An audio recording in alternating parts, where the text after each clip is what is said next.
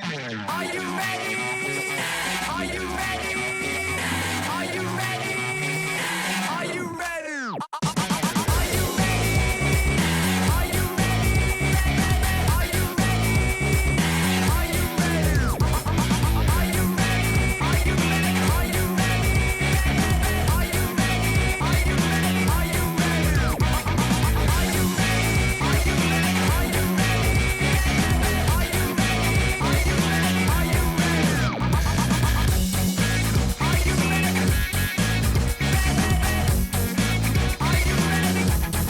Are you ready? Are you ready? Are you ready? Are you ready? Are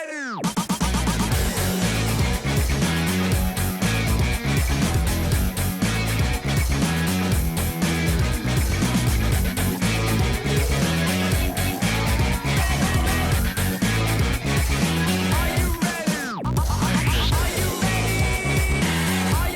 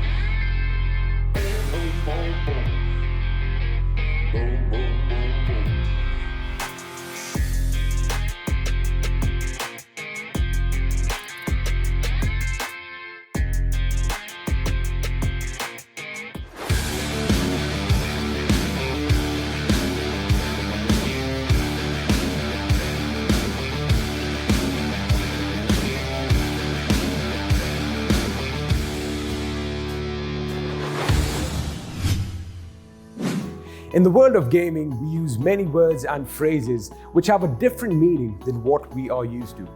One such word is cheese. Now, I'm not talking about a grilled cheese sandwich. Yum. I'm talking about how the word cheese is used to describe strategies or ways of playing which are really powerful. However, they do not require a lot of skill from the players executing them. Well, in this regard, our next team is a bit of a misnomer. Packed to the gills with skills, there's nothing cheesy about them. It's Team Queso. Gentlemen, thank you so much for joining us in this studio. We have with us Marco, Mystic, Axel, Ayala, and their coach and manager, Gabo, is going to be joining us. First of all, gentlemen, congratulations for making it to the biggest stage of PUBG Mobile, the World League. And Marco, let me start off with you. How are you feeling right now? Bueno, hoy me siento con bastante adrenalina, feliz y con buenas expectativas para el comienzo de la World League. Now, Mystic, let me come at you with a question of my own. Now, in the last few international appearances, you've done really well.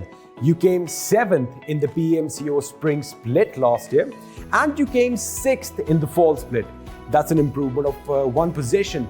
So this time around, are you ready to breach that top 5 mark? Y nada, obviamente como siempre intentar ganarlo y nada, tipo siempre tipo nunca estaré inconforme con el resultado porque al final y al cabo yo sé que junto con los chicos los dimos todo y nada, tipo salga como salga, pero las expectativas son ganar o mejorar posición. Now Axel, let me come at you with a question. Now, it is common knowledge that Miramar is one of your favorite maps, and in Miramar, there's a certain place you like going, Hacienda del Patron. Now, a little birdie told me that you have some competition as far as Hacienda is concerned in the form of Team Umbra. Now, Axel, the question is simple. What is your plan for that team in this tournament? Nuestro plan es seguir en Hacienda del Patrón, ya que sean como sean los resultados, es nuestro spot y no nos vamos a ir de ahí. Así que lo vamos a pelear hasta el final de la competencia, ya que una vez cambiamos el spot y no nos fue nada bien, ya que siempre jugamos en Hacienda del Patrón. Así que nada, vamos a pelear hasta del principio a fin. Now, Ayala, let me come at you with a little bit of a different kind of a question. Now, you've already played the PMPL Americas, and it's common knowledge that 8 out of the 20 teams playing in the World League are from that group. Now, that means there's a lot of exchange that has taken place already as far as play styles go. Now, the fact that almost half the teams know your ins and outs, they know how you play, they know how you like to move around, is that going to be a hindrance for you in this World League? No solo los demás equipos tienen información de nosotros también podemos tener información de los demás equipos por los torneos recientes que jugaron y, o sea, no creo que nos afecte mucho porque igualmente no vamos a cambiar el juego, o sea, por más que nos analicen, nosotros también vamos a hacer lo mismo de los demás equipos. Now, Axel, in the recent PMWL scrims that took place, your team finished 6th. Now, was that by design? I mean, did you want to make sure that you keep all your tactics intact? And if that was the situation, is there any team that you are going to be looking out for in this World League? Yo creo que salimos sexto porque tuvimos un inicio no tan bueno, ya que yo creo que no haber jugado la PMCO y ciertas cosas como que nos dio un mal inicio, pero después la otra mitad de la competición yo creo que cambiamos todo el estilo de juego y jugamos como en realidad jugamos y como debimos jugar toda la competencia y bueno, lamentablemente eso nos costó salir sextos. Después a todos los equipos les tenemos el ojo porque todos los equipos son iguales para nosotros. I think that is a brilliant answer. Of course, that is what life is about, learning from your mistakes and showing your opposition the respect that they deserve. Well, gentlemen, it was an absolute pleasure having you here in the studio, and good luck to you all, and we hope you keep raking in those chicken dinners. Congratulations, boys, and good luck. Thanks. Thank you. Thank you. Thank you.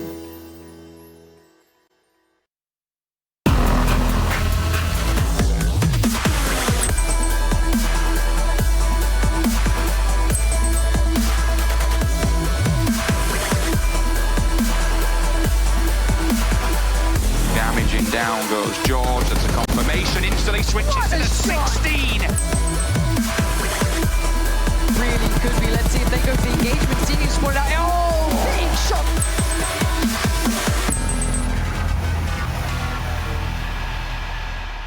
Welcome everyone back to the final day of our final Super Weekend. At the end of the day, we'll have our 16 teams going through into our league finals beginning in just a few days' time with a lot of money on the line. I'm Jason Kapp, and I'm still hosting here on the show. Somehow I haven't been kicked off. I would knock on wood, but clearly there's no wood in the studio, and I'm going to be brought in or help assisted by, I think I should say, by two lovely people going to be joining me on the show. We got Seven Worlds Gaming still sticking around. We got Glitter as well. It looks like we all got the memo with White today. I'm kind of proud. So look at that. Finally, it only took us to almost the end last week to actually get the memo here. We did in the end, right? That's all that matters. But looking at this final day now, Glitter, I mean, it's do or die time for all these teams. There's still technically a way Frag Machines could get in to surpass UDR Killers, but realistically, not very likely. Do you think maybe they have a chance here? Do you think they're like, mathematically there is a chance, but do you think they actually can pull it off? I mean, 7. If by some miracle they can have a very similar day that they did to yesterday, where they managed to get themselves a really, really strong win and be consistent across the board, and then also UDR Killers somehow completely fails all day, that's the only way that it would be possible. But I don't see that happening with UDR Killers because they've been so consistent. Yep. That I can't see Frag Machines being able to leapfrog them. It's kind of the yin and yang of PUBG Mobile, I guess we could say. 7, looking over towards you. You're expecting it not to be happening for Frag Machines. However, we do have teams who could jump up a lot in prize money. Do you think we're going to see some big shifts coming in on the leaderboards? Oh, I think we're definitely going to be seeing some big shifts in that leaderboard. And I think some of the teams that we're going to be looking at is some of those teams that can actually pass Cloud9. We already saw yesterday a lot of the teams passing Cloud9. I want to see how the other teams are going to be able to react. Pittsburgh Knights, one team that we've been mentioning over and over again.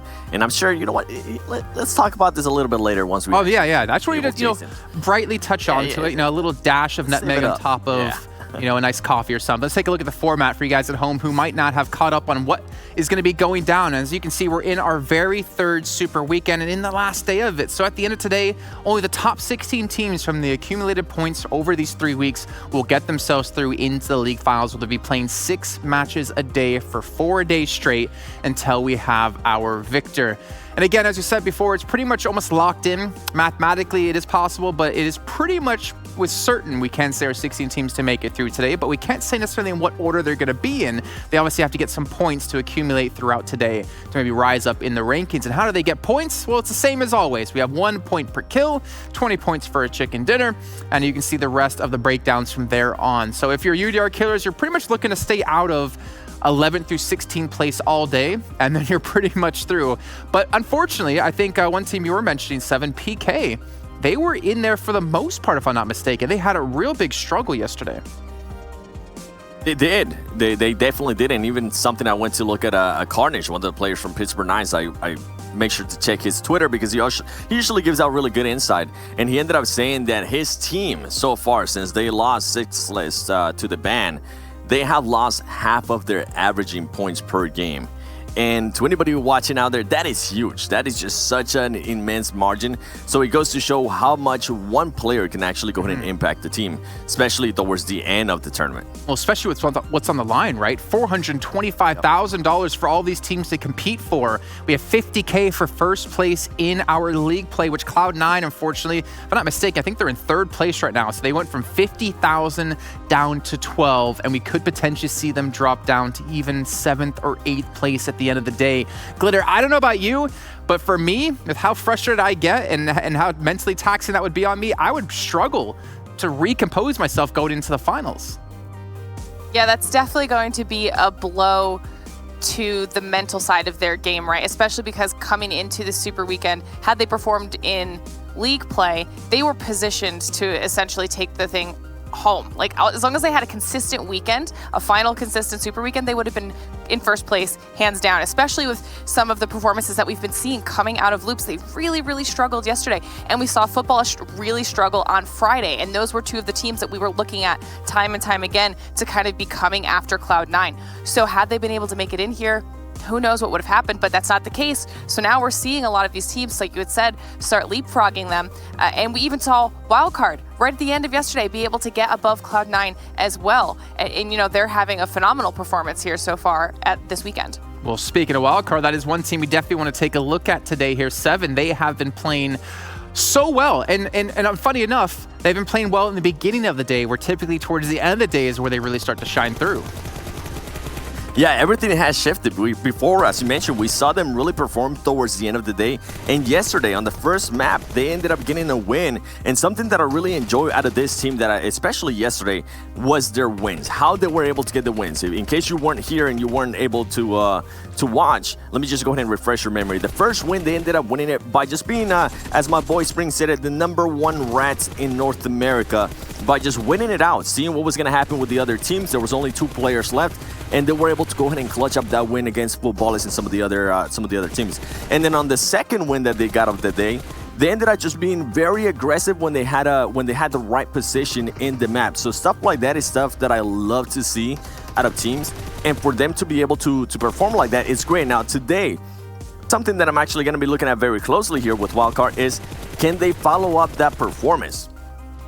Can they actually go ahead and do what they did yesterday? We saw one example of why I'm saying this is we saw Tempo Storm perform really well on the first day of this Super Weekend, but then on the second day, they kind of struggled. We didn't really see the same performances, and we have seen this before with Wildcard. Wildcard is able to have an amazing day, but they're not able to carry that momentum or that consistency into the next day. And going towards the league finals, because this is the last day that they're going to be able to play before we go into the league finals Thursday, is I want to see that consistency, because guess what?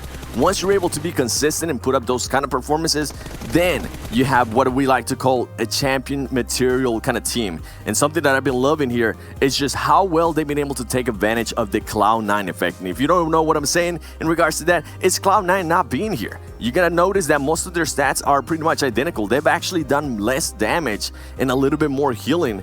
And this is just impressive, because they're not really having to change that much stuff in regards to their damage and healing average per game because of Cloud9. That's a huge team that a lot of teams are not having to worry about towards the end of the game. So I think Wildcard is just taking full advantage of Cloud9 not being here this Super Weekend. Well, we even interviewed Slicky yesterday on the show, and he was talking, or we asked him the question of, you know, why is it the last match of the day you guys seem to show up? And he says, well, they get frustrated in the first 4 games, and they said, just screw it, let's just go for it. Maybe they need to have that mentality throughout the entire day, as I did give them my advice, and as we heard on the show, they're going to be giving me a portion of their prize earnings for that information that I gave them.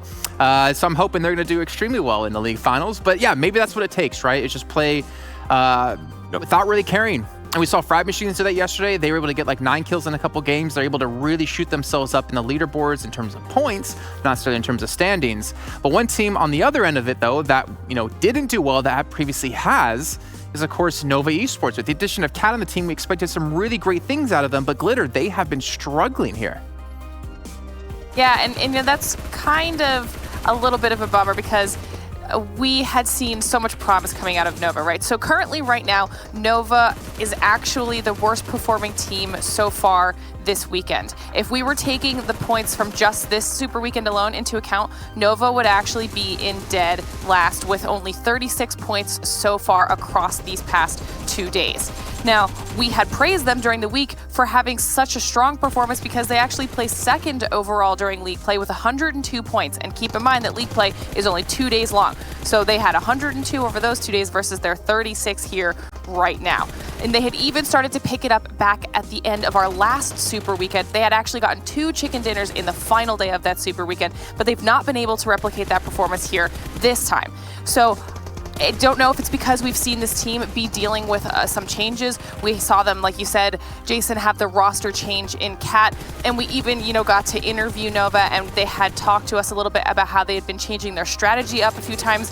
We've been used to seeing them be aggressive and rush teams. Then they told us that they had actually changed to a more passive play style, and they were trying to focus on placement points. And then that was right around the same time that Cat got brought back on. And then when Cat got brought back on, we almost felt like we saw them get aggressive all over again. And they started having those very strong performances. And now it doesn't really matter the style that they're playing, they're just struggling. So this is definitely not what we expected out of this team, especially, like I said, after that league play performance. And we know how good some of these individual players are. We've seen GFan have crazy plays. We've seen literally the entire team, AZ, HJL, and Cat, all do very, very well for themselves. But you can see here how the damage is falling off from just the league play. This is a comparison of what they did in league play versus what they're currently doing here in the Super Weekend. Their average damage has gone down. Their healing has gone down, most likely because they're not even in the game long enough to even get into those engagements. Their average kills has fallen off. This is just a huge surprise for me, Seven. It is. And I mean, look at the average kills as well, the average knocks. They just not sure exactly what's going on there. And one of the questions that I'm going to be having here is, I know when I talked to Shifan, he told me that they were only going to be able to play with Cat for 7 days because he was subbing for the other teams, the other players that weren't feeling so well. So now going into the league finals, I think this might be the last day that they get a chance to play with him. How are they going to go ahead and react to that if they do have to change the roster once again into league finals? It's just a lot of bad stuff happening there for them. So then maybe, I want to just theorize here really quickly, and I could be completely wrong, but I'm going to do it anyway since we have some time. Maybe they changed their in-game leader away from Cat, because when he came into the team, he actually had him pick up a co-IGL role, and we saw them start to perform really well. I think maybe he kept it into league play to make sure they get into Super Weekend yet again, and then with the knowing that they'd have to bring him out and bring another player in when we get into league finals, maybe they changed the in-game leader role over to someone else to kind of get back into the mix of it, right? And then Cat is just following suit with the team. Maybe that is what's going on with the team. Completely theorized. I have no clue if that's correct, but you know what? It sounds pretty damn good to me. I don't know about you guys. Yeah, it's pretty good. It's a pretty good speculation. I mean, it sounds spot on because if you go back and see how they were playing before, got there and became co-IGL, you'll notice that now they're starting to play like how they were playing before. So maybe they are referring back to that. Who knows? But we're just kind of speculating here. Yeah, speculating is, I see it's what I do best, to be honest. Let's take a look, though, at our overall standings. We talked about Cloud9 before, slipping down the rankings. Let's see where they currently are sitting. They're actually in 4th place, so I was wrong in saying 3rds. They've fallen even further out of the money, as you pointed out, Glitter, with Wildcard taking 3rd place over them, only by 1 point. But I think the big focus today here is what teams can catch Cloud9 and increase their earnings. Oh, yeah. This is we obviously know we're going to see Temple Storm, even if they got 16th place all day and didn't get a single kill. Just that single placement point alone will put them above Cloud9. So now Cloud9 is already in 5th. And then from there, Dream Eaters before all Pittsburgh Knights, technically well within reach of Cloud9. And I expect Cloud9 to continue to fall down those rankings, as we've already seen Dream Eaters before kind of jumping themselves up the list quite a few times. And obviously Footballist and Wildcard have already bumped themselves up, and now it's kind of about chasing down that 1st place position if it's possible. If Loops has another bad day today and Footballist has a strong one, there's a very real shot for Footballist to take over that 1st place position. And I think for me, something I'm going to be looking at Pittsburgh Knights is how they're going to be able to react if they do have fatal errors again. I was also watching another clip there from Carnage on his Twitter, and he was at one point he was screaming at his teammate to tell him to get out of the car and to heal. So stuff like that, you can't be having to scream at your team to go ahead and do something that's in a way so basic. Something I'm going to be looking at forward to that team. And then as we go here towards the 2nd page, I want to continue seeing great performances from Yala. We saw yesterday, Yala just being so consistent. Right now, so far this Super Weekend, they have about 107 points alone, so that is huge for them. And for UDR Killers, I know we've been mentioning, can Frag Machines go ahead and catch up to them? Are they going to be able to? What happens if they do? Well, I don't think their Frag Machines is going to be able to, but I do want Frag Machines at headquarters to make a name for themselves, to go ahead and add some highlight plays to their montage. I want to see how they're going to be able to react to knowing that they're not going to be able to qualify to league finals, and these are going to be the last 5 matches they're going to be playing here in the PUBG Mobile World League, Wes. Evan, I mean, if you're headquarters here, I'm going to say headquarters for now, because Frag Machines, I think once you see the first game, we can really determine if they have a chance. If you're headquarters, you're just sitting there like, whose day do we want to try to ruin here? Who do we want to hot drop on and potentially decrease the amount of money they could potentially earn? Maybe Pittsburgh Knights could be an idea for them if they want to keep them out of the top 8 there, or at least for some passing a team like Cloud9. But this is fun times for them. I mean, obviously they can make a name for themselves, but they can just play like they don't care at all, right? Just go for every fight you possibly can, try to win them out as well. I'm actually really curious, though, on your guys' opinions on Cloud9 in the sense of, do you think they're watching every match in right now? In the sense of, well, to reiterate myself, seeing their earnings go down and down and down? Or do you think they're watching and trying to, get an idea of how people are going to play going to the finals? Glitter, I think I'm going to have to pass on you because Seven just really wants to talk about this. Go ahead, Seven. Oh, I'm glad you mentioned that. Bring that baby to me. So I actually talked to an even, and I was wondering, how is this going to go ahead and affect you guys? How is it going to affect the mental? Because it is a lot of money that they are losing on. And keep in mind, they would have been even farther ahead because Loops Esports started getting deducted. I believe it was 63 points for player misconduct. So they would have been even higher. It would have been even easier to get those $50,000 in a way. And from what Uneven was able to tell me, he was telling me that they're just kind of focusing right now on league finals, trying to fix those mistakes, because they did end up making a lot of mistakes in that league play. As we know, I believe they ended up somewhere along 19th place, if I remember correctly. So right now, that team is just currently focusing towards league finals. No matter how bad they try to focus on league finals, on the back of their head, there's always like, damn, we didn't qualify to the last Super Weekend when we were in first place and so close to getting $50,000. Well, not only first place in Super Weekend, they were first place in League Play Week 1, first place Super Weekend Week 1, first place League Play Week 2. They were first place in everything until it came down to that final week of League Play, which is so unfortunate for them. But you know what? I wish them the best. Hopefully they can focus up, because I love to see them do well when we get into the finals. But for now, we have to focus on what's happening today, since we still have 5 more matches to go in our final Super Week. We're going to be kicking things off yet again on Erangel, going over to Vikendi, Miramar, Sanhok, and ending things off on Erangel as the final one before we get into our league play, which will be 6 matches a day, 4 days straight. I can't wait till we get to that point, but I also can't wait till we actually get to the end of today and see where everyone's going to stack up, because if you guys didn't see what happened in East League, you missed out. Coming down to the very last game to decide who took home the entire 50K. I'm not going to spoil it for you. I want to give you the chance here on the West Coast, or over in the US or in the western part of the hemisphere, to wake up, have a nice coffee, watch it after this show, obviously, because you want to see us and you want to see what's going to happen. But let's kind of talk about now our first game of the day. Honestly, my predictions have been absolutely trash yesterday, so I really don't even know who to go for anymore. But I'm going to start things off because I have faith that these guys can get me first place back, so Seven won't hold this against me for an entire season until we get into our next one. I'm going footballist with my first pick. Oh, hey. Okay. That's good. That's not bad. I'm going to leave it up for you two to decide who wants to go next. Okay, I'll go next. I can go next. I mean, we already talked about him a little bit, and I'm hoping that they figured out the consistency side of things, because they had such a strong early day yesterday. I mean, just in general yesterday. So I'm going with Wildcard. You guys know how much I like Wildcard. I think you were talking about you wanted to get like a tattoo on your shoulder of Wildcard, right?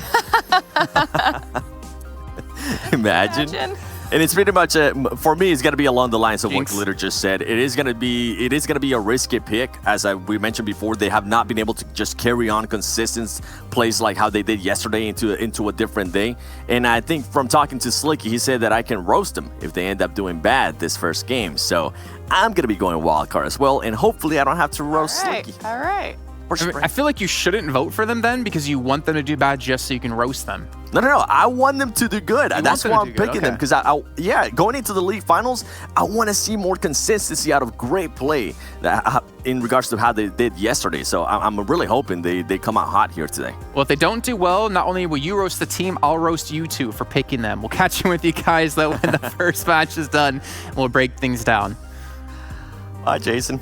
I love how we're all wearing white today. It's phenomenal. We didn't, plan this at all. We got a little bit lucky, just like you guys can get lucky at home as well. You still have the lucky draw going on within the game, within the Esports Center. You can win a limited time outfit if you are, well, lucky enough. And just like that, you can also maybe even get on the show as well. You can be tweeting to us at Esports PubGM with the hashtag PMWL. Give us your thoughts on the tournament. Maybe you want to support your favorite team. Maybe you want to talk about how Wildcard should definitely get that tattoo. Maybe I'll sign or create like a petition or something if we get 50,000 1,000 signatures, she'll do it.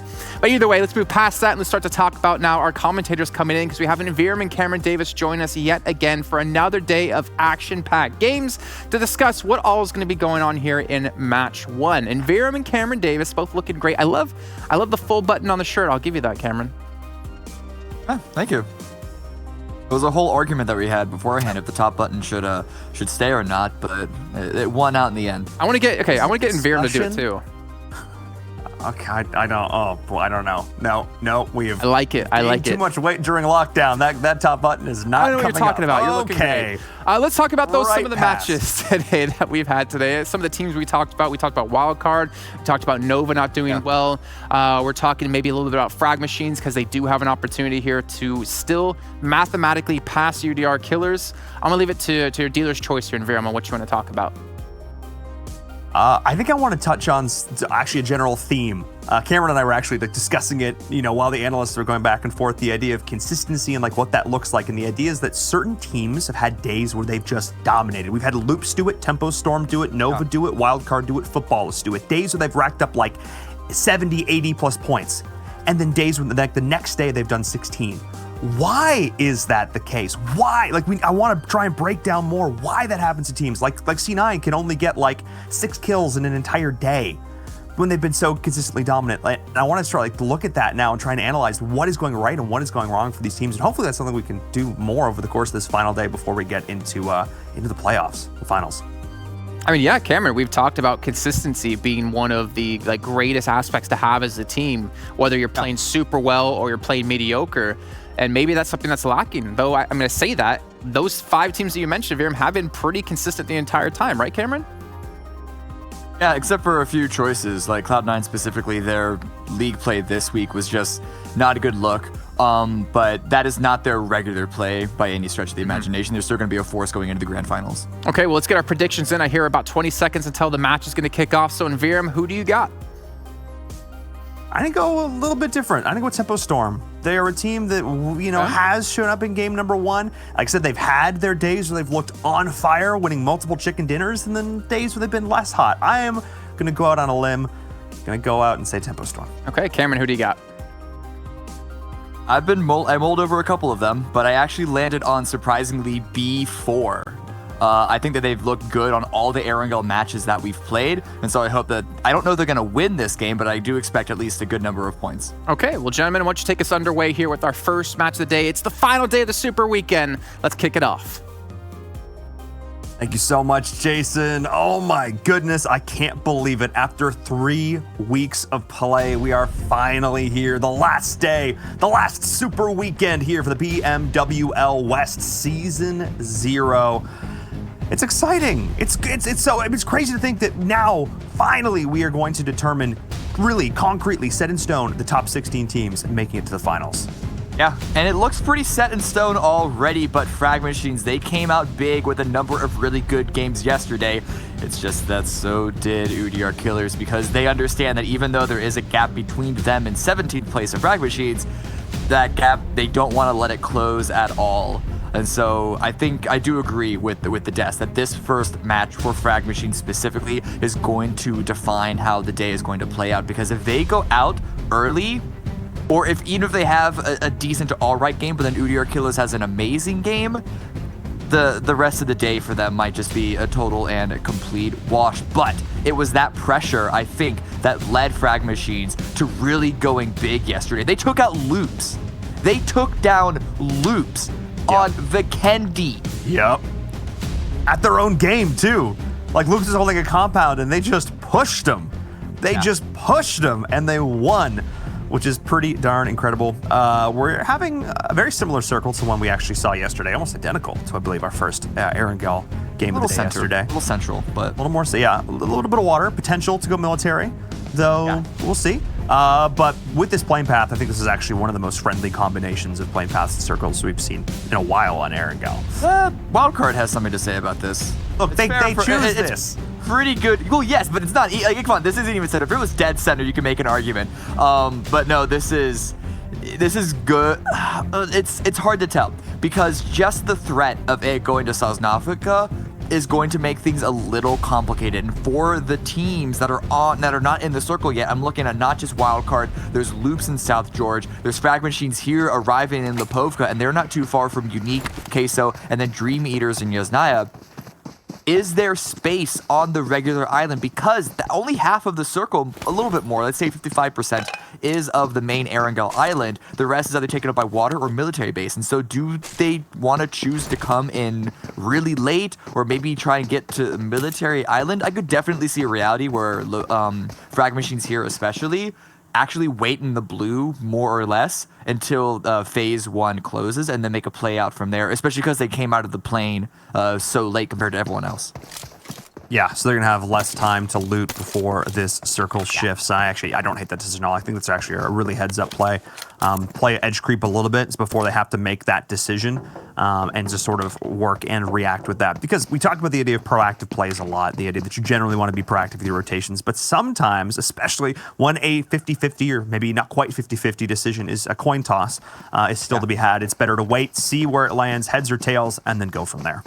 Yeah, because if you commit so early in a game into a decision that could end up really biting you, like driving into an area that is full of teams that are all waiting as well, it's just not good. The worst thing to happen in a battle royale is to get taken out in your vehicle while moving, while trying to rotate, while trying to travel. It's almost like they're two separate games, the macro game and the micro game, the rotations and the team fighting.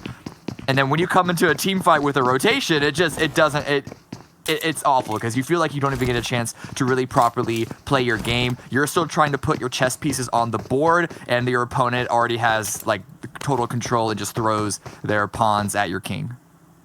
Yeah, and they're just going to throw bodies at the problem. But I love that you bring that up. I mean, obviously the terms macro and micro are terms that we use commonly in esports across multiple titles, but I think it has a very specific application here for PUBG Mobile.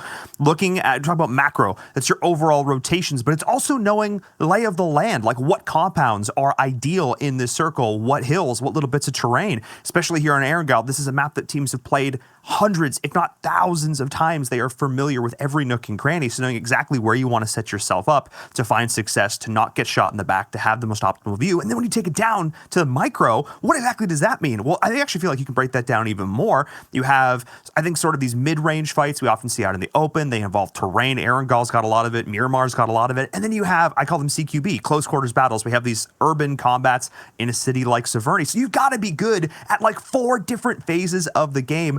And these phases are used sort of interchangeably as you get further and further onto it, which is one of the things I love so much about Battle Royales, but PUBG Mobile in particular, is you can't just be good at one thing. Yeah. You could teams are definitely going to have their favored decisions, favorite styles, like Cloud9. They're not here. But Cloud9, they're very macro heavy. They're good in micro, and they have to be to win the games, but they focus on the macro at the start. But over here, 3DR Killers are just chasing down Umbra. Okay, generally, I never like to see an entire squad in one vehicle, but when they're just ganging up on one stray person like this, it never feels good. But they're setting up on this hill. UDR Killers, they want to take this fight, and I think because they realize they have a lead onto 17th place, onto Frag Machines, but that doesn't mean that they can't try and find opportunities to extend that lead even further. It's this weird sort of twilight zone that they're in. They're not in the danger zone, but they do still want to make some plays. And so going a little bit aggressive like this, it's almost like they're playing a normal game, a casual game, is what it feels like. I don't know if they're going to commit. They might not stay here for too long because we could see a number of teams come in from the northeast side around this Badlands area. And on a hill like this, you can easily get shot in the back, a la Miramar style. But who knows? Maybe they can find another kill. Maybe Umbra get a little saucy and try and peek ahead out too long. Absolutely. I think again, the game of cat and mouse a little bit here. We'll see how this progresses if Umbra wants to retaliate back a little bit. I also, Twitter, the universe out there, somebody take that shot of there's the car popping up and all 4 members popping out over the ridge, you know, where they freeze it and it goes gray screen and they're like, next time on PUBG Mobile World League West. Like, please, I need memes from that. That was hilarious. How often do you see a clown car full exit and then just a 1v4? Oh. That was rough and hilarious. Looked away. we looked away from this area for like half a second, and UDR Killers are now fully invading. What? Sunken. Yeah, no, they're not just, they actually want this. They're not waiting to see if Umbra make a misplay, an unforced error, and give them an opportunity. No, they're going to try and force an error out of Umbra. 3v3 in the city with an Overwatch in the distance for UDR Killers, but Umbra, they don't want this at all. They just want to back off. They are not in a position that they need to fight early, so there's really no reason for them to. They're looking at the full leaderboard, trying to climb as high as they can, and this is not a good situation for them. Grabbing a second vehicle, you always want to diversify your assets if you can, and they're going to be driving up and around, coming in from around Georgia Pool. Yeah, I think this is a big play there from them, just very, very smartly backing up. But I think this is actually very, very cool because UDR Killers have been talking so much about, frag machines, if they can catch them. But we're not talking enough. Like, UDR Killers, like, guys, we can still go off here too. Ignore this other team. We can still go out and get kills. We can make sure they don't pass us by just playing excellently ourselves. And that kind of aggressive play, I think exactly is how they're going to look to get that done, making sure that there is zero chance mathematically that they can get knocked out of the top 16. They worked hard to get here, and they want to hold on to it.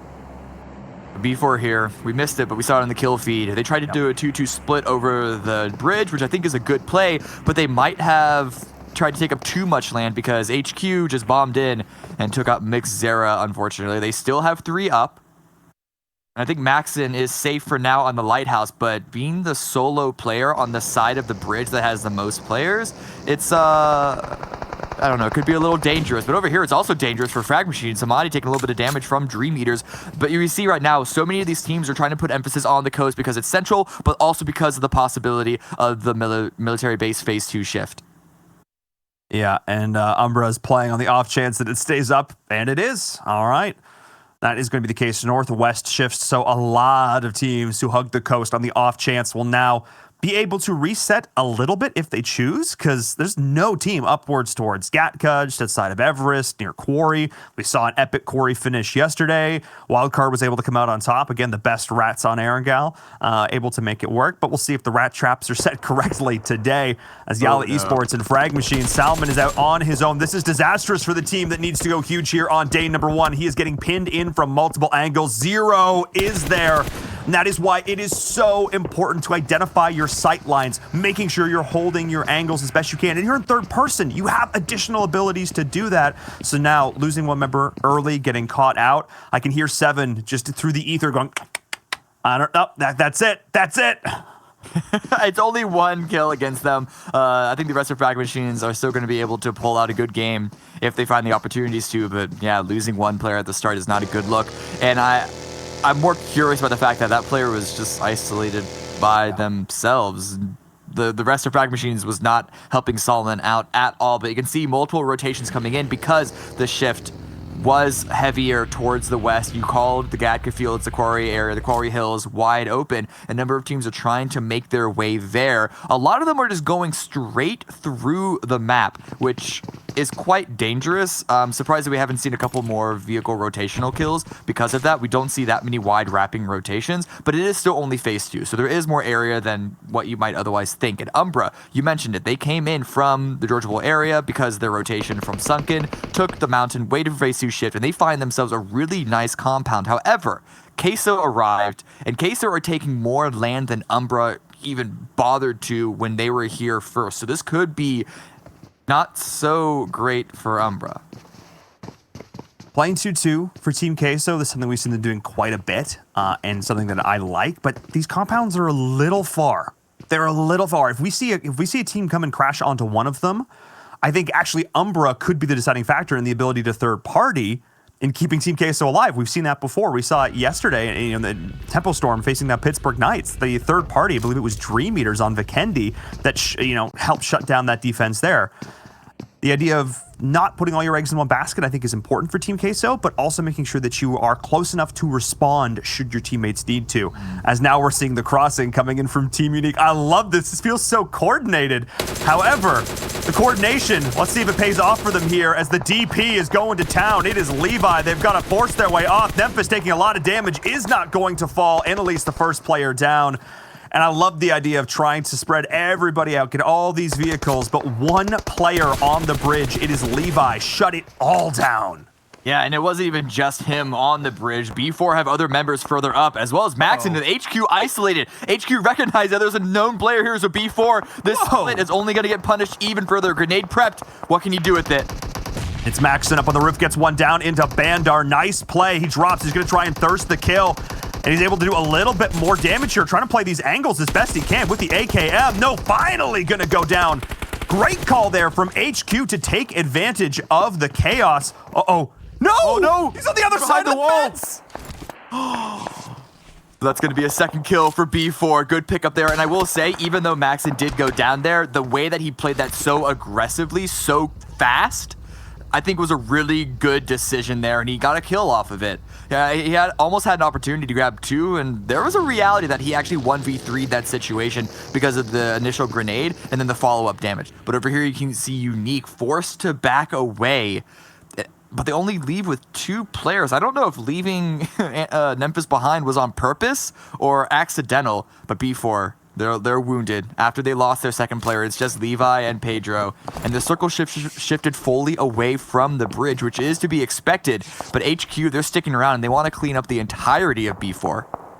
Yeah, that's really what they're going to look to do here. They want to finish what they started. But that poor moment for that HQ player and the teammates, let me in! Let me in! Just trying to get through the fence to get the res.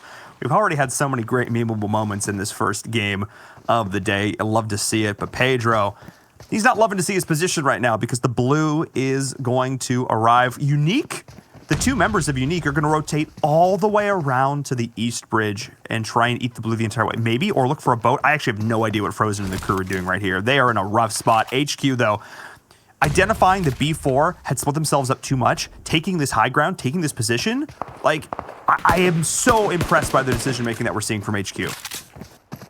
Problem is, B4 are taking a little bit too long to stick their necks out for HQ to take. And HQ needed to start to make a decision if they're going to get into, like, how they're going to get into the circle.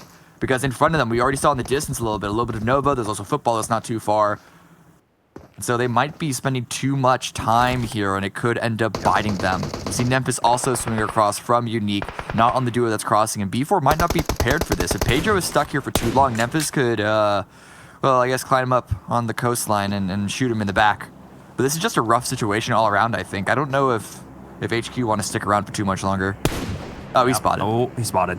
The rest of his teammates, though, did find boats, or did find a boat, by the way. So the rest of Unique was able to make the crossing and get around to the inlet on the mainland right before the blue. So Nemphis' decision to, again, to split resources, I don't know why we've been seeing so much of that this game. It seems like teams are very, very spread out.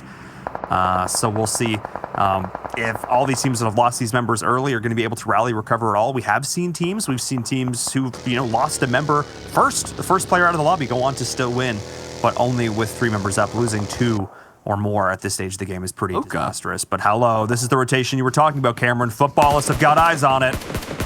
Looker actually downed himself jumping out of the vehicle too fast. I don't know if that was because of pressure from the footballists. The Blues coming in. LeVay's and the rest of the squad. I don't know how much they want to stick around as well. And look at this. This! I did not expect this. Solkay is coming for the full kill, but this circle on the top right, it is fully centered on Pachinki. Usually you see circles pull away from big cities. This circle pulled right on top of it. Like there was a magnet in the center. Like there was a super villain, mega evil scientist putting a giant magnet underground Pachinki. I can't believe it. That is the most perfect Pachinki circle I have ever seen. It is beautiful. Dead center. Oh my goodness. It's like a work of art. It is. So this final circle, or the last couple final circles, are going to be absolute bedlam. B4 is finally going to go down, not able to weather the storm. Their adventures on the bridge, as much of a distraction as they were, as much as they tried to shut down Unique, and weren't able to get the job done. They did some damage, but now Unique is going to go out to frag machines. Despite losing Salmon early, are in a decent position here. Milky Way, the player we saw coming in yesterday, doing work for the squad, needs to be able to get up Frozen because the blue is moving on in. It is still encroaching. Frag Machine want to pick up these kills, though, but they've got to move and can't tunnel vision for too long. Here we go. Nice nade from Outplay. But Milky Way, he's got himself a bike. He's got to move. He has to. He's the last one up, but there's no way he's going to take this fight. But good job from Outplay to recognize the push. He's going to take out the final spray against Team Unique. And so that's a good number of kills, but they still need to move to the circle away from the blue. And Pachinki, it's already crowded. The real estate prices have gone up exponentially. Full-on gentrification of the area, of the neighborhood.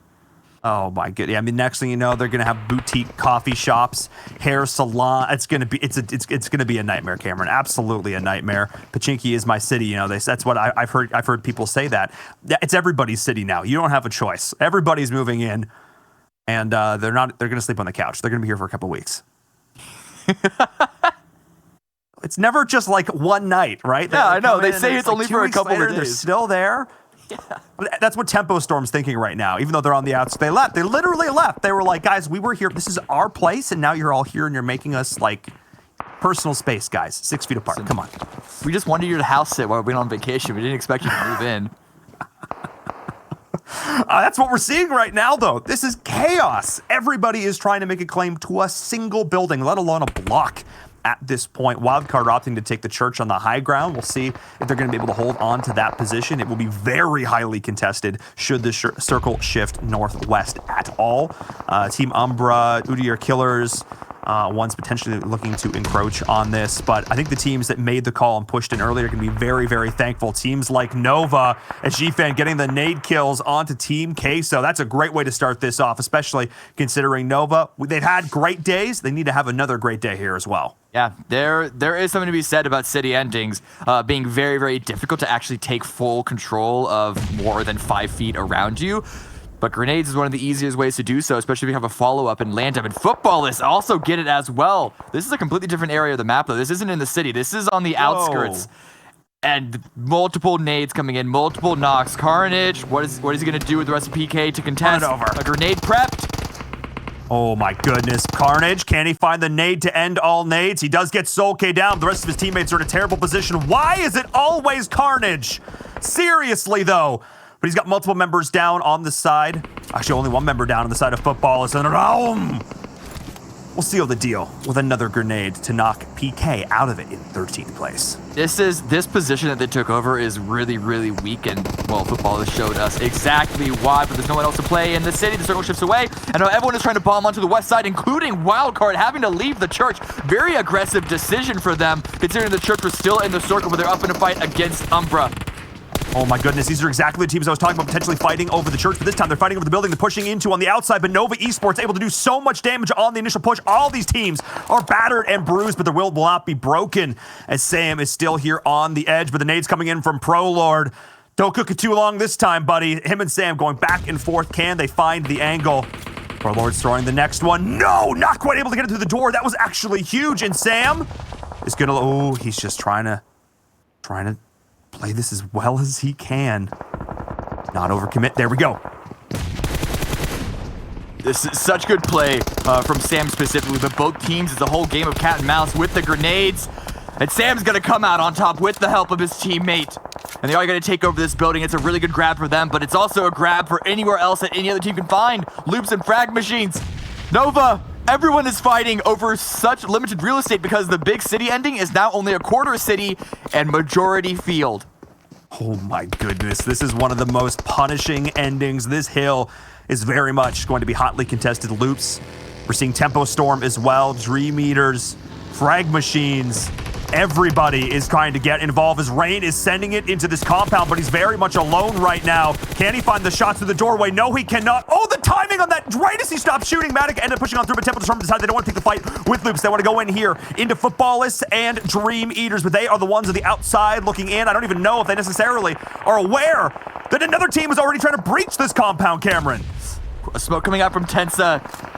I love this maneuver. They don't want to just stick inside the shack because they know how vulnerable that is going to make them to grenades. They're going to try to take over this bar, and football is putting pressure from the opposite side. Dream Eaters have got to be sweating. Fortunately, they've taken over the top floor, and there's only 2 locations to throw grenades inside, and both of which would put Tempo and Footballists out in the open to get shot by a completely different squad coming out from Pachinki.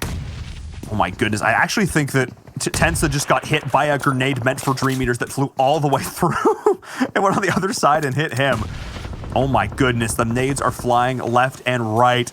I cannot believe this fight. We are seeing 3 of these top teams going toe-to-toe right now. The difference maker, of course, being that Tempo Storm have 4 players alive.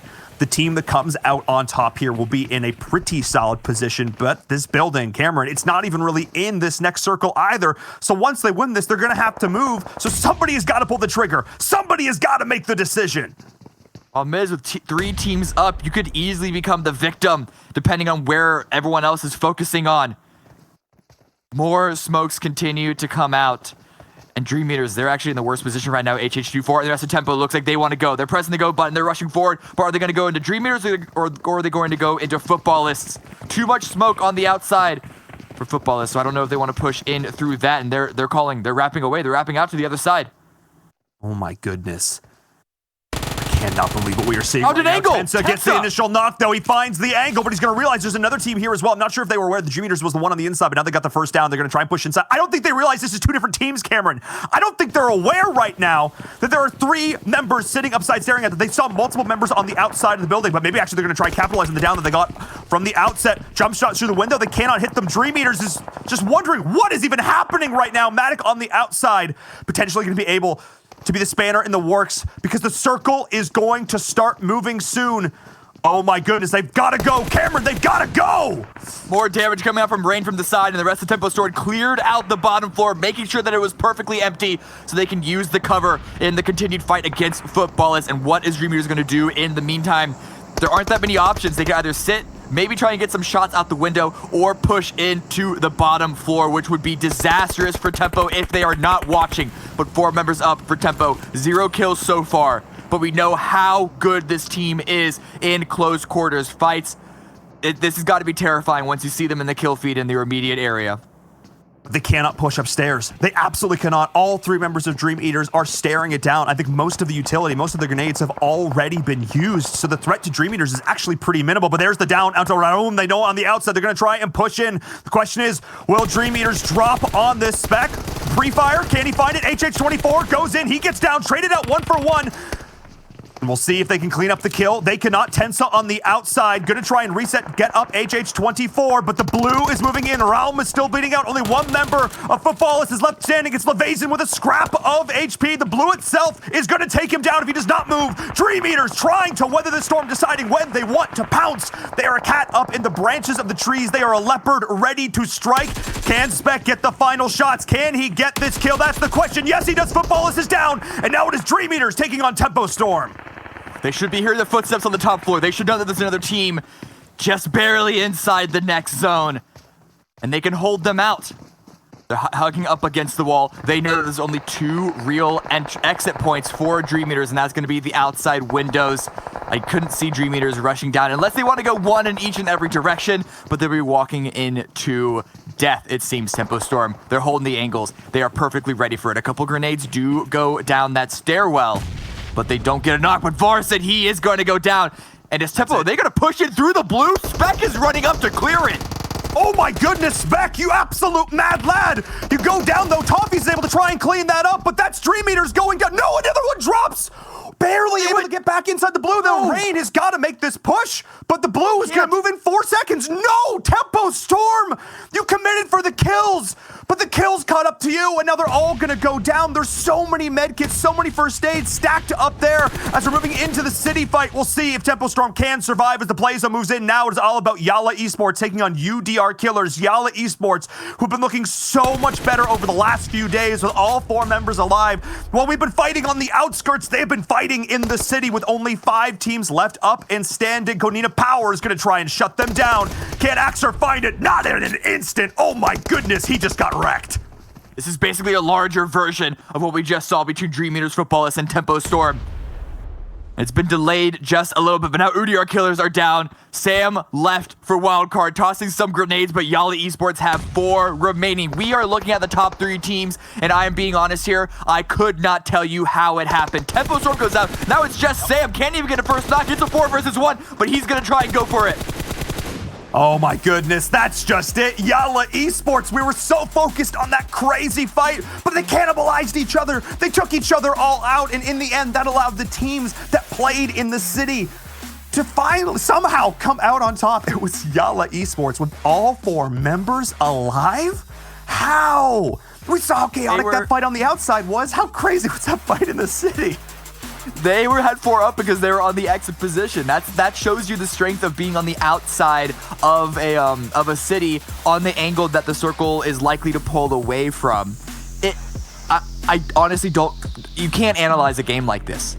We saw 4 to 6 teams go out in a matter of 30 seconds because when it's city and then field, it's basically just win your gunfight in the moment. It's incredibly difficult to have the perfect play in that area, but Yalla are the ones to win their fights, and they come out with a win.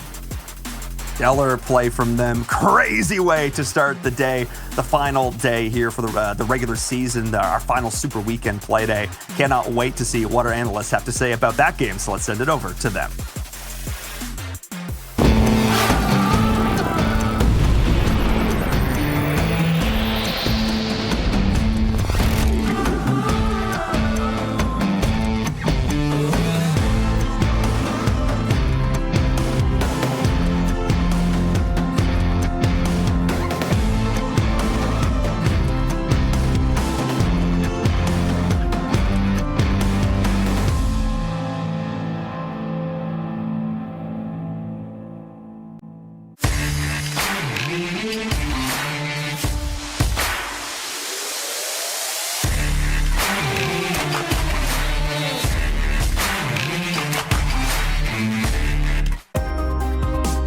The PUBG Mobile World League is brought to you by the title sponsor, Qualcomm Snapdragon Elite Gaming, and the official beverage sponsor, Mountain Dew.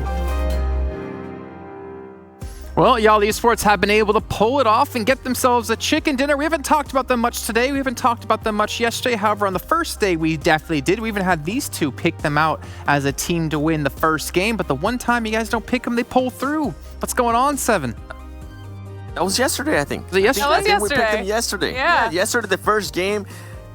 Glitter and myself picked them, and then they let us down, and then today we're like, hey, maybe we should pick them. But remember what they did yesterday? And look at this. They came out on top, being able to get the win. On top of that, 10 kills.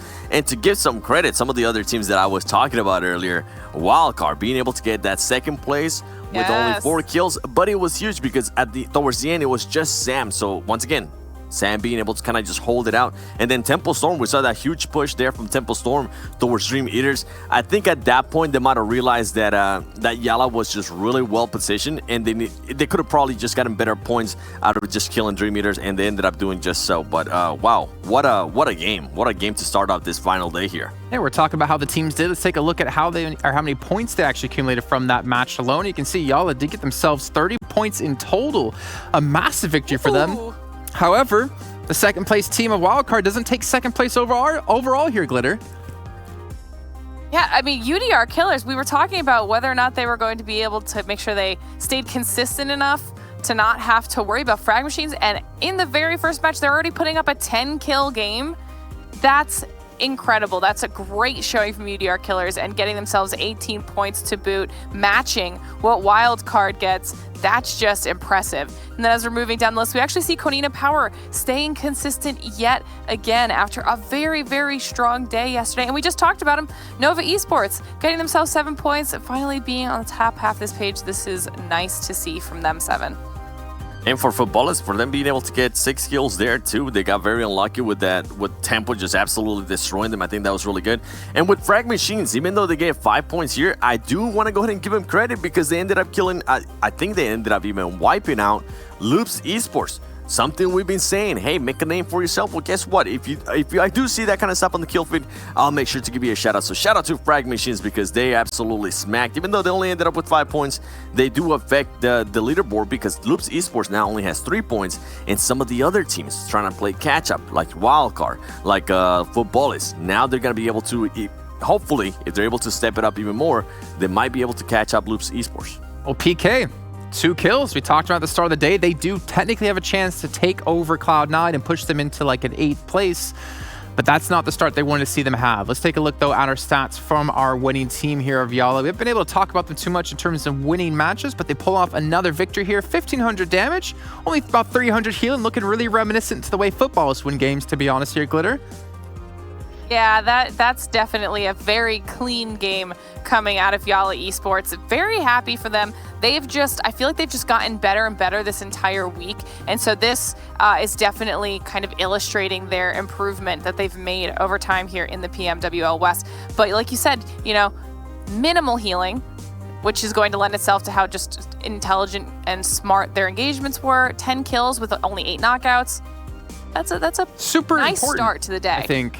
Super important for them considering they were like around at the start they were at 15th, and now I think they're around like 12th, 11th place. We'll obviously check in with that a little bit later on, but let's take a look at our do moments as we maybe talk about them a little bit on further, because this team, I don't feel like they had necessarily the greatest of starts in the entirety of the World League.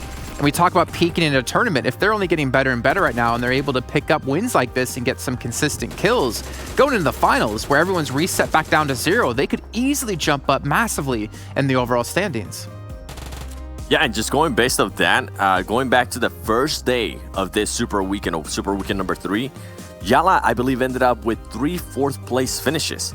That is very consistent, even if they weren't able to get chicken dinners. And yesterday, they ended up with another 4th place finish, a 5th place finish. And then today, for them to be able to come out and actually get that win finally, I think that's going to be a confident booster. Something that we always hear out of players is that they're able, once they get a win, they're going to be able to actually just get that confidence boost. And I think PK might have ended up getting more than 2 kills there, as I saw my boy Carnage even grenading some of his teammates. So GG's, Carnage. Wrong person, though. It's kind of hard to tell. I know. Trust me, in the heat of the battle, anything can happen there. And Tempo, another team that we've been talking about, saying, can they go ahead and be consistent on more than just one day? The first day of the Super Weekend here at Glitter, they did amazing. Yesterday, not so much. We also saw that HH24 was struggling a little bit. I think he can definitely step it up. And today here, coming up with, 5 kills and pushing people and pushing the action. I think that was really good. Yeah, that's definitely a much stronger start to the day for Tempo. We actually were watching this engagement where it was Tempo versus Footballists versus Dream Eaters in that one building. And that definitely was hard. I think, was Rain the last one up there at the end where the rest of his team was knocked inside and also inside the blue, and he wasn't able to get the rest of them up. That was super, super unfortunate. However, this was a crazy fight.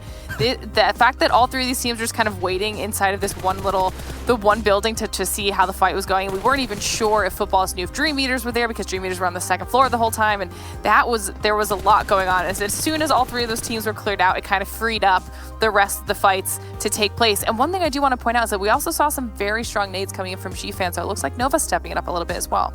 Yeah, I'm hoping to see that. Again, we kind of theorized what potentially could have caused their rough performances in the last few days, and maybe switching the in-game leader back over to another player, considering Cat most likely won't be playing with them coming into the finals.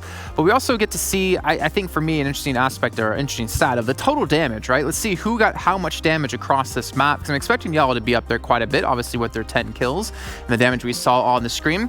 But I'm expecting to see a couple other teams, and Tempo Storm, super quiet yesterday, almost non-existent. They're up there with almost first place in damage with 1,500. Even UDR Killers getting about 1,500 done as well. And if there are any questions whether or not UDR Killers would be caught by frag machines, I feel like we got our answer, 7.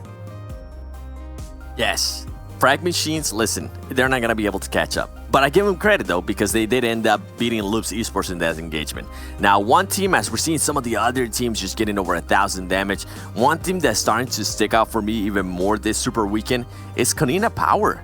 They kind of have been placing within that time. I think at the end of yesterday, they were in 4th place in regards to points alone this Super Weekend, and they still go ahead and continue to be consistent within those top 5 finishes.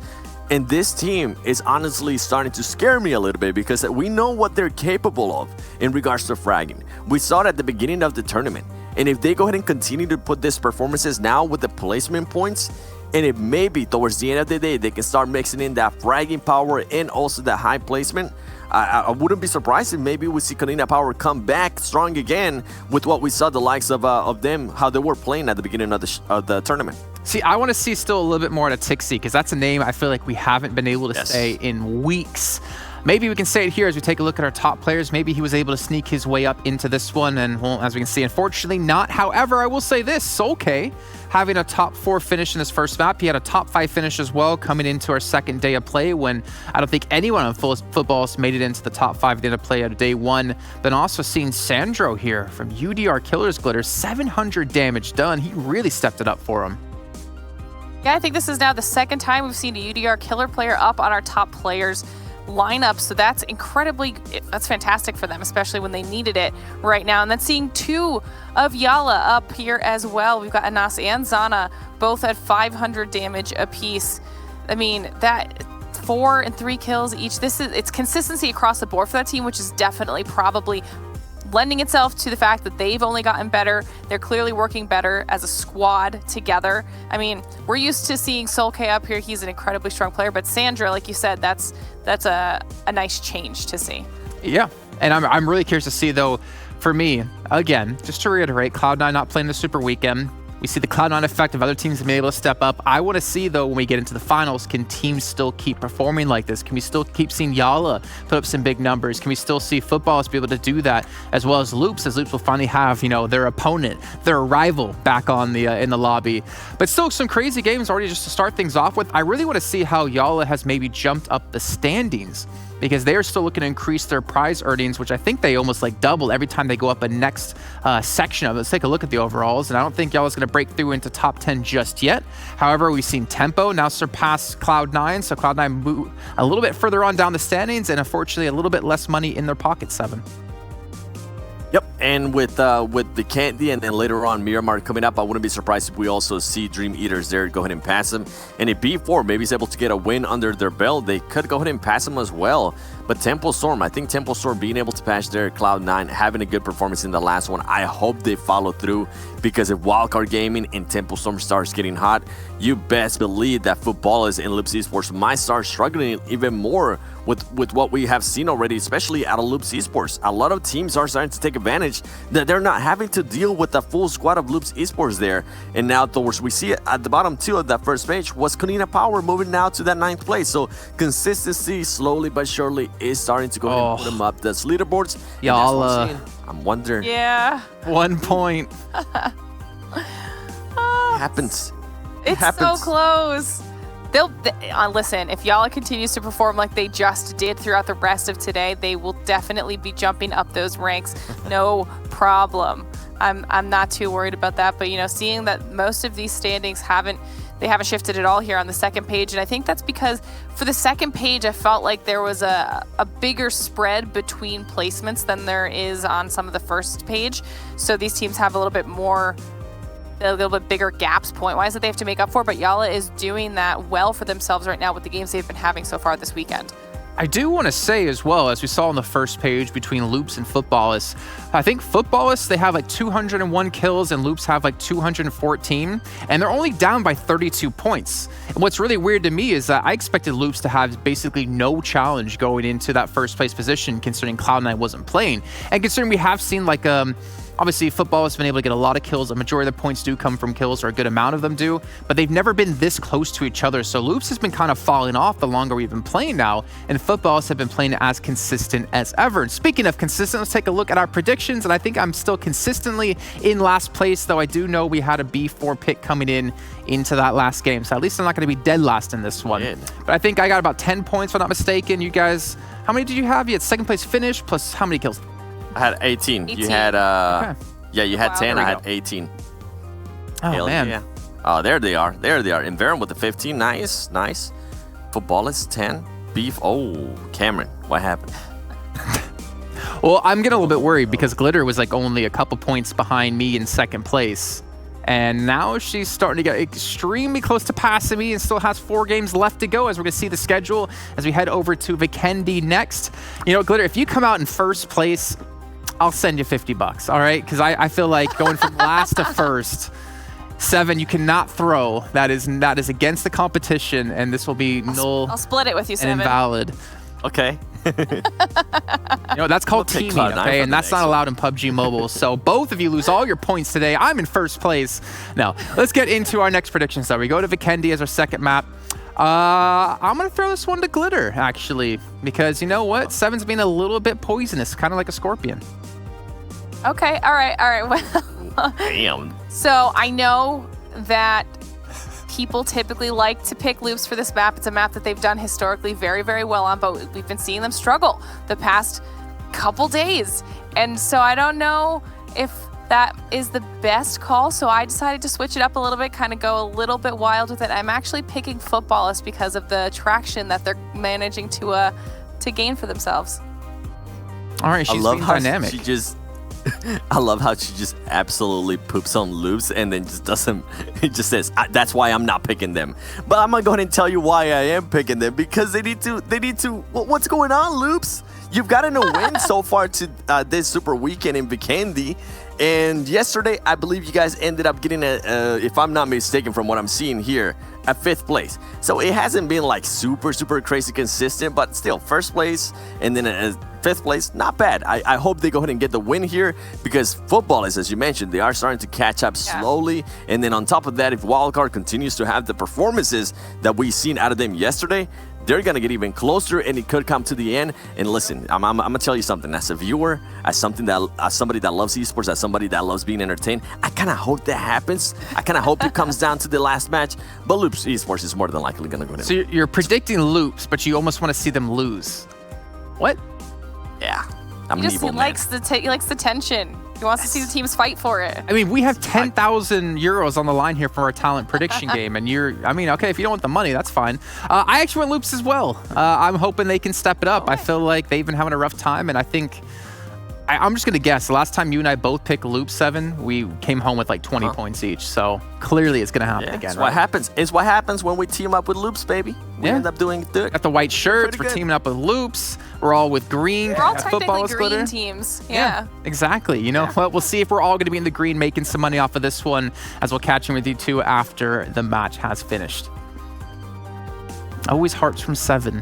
I think it's about 7 hearts we've seen now. You guys at home who are watching on Twitch or on YouTube, you should be watching within the game, within the Esports Center, because you could be earning points this entire time, and the top 100 viewers will be getting themselves exclusive rewards. If you're not doing it yet, make sure you do this now, as I think I'm going to head back after this and go ahead and do it right away for myself. I think I forgot to watch from there today, but you guys can still tweet to us at esportspubgm with the hashtag PMWL and tell us how many points you have earned so far, and maybe we can determine the top 100 viewers from that alone.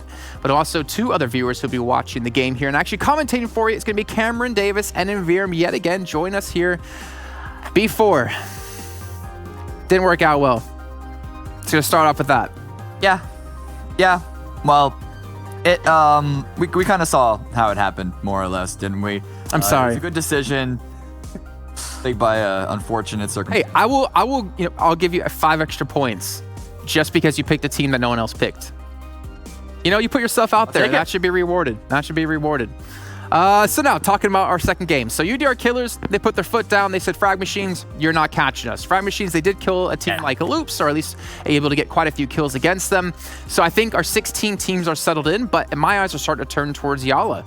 1 point away from overtaking Queso. We got some other teams, Footballists, on the heels of Loops Esports for that 50K first place.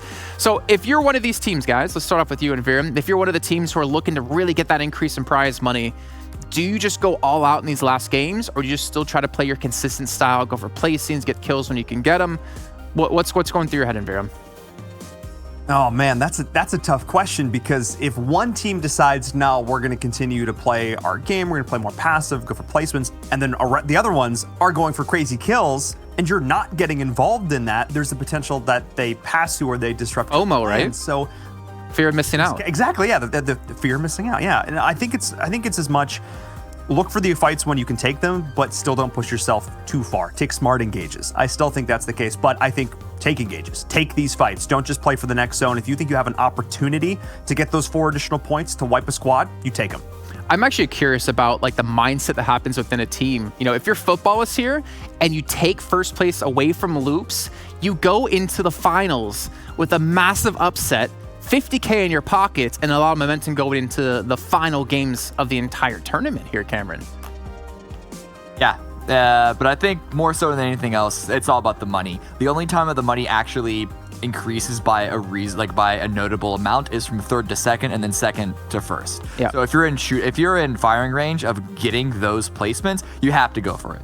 Well, speaking about in firing range of these placements, we got to do our prediction game here as we go into our second match. And Veer, I'm going to start off with you, as I think you have the most chicken dinners hands down across everyone else in the talent prediction game.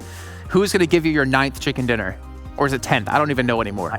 10. My 10th chicken dinner. Look, you're going to be happy about this too, Jason, if I'm right, because we picked the same team. It's Loops Esports. Let's go. They did well for me yesterday on Vikendi. Got me another chicken dinner, I believe. So we'll see if they can do it again. Traditionally, they do quite well. All right, Cameron, who do you got, man? It's Vikendi, so it's got to be Loops. All right, I like it. 4 Loops predictions out of the talent. That means we're all getting a chicken dinner. We're all feasting tonight. Why don't you go? I just jinx it. Oh. Yep. Well, I can hope. Why don't you guys take us into our second game here?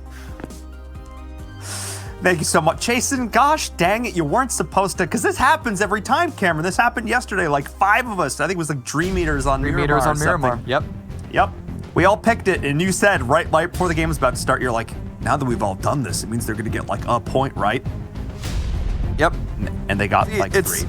I don't know. I don't know if it's a good or a bad thing that I seem to be able to pick the teams to do poorly better than I'm able to pick the teams that do well, considering I am so far down on the prediction leaderboard. Before not really delivering on the last map doesn't help me either, but doesn't matter because we're on Vikendi and we are on the map that Loops, for the most part, excluding last week, the map that they dominate in. But this plane path into this circle, they aren't touching at all. This is going to be a strange one. There's going to be a lot of rotations in here, and I do wonder if we're going to see another replication of everyone stacking into Dobro that we saw a couple of Vikendis ago, where it was around this same area. It's a little too early for everyone to go there. A few Vikendis ago. I like how that's an adverb now.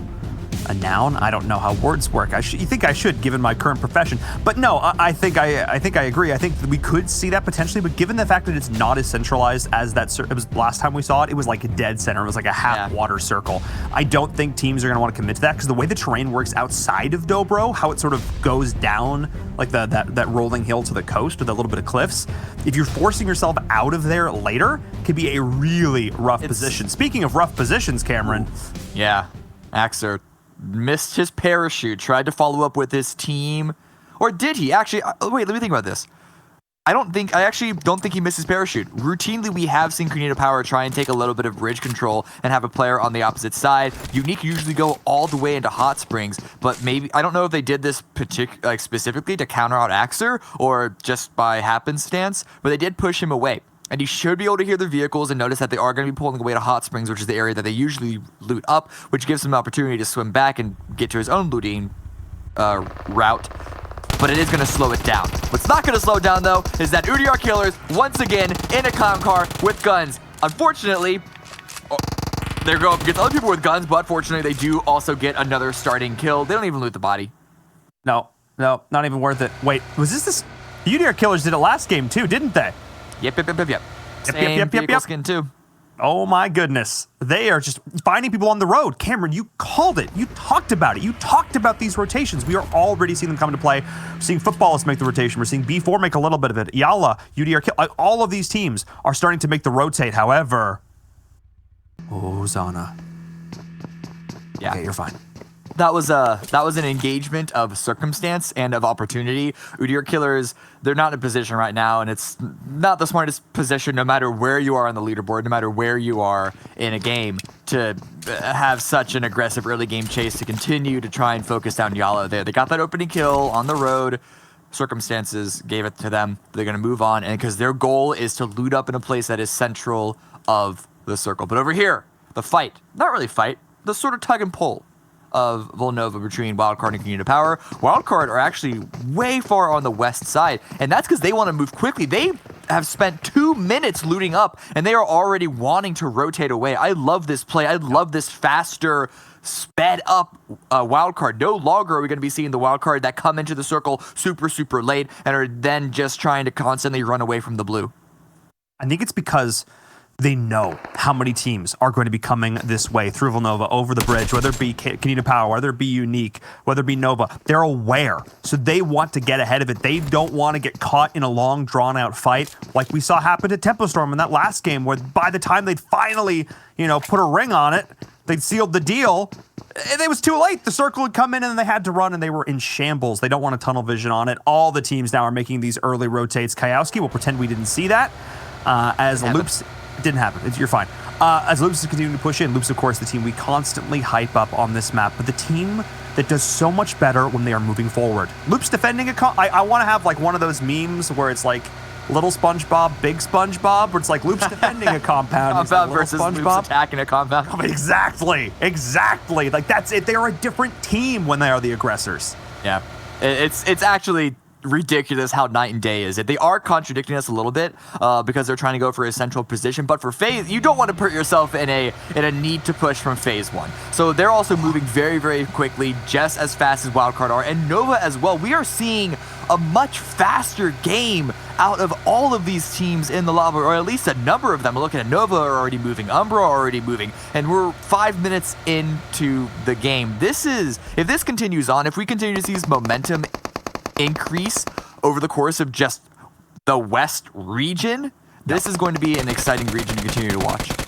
And I think that's one thing to kind of note, and something we don't talk about a whole lot, is the idea of, how East and West perform differently. I think, going into this, people are like, oh, West, ha.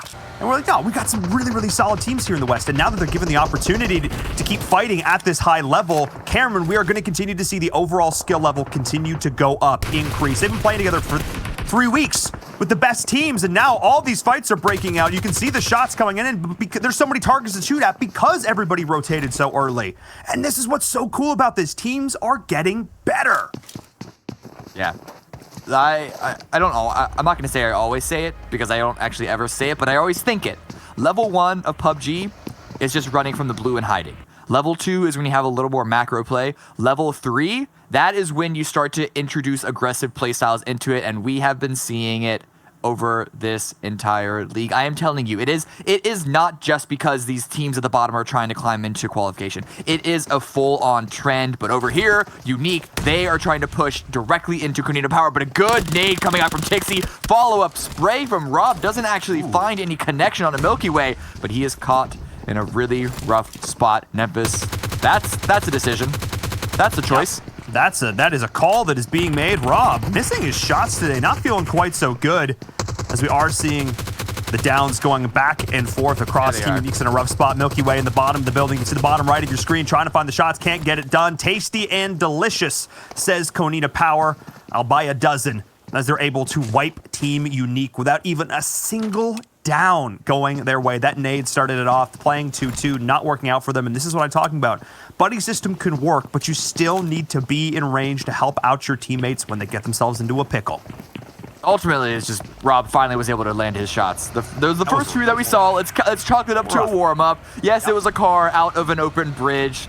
That should have been an easy knock to get. Nonetheless, it's fine. We got there in the end. And Canadian Power, this is 4 kills, and it's even more loot for themselves. So while other teams like Wildcard rotated away super fast, Canadian Power should be in a position to come in like juggernauts, to come in as raid bosses onto the edge. And they may not know this, but we can see on the map that there's a lot of space on the bottom. They shouldn't be too worried as long as they don't make the brazen maneuver of trying to take dead center.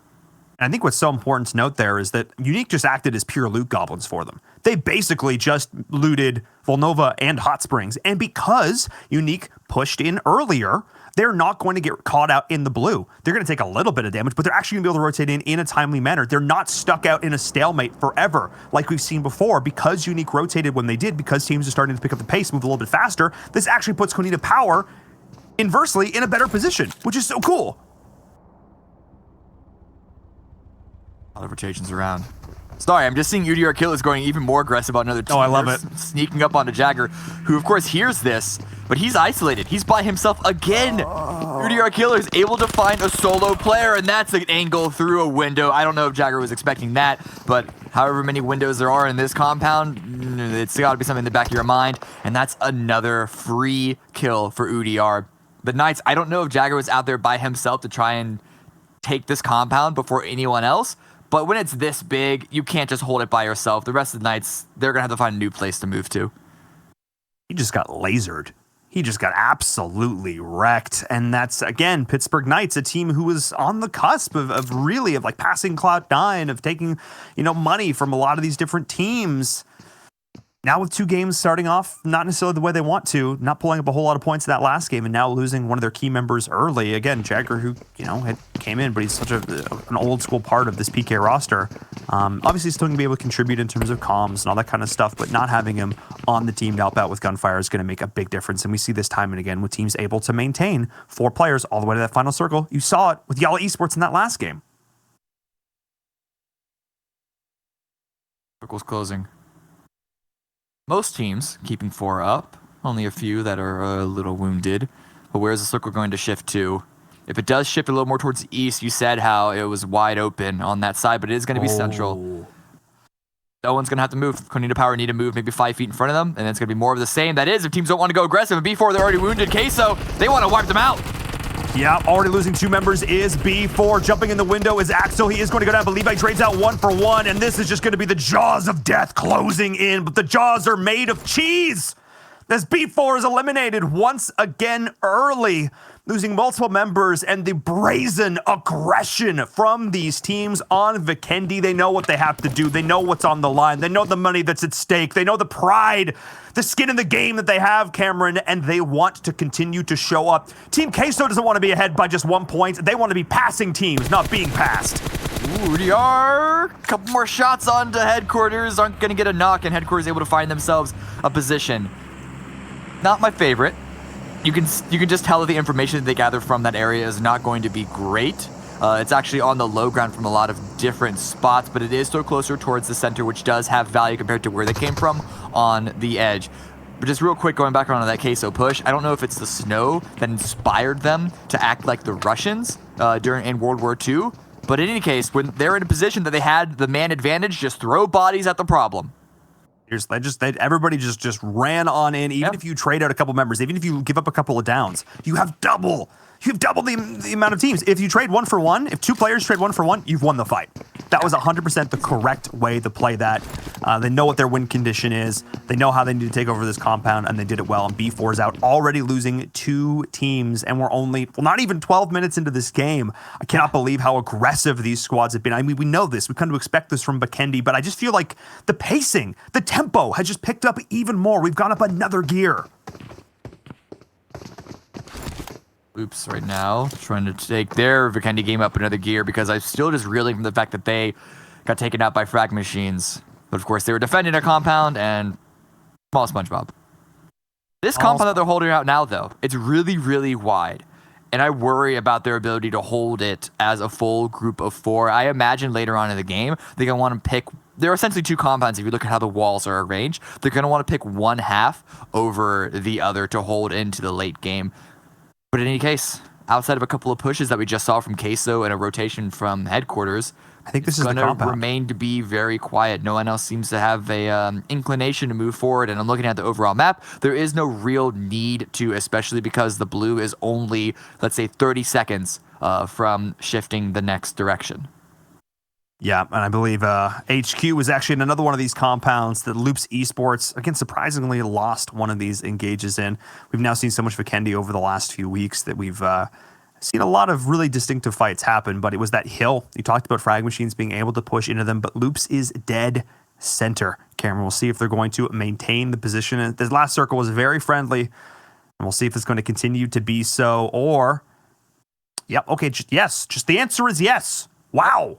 I mean, welcome to Vikendi. The phase 2 and phase 3 shifts are so small from each other. Yeah. That we've seen this a whole bunch of times. Unless there's water in play, unless there's a huge hard shift, and unless the river is in play, that's when things get a little complicated. But when there's no river here and there's very little water, it's not really going to put anyone out of sorts. We do still have opportunities for teams to want to find themselves in a better position, want to take an opportunity, whether they get an initial knock, like Konita Power here. They're way far on the edge, and they've had a couple of minutes here in the circle. Hopefully they've used that to find some information, but Carnage Carnage, the first one in this time. Hang on. Yeah. They absolutely scouted this out, saw that it was empty. At least these warehouses going to send it in. I don't know if they scouted out Wildcard in the other half, though. If they were able to sort of wedge themselves in here on purpose, knowing that Wildcard are here and take this fight, that's great. But I do worry about Wildcard being really, really quiet and PK just not knowing that anyone is here at all.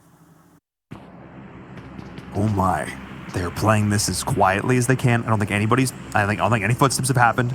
Same as holding this angle again. The benefits of TPP is you can hold angles like that, just chilling in the bathroom. You're going to be able to scout. And the way that Pittsburgh Knights is moving through this, they may have a sense that people are, look at this. Dead silence from Wildcard. They're waiting to spring their trap. The question becomes, will Pittsburgh Knights take the bait? They've cleared these 2 buildings that they're in. But we'll see if they are going to make the trek across over. I don't think they are. Which means that Wildcard is going to have to stay very quiet for a while here. And this is so interesting, Cameron. This game has been hurry up and wait. It's been, okay, this circle shift early. Let's go, move. And then it's been quiet circles. Okay, find a compound and chill. Camp it out. Let's see what happens. And this is testing teams' patience. Yeah. That crate out there next to the road. Yep. This gives an opportunity for the Knights to go out and grab it. Frag machines might have an angle onto it. But more importantly, Wildcard might be able to find an angle. If Knights think that they're safe, this could end up being a little bit of a trap for them. But I don't know if they're going to make the run out to get it. Already losing 1 player. At some point, crates just aren't worth it. And you can see how wide open it is here. I'm with that M249, the big boy gun. I don't even know if PK necessarily saw it drop. They were all indoors. I don't know if they necessarily are even aware that it's out there. They probably are by now. They probably spotted it. But you see Hamudi, he actually rotated from frag machines up onto the hill, got an overlook. So no, they did see it. Carnage is potentially going to go for it, and this could be the opening that frag machines needs as well. As Carnage is debating going for it. Carnage, I always talk about the idea that he's the last man standing. We'll see if he's going to be the first one down for the remainder of Pittsburgh Knights as the circle is going to continue to shift in. Oh my goodness. The quiet out there, silence in the snow. As these last few circles have been bereft of even a single gunshot echoing across the entirety of Vikendi as every team is holding their breath, as every new circle shifts. And finally, we are going to see a shift that's going to have to warrant a bit of a response. You said east of Dobro is wide open. And so frag machines and HQ have perfect positions, perfect opportunities, as well as loops. To pick up kills of teams rotating in its wide open fields outside of those compounds. The only way to play this is to try and leapfrog the best you can from compound to compound, but you could just be running into an area that has a team, like Knights are doing with Wildcard. But Konita Power, they have the move the furthest, and they have the least information. They're actually going all the way back out into the blue, a wide wrapping rotation. They should have the meds. They should have the heals on to pull this without too much damage because of how long it took them to loot. Or rather, how long they took to loot. Yeah, they got, of course, all of the loot from Team Unique as well. So they're feeling pretty comfy. They all did full stim. They're not going to go for a total wraparound, but I imagine we're going to see them go up north, up towards Krichas and Goroka as well. So we'll see if that's going to be... I think that is actually going to be fully the play here, watching them rotate. But the stare down between Wildcard and Pittsburgh Knights... Oh, I am hearing gunshots, though, and that's going to be now Nova Esports fighting up against Team Umbra. More fights are starting to break out. This was the action we were waiting for. The silence in the snow will be broken now as we're seeing these players trying to find some angle. Ooh, Halls can't actually get the kill there. Can't confirm it onto GFan HCL, though. And AZ, but hang on a second. What was looking so good for Nova Esports is now a terrible position as Cat is here. But multiple members of Team Umbra are still alive. Frag machines go out as well. Oh my goodness, the hopes and dreams for them of top 16 are now fully and well and truly gone. As Halls is going to look to try and confirm these last few kills. As Tempo Storm is going to crash as well. Dream Eaters is here. It's a party in Vikendi. We talked about the action. We talked about the intensity of what this game was going to bring, and we are seeing it now as Tempo Storm is getting involved. But Team Umbra is not going out quite so easily as now Dream Eaters is going in. I cannot believe it. Cameron, this fight's still going on. I tried to track it as best as I can, and I have to give up right now. It's just a complete melee going on. And Halls, now that he's down, Tempo come out on top. When they come in last, they pick up the scraps. And they pick up the compound. They only have 3 kills off of that engagement, but they have multiple placement positions. The next circle comes in. And it's going to be a shift towards the south, and it's going to be right on where these teams are fighting from. The Dream Eaters not far away from this compound. Matic needs to go pick up Toffees because they're the only two standing. Or wait, no, there's someone else in the distance. I think that's Miku you can see on the southeast side. Toffees is trying to crawl back over towards Matic. The smoke gives him the cover, but a couple of shots coming in, I believe, from Tempo is going to make it a little more risky. Oh my goodness, Matic. Nerves of steel. Oh my goodness. He laid down the smoke tunnel. They do have that rock as well to help give a bit of cover, but keeping him alive would be huge. Keeping 3 members of your team. You know, if you're going to lose a player, well, that's something, but losing 2, that's really where you have to change your game plan. Wildcard did also get 1 kill on a retreating member of Pittsburgh Knights, so their patience was rewarded after all that 1 single kill, but they are sitting in a great spot, and they forced it out, but Dream Eaters, oh my goodness, the smoke's dissipated, and Tempo Storm, eagle-eyed, that is now 5 kills for them in the second game. And a good hold for them as well. They're on the south side, but they are establishing control of their area. We're going to see a replay here, actually, of Carnage. This was the bomb. While the original fight was happening, Frag Machines just send it into the compound that's already held by the Knights, by Wildcard. And well, you see Carnage there holding it down, but at the same time, Wildcard pushed from the opposite angle, picked up 1, and forced the Knights to retreat away to an objectively worse position in the circle, albeit just a little bit safer. And this shift, it was towards the south. We're seeing a number of teams out on the northwest side. So Miku on the southeast, trying to stay alive as best as he can, but luckily the circle was in his favor. He doesn't have to worry about anyone backfilling up from behind him. Yeah, but you can hear the shots continuing to ring out. It was interesting. It was Frag Machines, the thing that unbalanced the whole situation between PK and Wildcard. That's actually so funny to see is now Team Queso getting into a fight, a bit of a scrap here with HQ. I believe, yeah, Axel did go down to HQ, but both these teams did need to rotate. We do see the 2 members of, hang on, Pittsburgh Knights actually could be a bit of a third party here onto Team K, so these teams are not even really in the circle. Hang on a second, especially with UDR Killers here as well. Sanders able to get the down, the shot into HQ, but the blue is pushing on in. UDR Killers need to make a decision.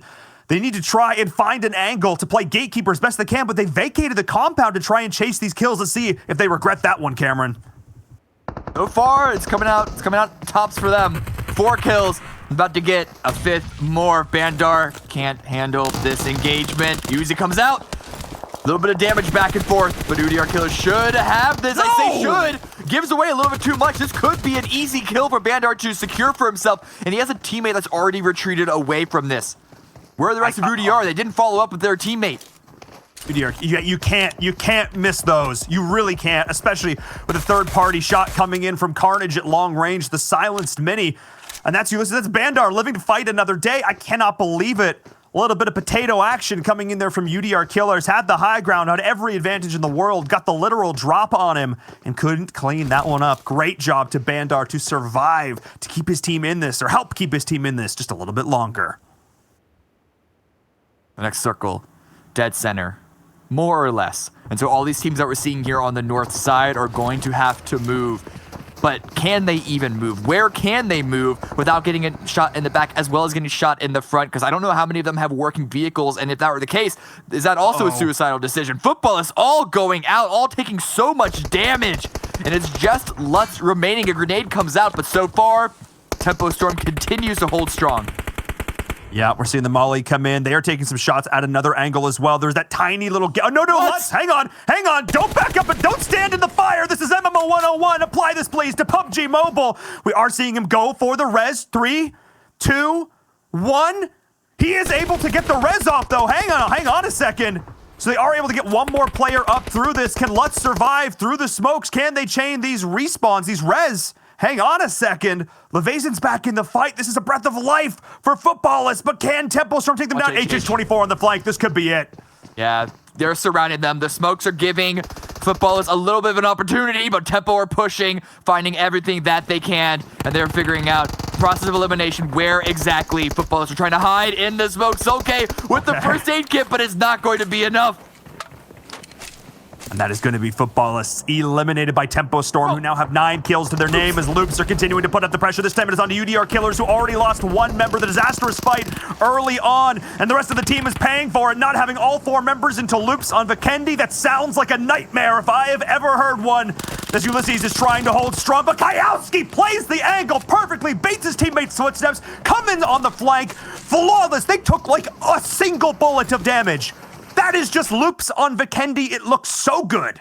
Yeah, even with defending a compound, they're still one of the best teams here, but now they're finally going to have to push away. The circle shift heavy towards the east side, and this is great for Wildcard and Konita Power, who we saw minutes ago, or almost hours ago, go out into the blue, and they are able to come in and find a spot in the circle, find a spot into the top 5.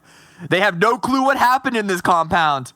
All they know is that something was here. They're seeing blood here. They see destruction over there. Something is wrong with the force in this area, but they're going to try and do with it as best they can. This place, it's haunted. Yeah. Can't tell exactly by whom, but the ghosts, there's a lingering presence. I can feel it. The frag machines, Pittsburgh Knights reaching out through the ether. But now it is their time to put a stamp on it. Can they be the team to hold it? Can they be the team to defend against all comers, whether it be HQ, Wildcard, or any of these? I mean, there's a lot of teams left with still 4 members alive. So this is not going to be one of these super scrappy finishes like we've seen before, Cameron. This is going to be a tactically executed battle here on Vikendi. Yeah, and I love how Tempo Storm are trying to take control of much as they can. This one's more for their own safety and for their own movement, because the only player that's in the circle is actually just going to be Spec. Tensa and Rain are waiting for the exit of Loops, leaving their own compound, trying to cut them off, and with Spec on the crossfire, as well as a position to help herd them into the circle when the blue finally closes in on them. Ooh, but Wildcard, though, Sam actually helps to shut this one down. Now all the teams just got to go. They just got to move. As now the circle is going to be the one to make this decision for them. Smokes are coming out on all sides. I actually thought Loops was in a rough position here, but Wildcard disrupting the rhythm of Tempo Storm has given them an opening, an opportunity. Tempo Storm in the sights of Wildcard, creating so much space here on the map. They're going to have to totally rotate around, which is going to give a lot of opportunity for Loops to rotate in. But Sam, long-range shots. That M4 spray looks so good. Get the gyro nice and lined up. And that is Loops losing one. Federal is going to try and send it in. But ID7 from HQ is heel stratting on the outside. Loops able to get a couple of members into the circle, I believe, but it's so close. And Cameron, they have not a whole lot of HP to work with. That Dean goes down. And that is a rough spot to be in for Loops Esports. They still have 2 players up inside the circle, but it shifts away from them once again. And Wildcard, the area of the compound of the circle is smaller, but they do not have to move from behind their hard cover. Their only concern right now is perhaps trying to look at too many directions, trying to take control of too much, because Konita Power are behind them, and they have yet to really fully strike. Tempo are tearing down Loops before they continue in. And no, that's Sam. Sam does get knocked by Konita Power. This could be an opportunity for Tempo to come in, for the rest of Loops to come in. That is, if ID7 doesn't strike from the blue, picks up multiple kills before going out to the spirits, huge. to the gods. Absolutely huge. Yes, punch it. Come on, do it. That was massive. He gets 2 more points and the additional placement points for that. That was absolutely massive there for HQ of the team all the way down at the bottom, who is trying to make their name here in the PUBG Mobile World League West Season 0. As the compound is in play, Tempo Storm takes it over, but Wildcard stays alive. They weather the storm, but Konita Power is still here on the flank. They will not be outdone. They are still in this battle, but the circle is continuing to close. They have 1 single rock and the smokes to play with. Konita Power can very much play spoiler here, but Wildcard up on the roofs. Spider-Man swinging around, trying to find the angle down into the smoke. Spec takes a lot of damage, finally drops to Sam.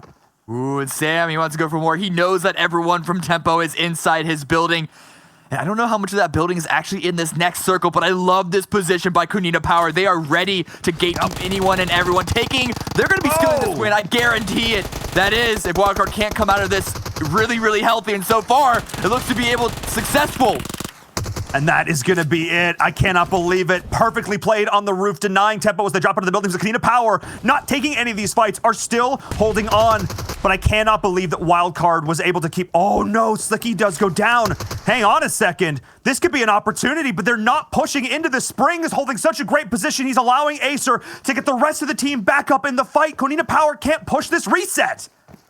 I don't know if Konita Power would want to push this because they know impetus is on Wildcard to push into them. And Konita Power, they didn't fight that much. I'm pretty sure that they have more of those mollies, more of those grenades ready to go. Rob spots out Spring for a split second on the roof. And he's going to wait for him to pop his head right back out. The Revives have come through for wildcard, so at least they have a small man advantage. But positional advantage, 100% in the way of Kunina Power. Except for the fact that we're looking at Spring up on that roof. He could be the one, but the nade to start this off, making it a 3v3. Can Spring find the angles? The blue is going to hide the shots. And you're right, though, Cameron. Kunina Power's in a great spot. Taking all this ticking damage from the blue. Gonzo survives. Spring jumps to the roof. Can't stop on the shots. Kunina Power is looking so solid, but Gonzo taking a lot of damage. It's still going to be able to stay alive. Sucky drops, and that's going to be it. Kunina Power taking game number 2. They played on the outside for so long. They let everybody else scrap it out. And when the fight was over, when the dust had settled, when the snow had fallen on the fields of Vikendi, Kunina Power says, all right, it's time to go get our chicken dinner. And they walked away with it. It was like a nice 2-piece chicken dinner, lightly fried. It's got some herbs on there, and it tastes oh so good. Yeah. A very good game overall, not just for Kunina Power, but also for the top 3 Wildcard and Tempo Storm to follow it up. It was a very, very slow start, very similar to what we see on most Vikendi games, but when the action started, it's all about winning your fights. It's all about finding your pushes. No other map demands that you breach a compound like Vikendi does. Yeah, and we saw the teams that were able to defend and attack in equal measure were the ones that were able to come out on top at the end, or at least, as you said, make it to that final 3 situation. Tempo Storm put up an insane amount of kills, barely unable to take the win over Wildcard to then take that final fight of Kunina Power, but who had the circle, they played on the outside, and they walked away with the win. Congrats to all of those teams, though, who made it into that very hectic final circle. Let's send it back over to our analysts to break down game number 2.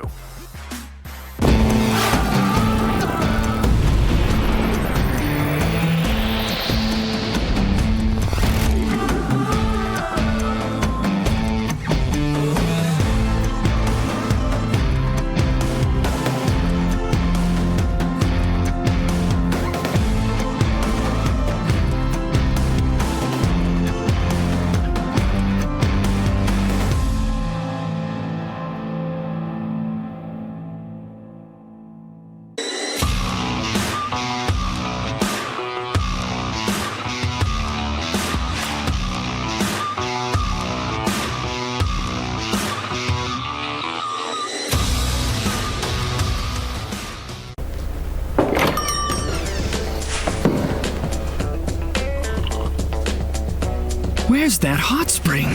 It's right around the corner.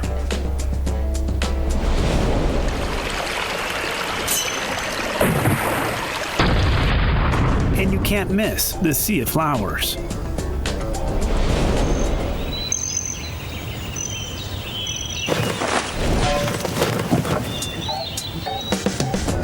It looks really exciting. Why not have a try?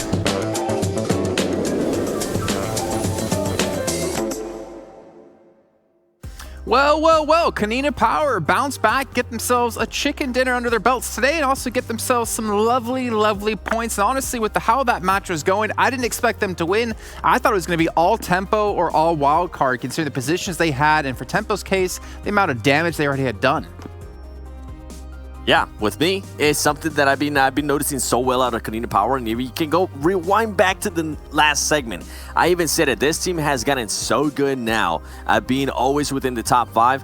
All they need to go ahead and just now start doing it is add that fragging power that they're capable of. They ended up with 10 kills, which is huge for them, and they have worked so well in their rotations, and I think it goes to show by them being just so consistent, always in the top 5 or top 7. So Kunina Power, they're starting to become that scary team. I hope in the next match they can go ahead and follow it up with another great performance, though. I'm starting to think maybe I need to pick Kunina Power in the next game as well. Let's take a look, though, at our map rankings from this last match. And you can see how many points they did accumulate. 10 kills, 30 points. Tempo Storm, again, not even getting second place here, Glitter, but they still get them second overall. Yeah, and that's going to be huge for Tempo Storm, as we saw them already moving themselves up the ranks earlier in the day, so that is going to be massive. Also, you know, we've been saying Tempo Storm has been a little bit quiet. They bounced back a little bit, then they kind of fell off again. 10 kills, that's great for them. And then moving down the list, second place Wildcard getting 20 points, even though it put them in third overall. Headquarters, though. Headquarters being number 4 right now with 14 points, 6 kills to their name. This is huge, and we're going to be talking about this a little bit because, like Seven has said at the top of the show, they are going to be one of those teams that could potentially take away points from other squads that are trying to move up the rankings right now. So Headquarters coming in 4th overall is huge with 14 points because those are missed opportunities for other teams. Yeah, and I think Glitter is something that we kind of been waiting for here, especially with Frag Machines. Still remember, Frag Machines ended up killing Loops Esports in that first game. And something that we mentioned at the beginning of the show that all of us wanted to go ahead and see is some of this teams starting to play that spoiler alert in a way, the spoiler role or the party pooper role, being able to just attack some of the teams that they're trying to go higher in the leaderboard so they can get more prize pool money. And if they're able to do that, guess what? We're going to end up talking even more about them. So I wouldn't be surprised here if going into the next couple of matches, they start doing more of that stuff. And I cannot wait to see what's going to happen in Miramar because it's going to be an interesting one now that Karina Power performed so well there in Vikendi. Well, 2 teams we haven't talked about too much here. Yala got themselves 1 point after getting a chicken dinner in the last match. Footballs as well, only getting a couple of points when they're on the chase for Loops Esports. They can take away that first place position. It's a little bit of a lackluster performance out of them there, but we can talk about Canada Power, and again, the 10 kills they got, the stats coming through for this team, get themselves only 1,200 damage. Really not that much done. But then again, we haven't really seen Canada Power be that powerhouse team ever since, I guess, the second day of the opening weekend where they get a lot of damage and a lot of kills through. This is probably one of their highest kill games they've had in quite a while, I would say. Yeah, from what I'm seeing here, everything that we've seen out of Canina Power, they now started being that 3 to 5 kill range team.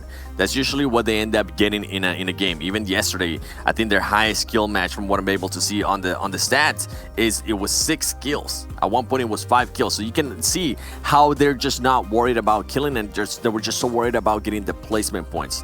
And now that they're able to get that, now they're starting to add their fragging power again.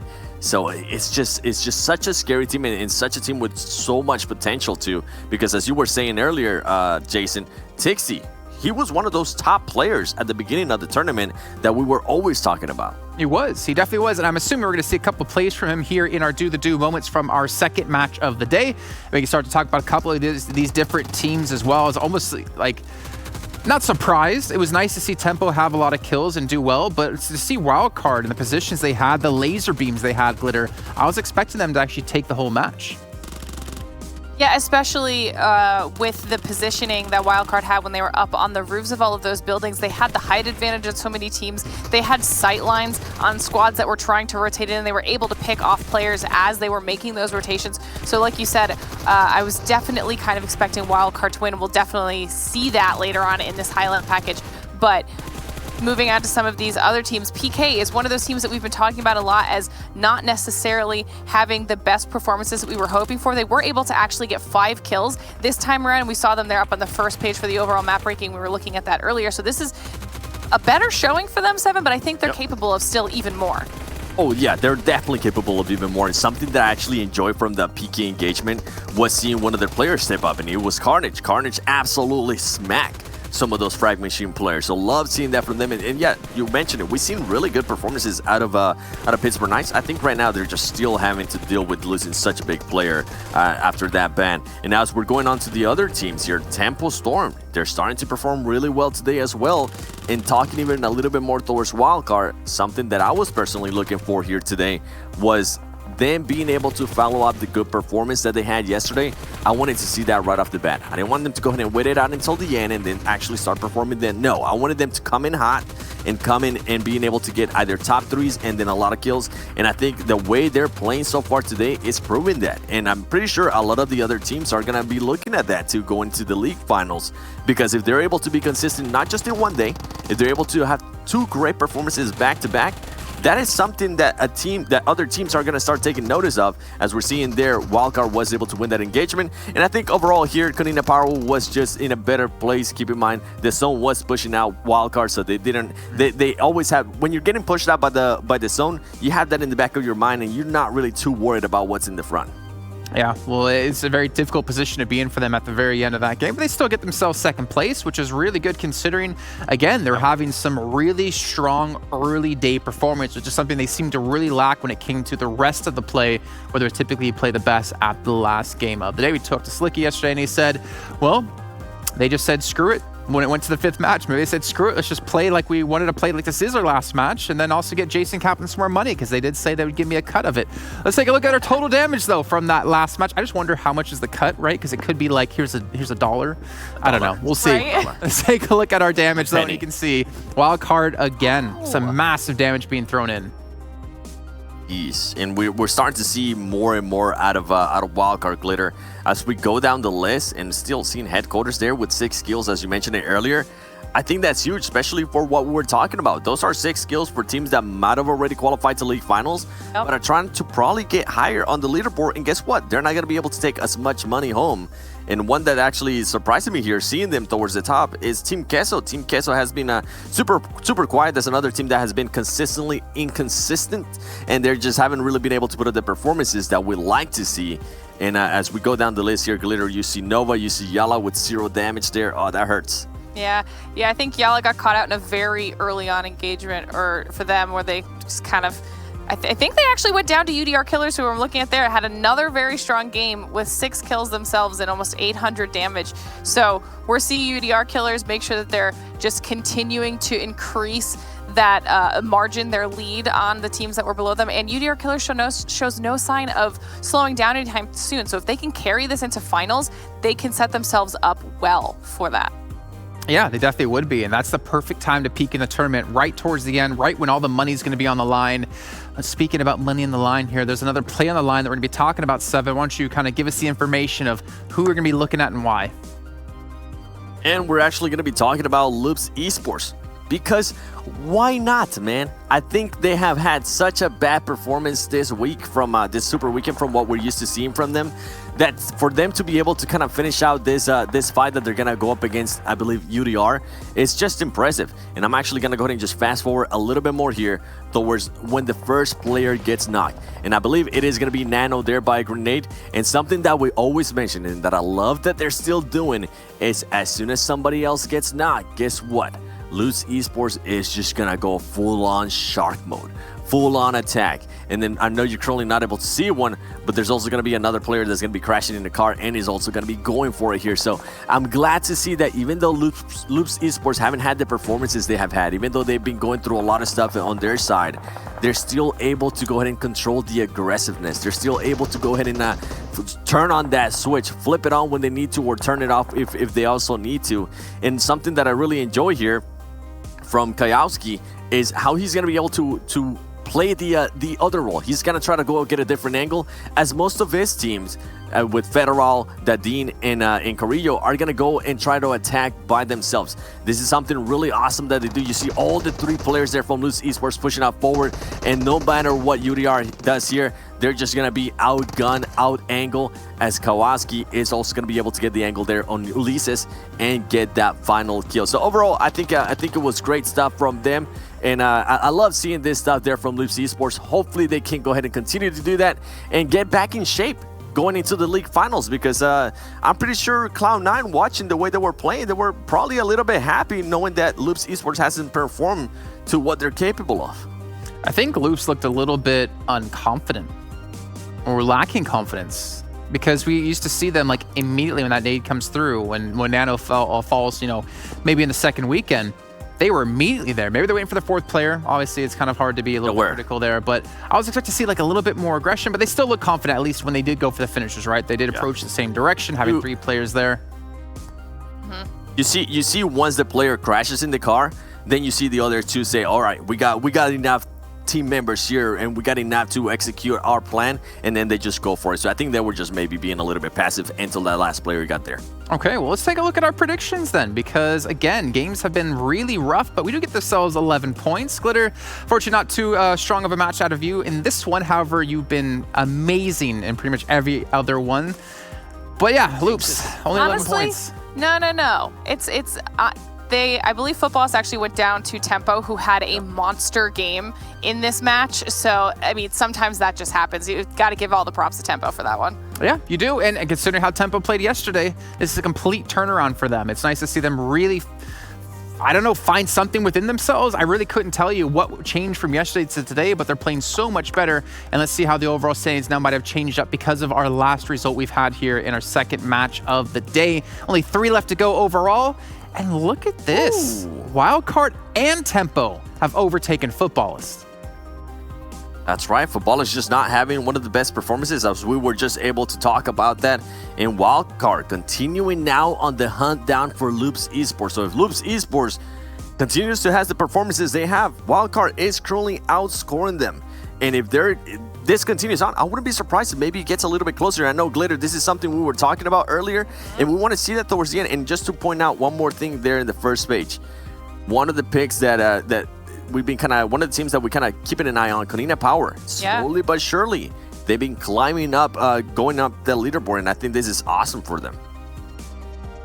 This is not what I expected. I think with Wildcard making such massive jumps, but right now they're only 30 points behind Loops. They only need to average 10 points a game from here on out in order to technically leapfrog where Loops is, assuming Loops doesn't have any stellar performances. But we don't know what's going to happen with that, considering that Loops has been struggling a little bit, and this is probably one of their better games of the day, and it was still only 4 kills.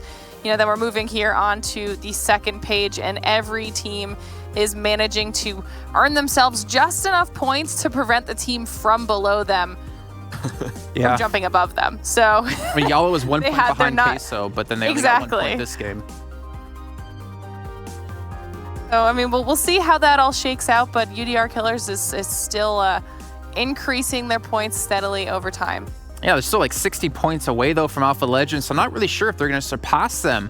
You also have, in the other part of the leaderboard, the first page, if Pittsburgh Knights can really step up now, finally, maybe we could see Cloud9 even fall down to 9th place. I don't think it's likely to happen, because obviously there's only a limited amount of points you can have per match, but Konina Power is on track to potentially pass them. We also have Wildcard maybe going to be passing Loops. Like, imagine how big that would be for Wildcard as well, because they've had a pretty average placings, I'd say, throughout majority of the season. When we think back to how they played in the opening weekend, and then they was just kind of meh throughout the rest of the time. And then now going into the last, I don't know what sound that was, last Super Weekend, they really step up, right? And that's phenomenal to see for them, especially with finals right around the corner.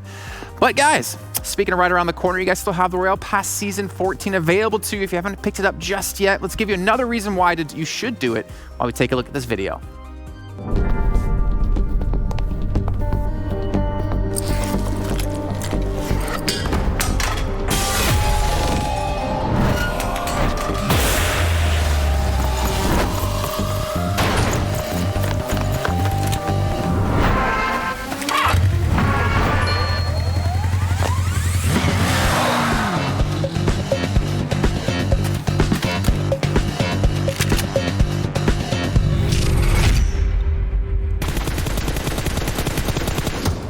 Well, now it's time to set our eyes forward into the next match of the day. Going into match 3, heading back over to Miramar for the last time in our normal season. This is crazy to think that this is the last time we're going to see this map until we get into the finals. But obviously, same for Vikendi, same for Sanhok later on today. And it's time to start talking about our predictions here. And honestly, I think we have to start rethinking our predictions, considering the amount of teams that are stepping up and showing up today in particular. But Seven, I want to start off with you and your prediction. Listen, if I was able to go ahead and pick Wildcard again, I probably would end up picking them because they're just playing so well. And the team that I'm actually going to be picking, I have to go ahead and give credit to Glitter because she mentioned this.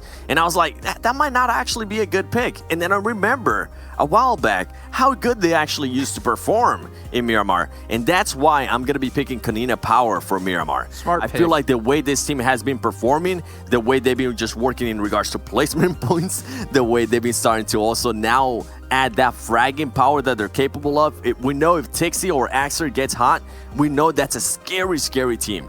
That's why I'm picking Konina Power, and a little bit of credit there to Glitter because she did kind of tell me the pick. I really wish you didn't say that because I wanted to bash her on it even more as we were talking before we came on air about it. All right, Glitter. So going into this next match, I'm assuming you're not picking Konina Power now, unfortunately, but who is the team you are going to be supporting? I convinced her not to. I'm not picking Konina Power because I was talked out of doing so.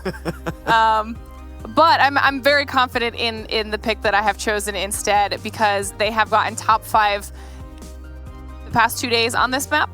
And we just saw them have a stellar game in the last match. So I'm actually going with Tempo Storm. Okay. All right. See if the Storm can hit the deserts of Miramar here. And my pick, When I was going to choose them on day 1, I switched last second and got punished for it because they took themselves a chicken dinner. Day 2, I went for it. Didn't work out. But you know what? It's a different day. I'm feeling confident. Dream Eaters, they're going to win this one. Yeah, I'm just going to make sure that was the pick I had. Okay. Dream Eaters are going to take this. I'm telling you right now. They're taking it with 14 kills. Jason's going to shoot straight past 7 in the leaderboard and close it out for the rest of the day. I'm calling it right now.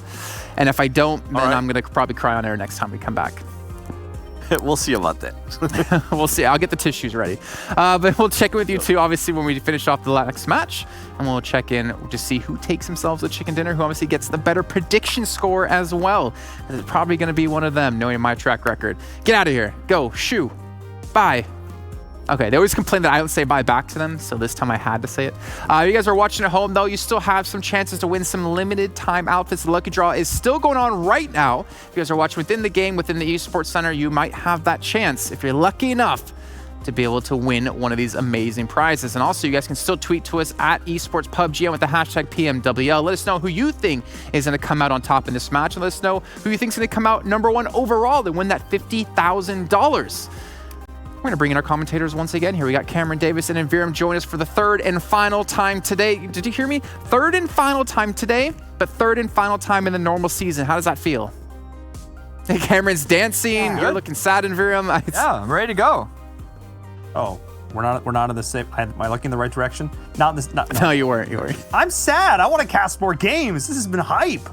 But I'm just excited to hit the grand finals. Exactly. This has been a great season, and it's almost like a teaser for what's going to happen next week, and it's going to be great. Right? We have 24 matches over 4 days to determine who's going to take home $100,000.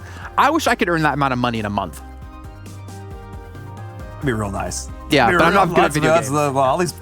Yeah, serious. I mean, look, there's a reason they're the pros and we're just back here talking about it. It's because these folks are all insanely skilled. They 100% deserve the prize money. It's amazing that Tencent is able to make that prize pool happen for them. So very excited to see who's going to come out on top. But today's not done. It's not, exactly. And that's what I want to talk about. Kanina Power, he talked about people playing amazing, the pros. They are playing a hell of a lot better today. So are Wildcard. How are you guys feeling? Are you kind of getting onto the Kanina Power hype train horse? Kanina Power horse? Actually, yeah, would be a horse sled buggy, I suppose. Not yet. They are the most inconsistent team. They are great, and then awful, and then great, and then awful. And it's great. It's exciting to see, but I haven't hitched my cart to the horse just yet. Ooh, I like it. Well, the thing is, it could be a Ferrari. Sure. That's true. At that point, I have questions about why you're hitching horses to Ferraris. Oh, no, I'm dragging the horses along in the Ferrari. That's, yeah. They're in the back. That sounds terrible. No, I'm not dragging them along. They're in their own container. Backwards. Come on. Stop. Anyways, Stop. let's talk about predictions. predictions. Let's talk about predictions. Yes, please. And Vera, go right ahead. on past this. Go ahead, Vera. Okay. I can pick wild card still. I haven't picked them yet, so I'm picking wild card. Okay. We talked about it. You said if I could pick wild card, you'd do it, and I'm like, So yeah, you're picking wild card? Cameron Davis, who are I you did picking? these picks last night. Nope. Oh. I am actually going Tempo Storm. Wildcard's a really good pick as well. Both of these teams are trying to chase up to loops, but Tempo Storm do well on Miramar, and they're just fragging out of their mind today. Okay, we'll see if they can continue to frag out of their mind while we load up straight into Miramar. And gentlemen, take us back into it. Thank you so much, Jason. Oh my goodness, Karen, we've had so much fun. We've casted so many games over the last 3 weeks. We've gotten a chance to see these players develop and grow and continue to get better and learn as the games go on and the server continues to develop, not only just in terms of their individual gun skill, but how the teams work around each other. And I think they're going to need to keep that in mind going into Miramar, because we thought rotations on Vikendi were a little bit interesting. They can be just as chaotic, albeit in a different way on Miramar. Yeah, you really have to know where people are stationed at. The one upside is that information is a little easier to come across, but hard shifts, of course, always make that really complicated.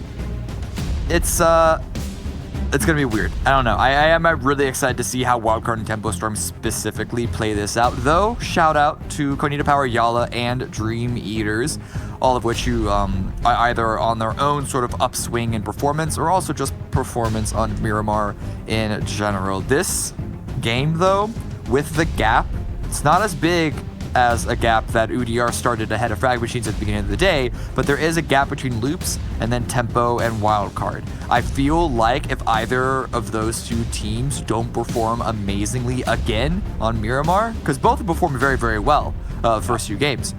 If they don't repeat it here, I think it's all but Loops' event. To be fair, if there was a map to try and get a bit of a, get a bit of a lead, win some of those points back, it's going to be on Miramar. Traditionally, this is one of the maps that Loops performs the weakest on. Yeah. If we look back. So definitely an opportunity, an opening here for them. This is a fairly friendly circle for a lot of these teams who are dropping to the east, but again, Loops are going to need to show that they're not just a one-trick pony. They don't just excel on these smaller maps. They do well on Erangel. They do well on Vikendi. They've done okay on Sanhok, but Miramar has been a bit of a yikes for them. So this is a good opportunity for the rest of these top teams.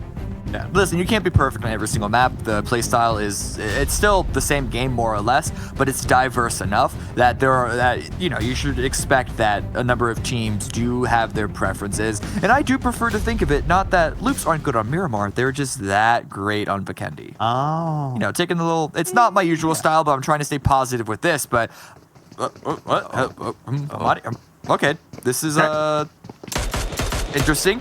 There it is. Easy shots. Easy does it. Hamadi finds the frag, and there's no revive coming in. There is no backup coming. It's going to be a clean finish. Don't miss. Okay, he missed the balcony, but it's fine. He can just run back up. Yep. We'll forgive you. This takes us 2 more seconds. Come on. Is that a crowbar? Oh, it's a machete. Oh, my goodness. Vicious. Team Umbra Hall's not the way you want to start this game. That's so disheartening too, especially because we don't have breaks on this show. We don't have breaks on the broadcast, but at the same time, we have we'd still give the players time to rest and all that stuff in between games. So now you're going to have to watch like a 25-minute game of PUBG Mobile and then like a 15-minute analyst segment in between before you get to play again. You need to make sure you don't cool off if your Hall's starting this game off getting knocked out so early. That's something I actually don't think we talk about enough. That is a fair point, because on one hand, if the team is still alive, then you want to be in the game and help with comms and help with information and all that.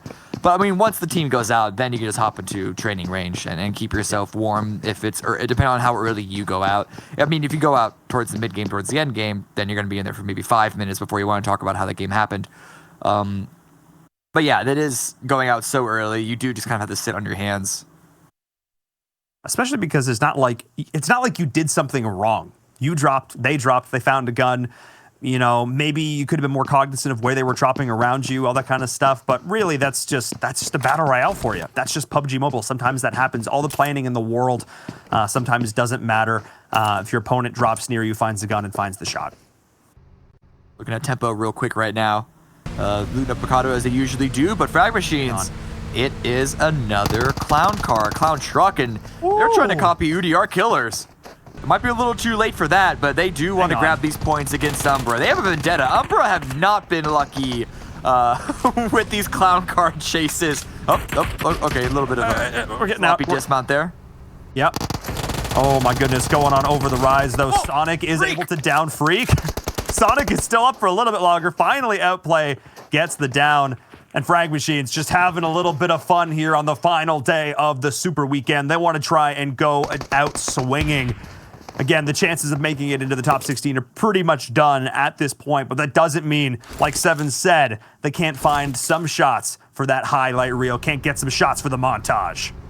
Warlord had an opportunity there to get a couple of tags, but I think he just didn't want to accidentally bait them into crashing in onto his position, because you can see on the map PRZ is all the way down into Los Leones, which does seem to be the general direction that, well, this truck of death seemed to be traveling to. Now switching over to a bus of death. Doesn't have the exact same ring to it, but we can work on the title. We can work on the name. Yeah. It's a party bus, but if the party was bad. Okay, we're still working out. We'll still workshop that. Open to suggestions. We'll come back on it next week for the finals. Okay, there you go. You found yourself a nice piece of classic American muscle there on the side of the road, just sitting out for anybody to come on by and drive. As we are now taking a look at Dream Eaters, another team that traditionally does so well here on Miramar. They're actually one of the winningest vote for them. Oh, it is, but hang on a second. The fight is still breaking out. Tempo Storm, one of the teams that's been looking so good so far. Okay. Why are you there? Good. Ooh. So this is the bowl crater-ish area just east of Picado. And it's a really common spot that you see teams rotate to from Picado if the circle is as central as this one is. Unfortunately, Footballers just beat them there. And this, again, it's another example of how much quicker these rotations are coming through and how important those few seconds can be. But Wildcard also on the move. Shots coming out from Queso, but the range that they're being shot at from, not going to be too much of a threat. But here's Lutz. What? Lutz? He's separated from Footballists. Wildcard's just like, guys, can you not stop? Just stop, all right? As now Lutz is in a world of hurt. Does actually go down to Spring. But being pinched in between Team Queso and the one lone member of Footballists, oh my goodness, Wildcard not catching a break here. You did too well. You flew too close to the sun, Wildcard. You've been looking too good. And now the rest of the server is closing in around them. He is going to drop the long-range shots from Raum. Going up against Slicky, the man who's known for his long-range shots in return, going to be a key component to Wildcard surviving this exchange because they are in the middle of no man's land, Cameron. They are not in a good spot. Yeah, I've heard this stretch of road called Death Valley because of this exact reason, and I don't think Slicky's going to get revived. I think Wildcard just need to try and find a way out, get a couple of knocks preferably against Queso to force them back, to force them away, and then retreat, grabbing your vehicles, pray that your tires are all still intact. But wait, where are those vehicles? They're behind a rock. They're having to smoke up a hill. This is even worse for Wildcard than I thought, and Rom is coming back. He wants more shots. Yep, he's gonna go pro, but they saw him! Hang on a second, Sam! Not to be outdone, my goodness, carrying over the momentum from that last game. We saw the long-range shots on Vikendi to take down Loops, and now he's bringing it to Footballists, so we're now gonna have to reposition to try and help out Solke way back on the additional rise. We'll have to drive down into the valley, but Axial is actually gonna be able to get the down on to Acer as well. All of these teams are going into Wildcard right now. They have to just try and stay alive. That is their only mission right now. And I worry, because remember, Tempo Storm got one of their members taken up on Footballers, so they know exactly where they are. And you can see on the map, they've moved up to take advantage of this situation. Football is pulled away from their initial spot because of this this tunnel vision, more or less, against Wildcard, which usually isn't that much of a bad thing in Phase 1. You generally don't have to worry about fighting too many teams off at once. But this particular circle, dead center, it's a lot more of a threat here. Wait a second. The Footballists might have just put themselves in a really bad situation. LeVay's in here. He's on the flank. Oh, he is This is wild. I did not expect this. And I don't think Wildcard are going to be expecting it either. Who would be? This is the widest flank we've ever seen. Makes sense on the biggest map we have here in our map pool on Miramar. Levasion is all the way around. The team is on the other side of the valley. He doesn't have enough view distance to see them. That's how far away the rest of his team is right now. But he needs to be careful that as he goes around to try and deal with Wildcard, that he doesn't become a target of Team Queso, who are still eyeing this portion. I cannot believe that Wildcard escaped from this, only losing one member. They were pinned down. The shots from Sam were the big difference maker there. Denying Lutz that long range, or denying Raum those long range shots. That was pretty big. Yeah, listen, ever since Wildcard switched up their playstyles and they started to be a lot more aggressive, it's been Sam that's been catching my eye more so than any other member on the team. Not only is he usually the player to go out on the wide flanks, which is a risky move, but can be so beautiful if it works out, he's also just consistently lands defensive shots just like that. Spring trying to get some exit shots on the Footballists as they pull away. But where can they move to? The circle we saw shifted, pretty hard shift towards the northeast, centering over La Bandit to the big giant crater. Yep. And there's a lot of teams here on the southwest side of the map. This is just south of the engagement that we were just looking at, northwest of Los Leones, and it's Loops and Dream Eaters with a little bit of sprinkling of the Knights and Umbra. I like it. Get all the teams involved. Shake them up in a blender. See who is able to come out on top. Two members of Team Umbra are already down. Loops are in a pretty good position. Federal on the high ground with a scope. Yes, please, says Loops Esports. He's always the one to sit back and find these long-range shots. Line up the rest of the team. Then Dadine will make the call. So if they can identify, they have this. They see it now. That's Dream Eaters. So they know that there's somebody over on this side. So they're going to look to potentially reposition here to be in a little bit better position to watch this flank. Do they know about Prolord? They don't. Federal just drives away, shows his back. They have no clue that there's a player, that there's a rat hiding within their midst. And he you big dirty rat. Straight down if he wants to. I don't think he's going to take it. The line of sight isn't big enough. And he's going to let them go past because now he knows that he has the space to move as well. There's another member of Umbra still up, still alive in Los Leones. We already saw a few of them got taken out by frag machines at the very beginning, and those two players from Umbra still need to connect up with each other. But Loops, they find a spot, they find an opening. I don't know how well that was scouted out or if it was just pure chance that no one was in this warehouse. Maybe a little bit of luck here. Oh, a lot of luck there. Find a level 3 vest as well to boot for Loops Esports. They're gonna be feeling pretty good with this compound that they have taken over. They've got good sight lines around them. They've got this, obviously the big warehouse and then a couple of the structures around it. So they're gonna watch this, how they're gonna spread out. They're gonna have players take each corner, still stay within roughly a 2C situation, but the whole purpose of this is that you basically act like a porcupine. You wanna be able to look in every single direction so that you can poke anybody who comes near you. However, Levazen taking these long range shots has actually done something important here, Cameron. He's given himself away. We'll see. We know how active footballers are really wanting to be in this game. And it was good damage, and I believe it just fully deleted the use of that vehicle for Matic there. But look at this on the map. Look at this interesting spread by footballers. Despite losing a player, despite giving up their initial spot to Tempo Storm, they're going to continue to play active. They're going to continue to fight for map control, and the circle's about to close. And so they might find themselves with a good opportunity to grab even more frags. But how does Loops react to those shots as well? It's a big open rush if they wanted to push over towards Levazen's area, but they might have to do that with this circle shift.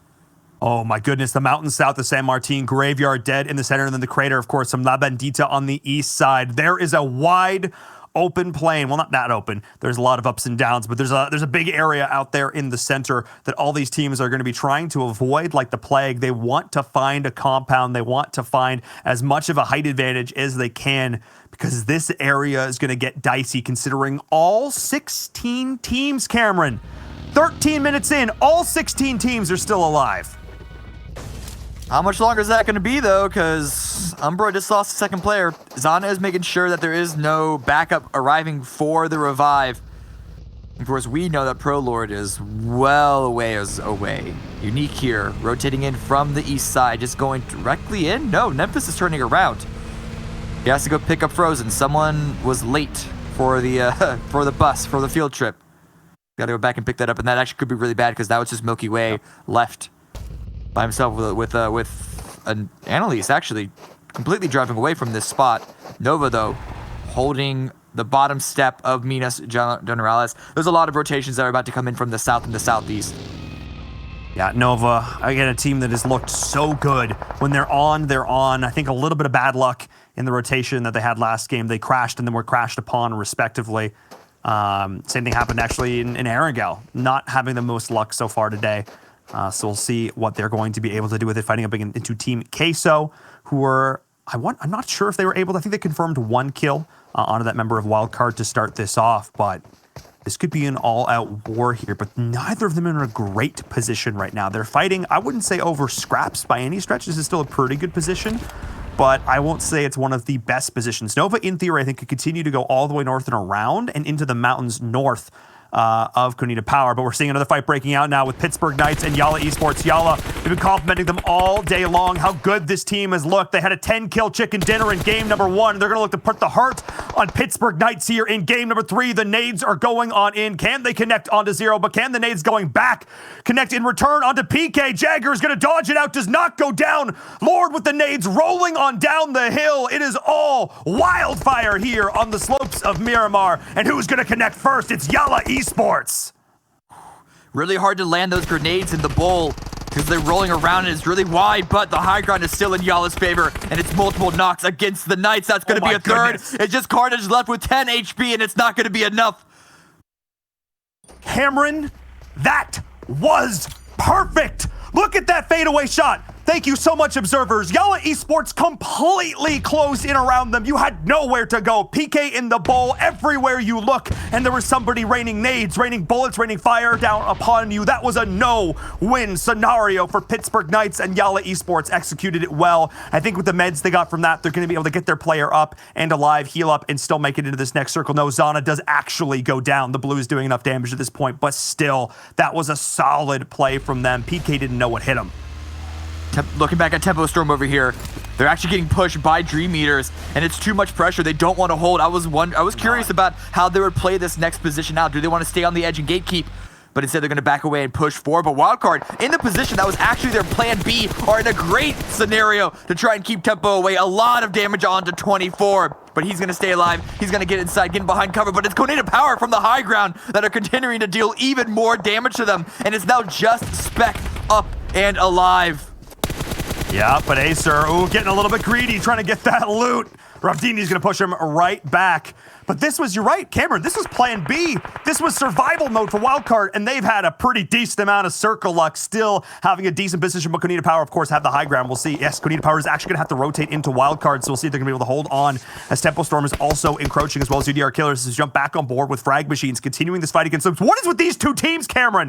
What is with these two teams? It's like you walk in, you pick the fight with the biggest guy in the room to prove that you're the biggest guy in the room. That's the attitude of Frag Machines right now. If they can beat Loops Esports again, what a statement for this team. Nades coming through. They don't find the initial knocks that they need to, and both teams need to move into the circle. No one is blocking the other. It's all about getting the damage before you have to move. ProLord does get taken out in the distance. That's Umbra out in 14th place. But this fight, it still hasn't popped off. A little bit of a peak, a little bit of damage, but still no knock. And how long can these teams stay here? Because where are they even going to move to? They're going to have to go down the hill into open fire from other teams. You talked about Nova and Queso fighting over scraps. This is a much worse example of that. Yeah, both of these teams are going to talk about playing chicken. They're both right on the outside. Dadine is going to go first, though, and Hamoudi's going to put him right back down, but that's a lot of intel going over towards Loops, who are going to be able to throw the nades in, but another one does connect there onto Kayowski. That's 2 members down, but we'll see what Carrillo, the MVP, can do in response. Can they find the shots? He's single-handedly holding back this team.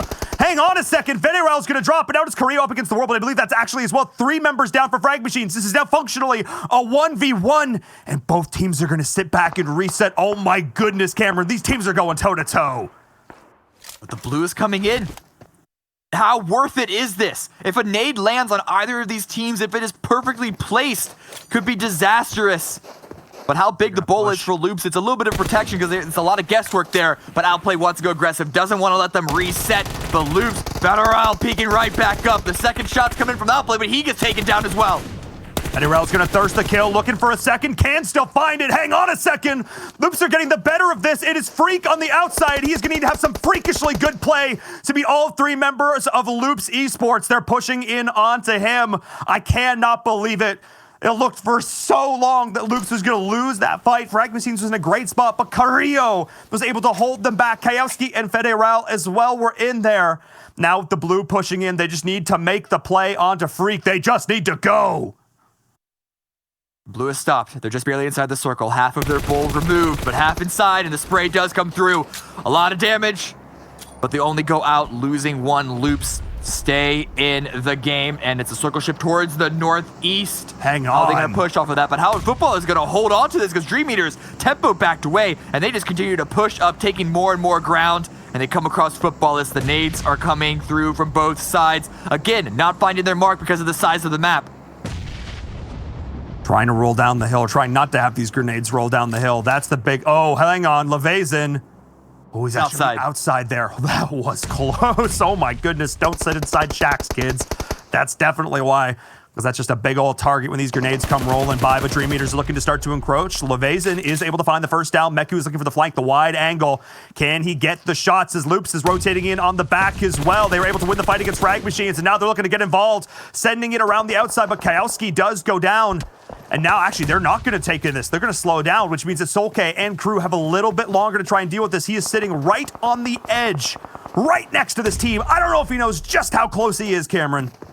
He's propping a smoke for flank defense, and he is waiting for Dream Eaters to push and hope that they aren't checking his position. But you can see Ram and Levazen, neither of which are peeking aggressively either. They know that Dream Eaters need to push into them, and there is no need to peek. But the flank from Meku could be big. He just needs to wrap a lot wider on top of a dangerous open ground, and it is peaked by Levazen. He's making sure to watch multiple angles. No knock, but it is still pressure. And Dream Eaters, where can they move? The smoke's coming out from them to try and make it around the shack.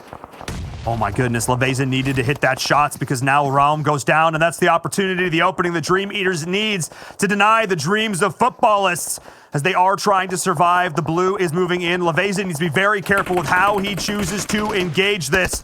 You can see the shots banging off the pan at the back, but the blue is still coming in. They've switched positions now, Cameron. Dream Eaters with the full send across the top of the rise, and now footballists have just got to try and get themselves out of here. But this is the open field I was talking about.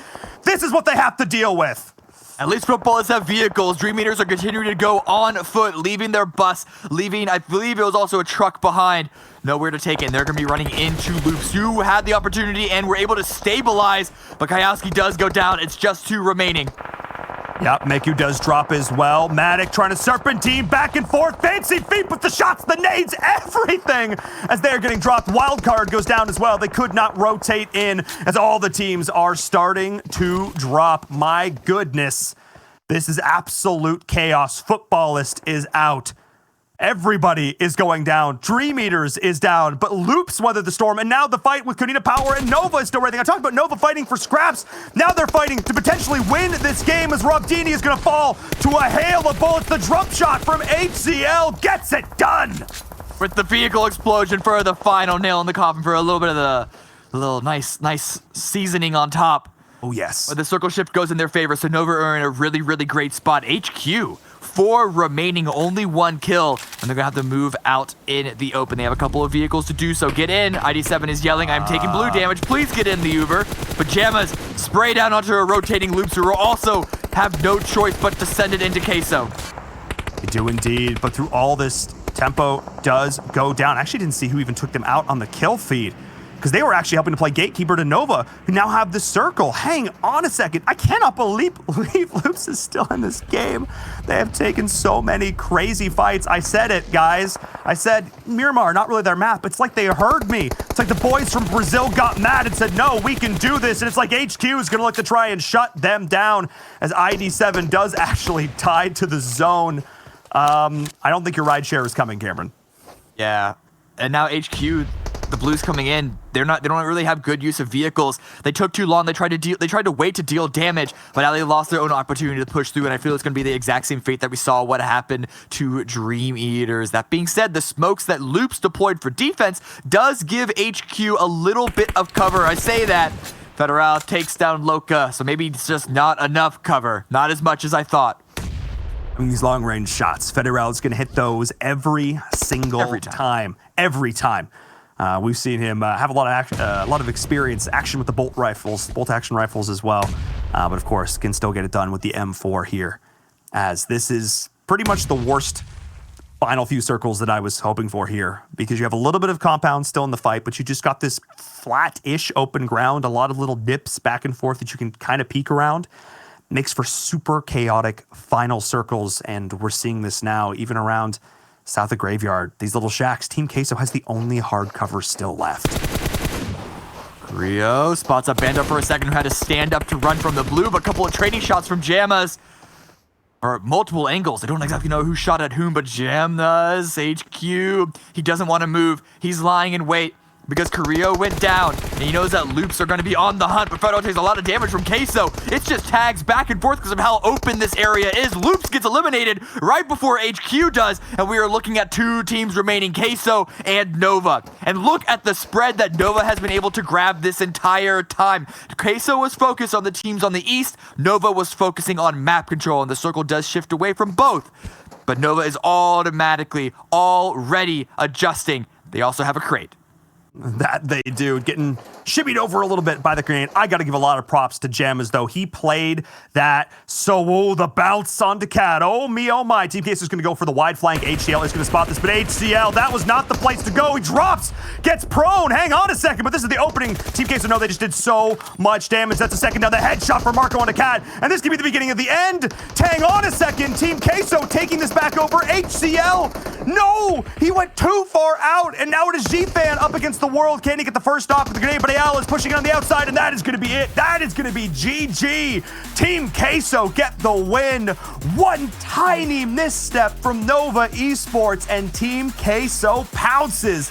They looked so good at the end of that game, able to capitalize on that mistake, able to capitalize on the mistakes of the teams around them. So many props. I didn't really get a chance to talk about it though, Cameron. Gemma's the player, he survived past loops because he saw everybody else having to stand up and run in to take shots. He's like, I'm just going to heal through this. And he actually kept his team in at one more placement point above loops. Nerves of steel there at the end. I'm out of breath. Yeah, a little disappointed at the very ending because Nova had the control, they had the positioning, but it ultimately doesn't matter how much map control you have if your opponents are landing all their shots in the way that Queso was. They got the first knock and they just flooded over and stole that game. Not so much stole, but they still took it away from arm's reach from where Nova had it. Yeah, Nova was potentially in a good position there on the edge of the rise, but like you said, when Team Queso was there, when they hit their shots, when they're feeling it, looking oh so good, walking away with the chicken dinner here in game number 3. But that's it for us, Cameron, on this final day of the Super Weekend. But let's send it back over to our analyst to talk about game number 3.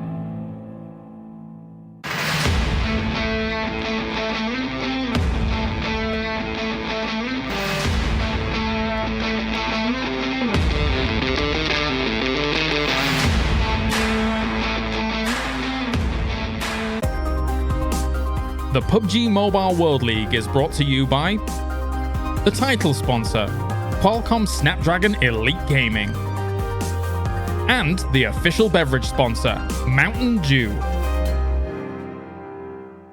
Well, we talked a little bit about this team earlier on, but it was more in the light of Yala being 1 point behind them after the first match was done. But Team Queso lengthened that lead even further and maybe have been able to jettison themselves into that first page of our overall standings. Team Queso taking the chicken dinner, making it extra cheesy, and what a final play of them as well. We saw lasers being shot out here, glitter out of them, especially towards the end.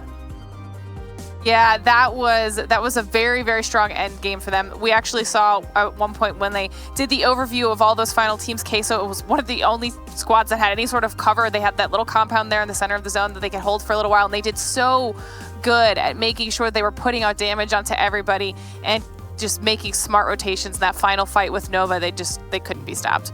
Well, let's take a look at our map rankings and see what everyone else got across the lobby here. We had Queso get themselves the 8 kills, so 28 points in total. However, Nova, a big kill game coming out of them here, 7. Yeah, Nova being able to step up to the plate and being able to get 25 points total. I think this is good for them. Hopefully they can go ahead and continue that trend. Remember, Nova was one of those teams, especially last Super Weekend. They had one of their best showings by far, and then going into league play, they did really good. And then coming into this Super Weekend, they just slowed down a lot. So good to see them at least there being the top 2. And then Loops Esports. I know this is one team that we kind of keep mentioning this weekend so far. Has not been the greatest performance for them.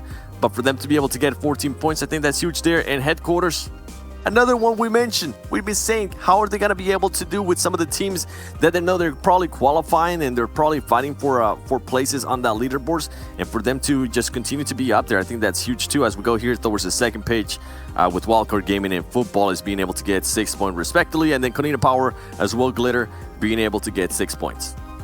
Yeah, and that's just kind of going to keep the difference between Wildcard and Football is the same, but as we move down the list, I actually think it's very surprising to see both B4 and Pittsburgh Knights there at the bottom. B4 typically has been doing very well for themselves on Miramar. I think this is a map that people like picking them on when it comes to our predictions, and they just were unable to do that type of performance this time around in PK. Only 1 point against 7. This is a little bit rough for them. It's starting to look very rough for them. Sometimes they see moments of greatness, but they're not able to do anything about it. I think in that last game, they were just being corralled by a bunch of teams with just having the height advantage, and they just ended up getting destroyed.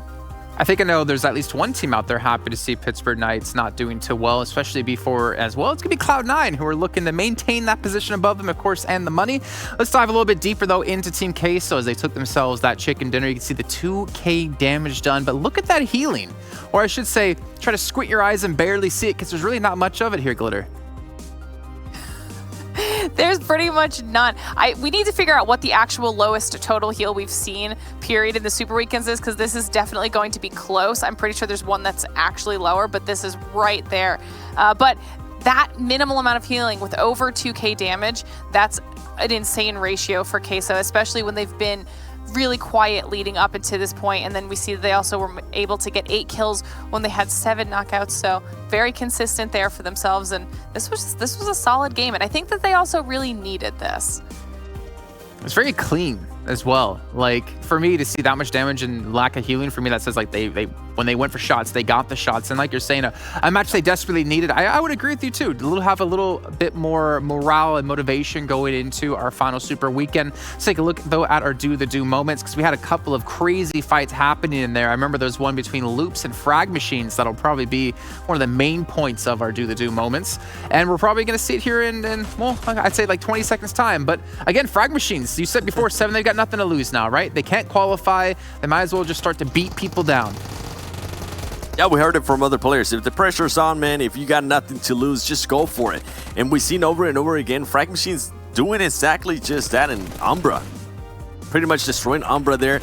And one of the other fights, as we do see some of the highlights here that I wanted to mention, is Frag Machines is just so much more aggressive. You can tell they're really not caring which team it is, because they ended up knocking some players down from Loops Esports, and they went on the aggression. Even though they ended up losing the fight ultimately, not sure exactly what they were thinking there in regards to execution, but just the aggressiveness out of there, it was awesome to see. And hopefully in the future, they can kind of learn this kind of stuff. They can be like, hey, we don't have to play so passive. Regardless of what connection you're currently playing on, if you are confident in yourself, more than likely you're gonna be able to work on execution, and more than likely you're gonna, at one point or another, you're gonna start winning those gunfights. And this is the one that we were talking about here with Frag Machines and Loops Esports.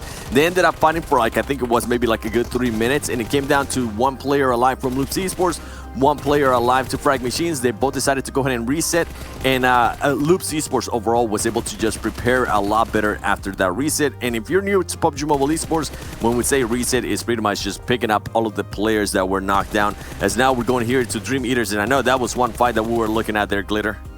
Yeah, the Dream Eaters and Football is going back, and they went back and forth with each other for so long there. And I think, you know, Jukes was really rooting for Football this time around. But that was a rough fight. That was a lengthy fight, and it just kind of kept rotating as the zone kept moving. So I believe it was Football, so it was actually on the back foot there. But then we are jumping on board with Queso as we see just exactly how they were able to kind of finalize the game here up against this fight with Nova. They had the positioning, they had the manpower, they were able to spread out and pinch them there in the end. It was a good gameplay from Queso. I mean, you talk about, Glitter, how good of a match and how a desperately needed match at a Queso that was, but what about Nova? I mean, they as well have been struggling this entire Super Weekend. Now that's 100% true. Nova, we even talked about it at the top of the show, right? We had watched them struggle, and it wasn't something that we were expecting when we saw how strong of a league play they had this week. This game, at least specifically, was so much more similar to what we saw during league play. This is what we were expecting out of them, especially when they had such a strong showing at the very end of the last Super Weekend as well. So this has to be a huge boost to the mental side of their game. Yeah, and also I think a huge boost to their overall damage as well. As we're going to take a look now in this specific match, how the damage numbers stacked up against everyone else as well. Let's get it up on your screens and start to talk about a couple of these different teams. As you are going to see Queso currently in first place, but you still see Loops with like 1,000. And you also see some other teams like down towards the bottom side of the leaderboard here, 7. You got Football, Wildcards, you got Frag Machines in there, all doing 1,000 plus. Yeah, it's still a good amount of damage, even though they didn't end up with the best performances in regards to placement alone, right? And then you have Temple Storm with 349 damage, but they were not able to get a kill there. But going with Team Queso, I think this is, as you were saying, Glitter, I think this is huge for them. This should be a confident booster. They haven't really been performing to what we expect them to. We alluded to that couple days back, even with Jason, we were saying how we just expected so much more out of them. So hopefully they can get in somewhat of a groove here. And I do want to see more out of Frag Machines here. I do want to see more out of Headquarters. We know they can now get the kills. We know they can now go ahead and contest some of the other fights. So my question for you, Jason, going into the next couple of matches, do you think Frag Machines at Headquarters, I know we've been asking for it, but do you think they're actually probably going to go ahead and try to hot drop more people or maybe hunt some people down? Yes, I do.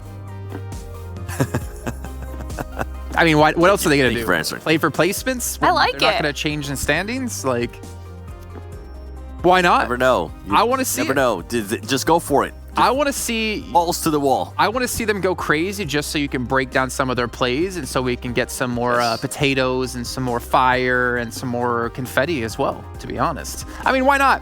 You know, why not challenge some of these top teams and really frustrate them as well as they're trying to get a little bit further on in their rankings? But let's take a look now at our top 4 players from this last match. We're going to see Ayala going to be in there, actually. Even Federal going to be up here with the most, or second most damage done at 732. But still really nice to see the 2 Nova players here, Glitter.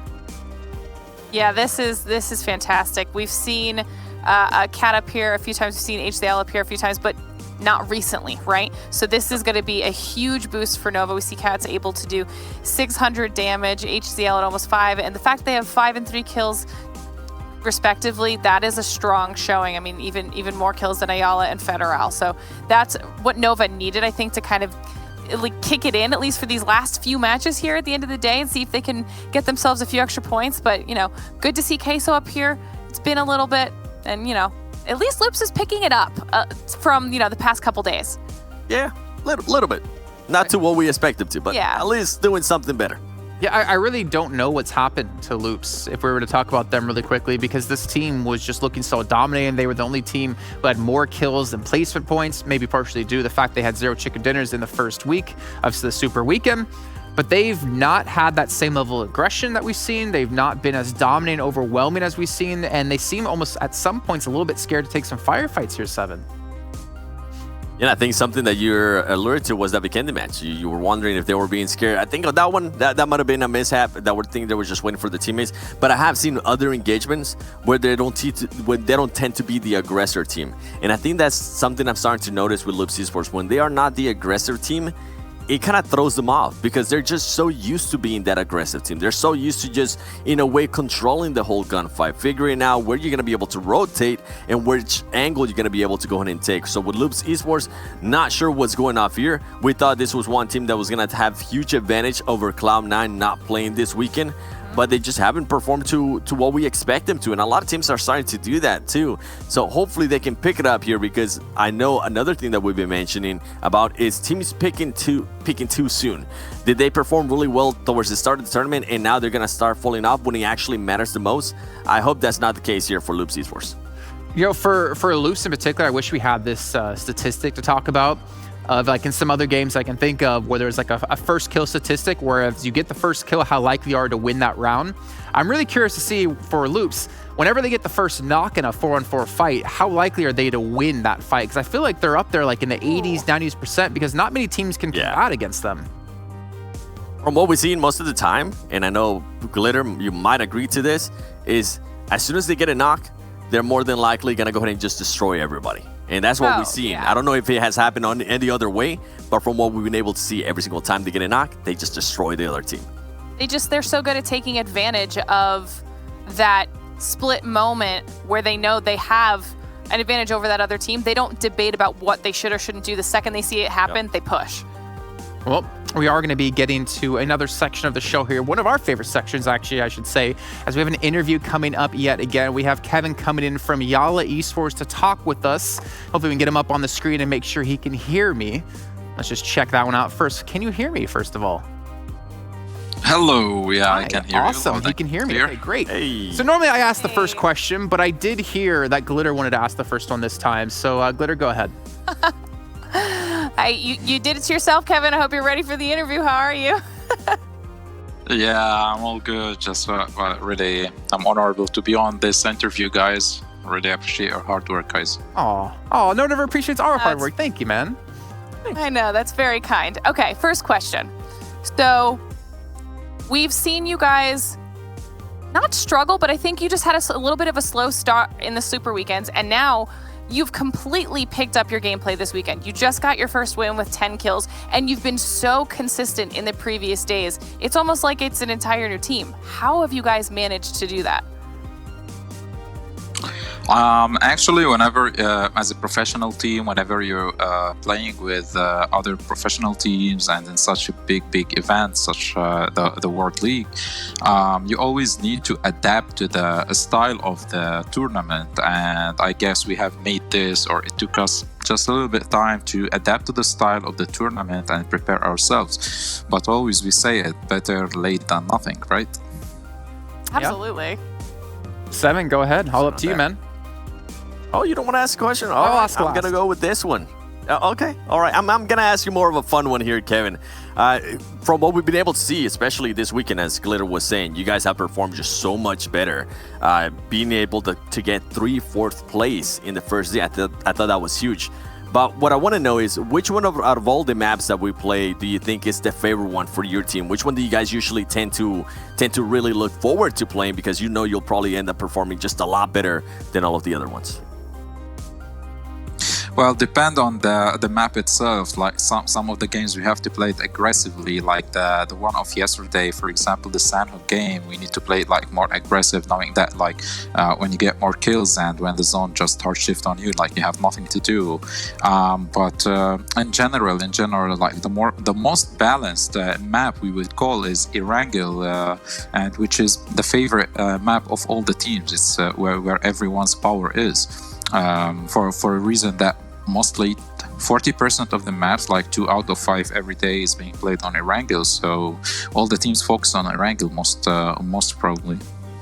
Okay, well, I'm not going to ask you. Actually, hold up. I got one more. Right, I got one more for him. I don't need to ask. That was a great answer, by the way, Kevin. Thank you.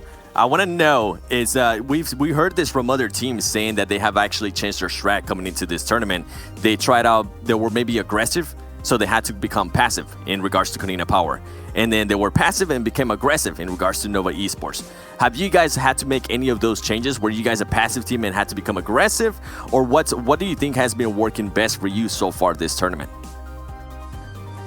What we are focusing on the most are the rotations done and not lose any of our players in an early fight or caught up on a rotation. That's most probably the case. And in terms of like aggressivity and playing passive or aggressive, I don't think this is a tactic that can be used. It should be something that you are in, like a situation you would be in a game. Like let's say you're taking 30% of the zone inside the zone, and then the zone hard shift on you, so you get a like hard push the edge, or just crash a compound or crash a hill and dominate it. And sometimes you can just take a spot and be passive, so it's not something that you can decide it before the games. it is the IGL, the in-game leader calls during the game, like how to adapt to such situations and such like tactical games in terms of rotations and the zone, like hard shifting north, hard shifting south. It's tactics. I can't say that is something that you can make a decision pre-game. Okay, well, Kevin, thank you very much for your time. Yeah, it was really good answers. Really appreciate you coming on the show, and obviously wish you guys the best of luck in your next matches and, of course, into the finals. Oh, thank you a lot. This was an honor, guys. It's an honor for us as well. Thank you, Kevin. Well, I will say this. That is the last time I let Glitter go first, because I didn't even get to ask a single question. That was a little unfortunate for me there. I had a perfect question to ask, but I'm not even going to talk about it anymore. We're just going to move past it. We're going to go straight into our prediction scores and laugh at how Seven got jebaited here with only 6 points by Glitter. Then again, it was either 7s or 6s. It was some rough times. Seven, I think I think there was something you wanted to say, Seven, though, about some other people's predictions. About what? Huh? Oh, yeah, you wanted to go ahead and mention that? It's up to you. Oh, my boy, Mustache Dave decided to go ahead and join the amazing group that my boy Hot Jukes and myself are in regards to choosing teams that just aren't playing today. And my boy Mustache Dave ended up picking Alpha Legends with a big old 0. So welcome to the group, man. Glad to have you aboard. I mean, if you guys have like donuts and coffee, I might just join the club next because that sounds phenomenal. All right, so yeah, the rankings for us haven't really changed too much. A little bit unfortunate for some of the people's picks, but all in all, 7-6s, not too bad. Let's take a look now, though, at our overall standings, because that's what it's all about, right? You guys don't really care about our predictions. You care about where your teams are going to be placed, and we will see a slight change up come in here, Glitter. Ooh. Dream Eaters is the next squad to jump above Cloud9, bumping them down into 6th place, which is making it look more and more likely that they might end up around that 7th place mark here, which is what we were kind of thinking. Konina Power still holding strong, managing to get themselves out of that 10th place spot, and Pittsburgh Knights and Unique struggling to kind of get themselves up in the ranks. Yeah. I mean, Cloud9's happy for that, at least. Yeah, Cloud9's definitely happy for that. I think Loops even increased their point lead on Wildcard by just a few overall after that game between what both of those squads were able to earn points-wise. I'm just looking at the positions here from Cloud9. They went from first place getting $50,000 to now if they do end up there in 6th place, they'll get $6,000. So, oh man, that definitely hurts. It hurts. It hurts to say it. It hurts to see it, but it is part of the game. You have to go ahead and perform every single time here. As we go towards the second page, we see Yala Esports there with 309 points. They'd be slowly but surely climbing up. Remember, at one point, Team Queso and Yala Esports were separated by 1 point, but Team Queso being able to pull up that win in that last game, that was huge for him. And now we are going to have the last place. SWAT69 now confirmed as the last place there for a Super Weekend ranking in headquarters. I'm pretty sure they're not going to want to go ahead and be 18th place. I'm pretty sure they're going to go ahead and try to pass Frag Machines. So I wouldn't be surprised if we see more fragging power out of those two teams, Frag Machines and headquarters. Well, they only have 2 matches left to do it, so if they're going to pick up the pace, they better do it right here, right now, because time is running out. And we're going to see the time running out for a lot of different teams as well, considering we're going to take a look at the schedule and see what's left to come today. With only 2 matches left to be played, we're going over to Sanhok next, and we'll finish things off on Erangel as our 5th and final match. 5th and final match of league play as well. That's kind of amazing to say, kind of confusing at the same time, because it feels like we just started last week, guys. Man, we've been doing this for the whole month. Time flies when you're having fun, you know? For real, that's true. I've been having a blast with you. Yeah, it's been nice. Yeah, I was going to say, come on. Don't do me like that. Don't do me dirty. Let's go to our predictions now. With you guys. 4th game of the day. Want me to go first? I'll go first. I'm actually going to go with one team that's been kind of inconsistent for me lately. And I hope they do well here because they usually tend to do well in Sanhok, and that's going to be Footballis. I have Footballis winning this match, and it worked out yesterday for me. I believe they ended up winning the match, so hopefully Footballis, we can repeat history here. Get that win. Get a lot of kills too while you're at it. Okay, Glitter, you want to go next? You want me to do it? I can go next. Okay. I mean, we just had a fabulous interview with Kevin, and like we've been saying, they're so much more consistent, and I told you guys I was going to pick him at least once today, so I'm going with Yala. Is that how you got him to do the interview? You're like, I'll pick Yala if you come and do the interview? That's actually smart. Now that I think about it, it's really smart to do. Maybe I'll do something like that for the finals. That's how we can get the interviews, you know? I think she ended up picking Wildcard yesterday too after we had the interview with them. So, I'm starting to see a trend. Yeah, that does make sense. All right, me on the other hand, I went with this team before the last match was finished. I actually went with Queso. Which is kind of making me rethink it a little bit. Yeah, they played well in the last match, but we haven't seen them have like 2 back-to-back peak performances, so I'm a little bit scared to be picking them, to be honest. Yeah, the odds are not in your favor, sir. They never were. I just did this. I just did that mistake, okay? I picked Konina Power after they ended up getting a win. Didn't work out for me. Yeah, it's always rough. Maybe it'll work for you. I don't know. We'll see. I want to see an engagement between Loops and Team Queso at the start, though. They always land so close to each other. I think I'm ready for that fight. I've been waiting for it since PMWL America, so see if maybe we get some action there at the start of the game. I'm just happy my picks are never persuaded by either of you. I go into my predictions completely blocking you two out, focused on one team only, and look what it's done for me. It's made me lose everything. But thank you guys, obviously, for your inputs and obviously the help with the interview. We'll catch you with you guys when the 4th match is done, and that will mean we only have 1 match left to go after that. It's crazy to imagine that. It's also crazy to imagine that you guys haven't been watching within the game, within the Esports Center, accumulating points over this entire event, because the top 100 viewers will be getting themselves exclusive rewards rewards. If you haven't been doing it, you've been missing out, but you still have chances now to be earning points because we still have, today left, and we still have 4 days as finals right around the corner as well. And you guys need to be tweeting to us at Esports PUBG with the hashtag PMWL. Maybe you want to get on the show when it comes to the finals. Maybe you want to tell us who you think is going to win the whole thing, or maybe your prediction into this game, and maybe we should do a community prediction because I think all of you out there would probably be doing a little bit better than all of us.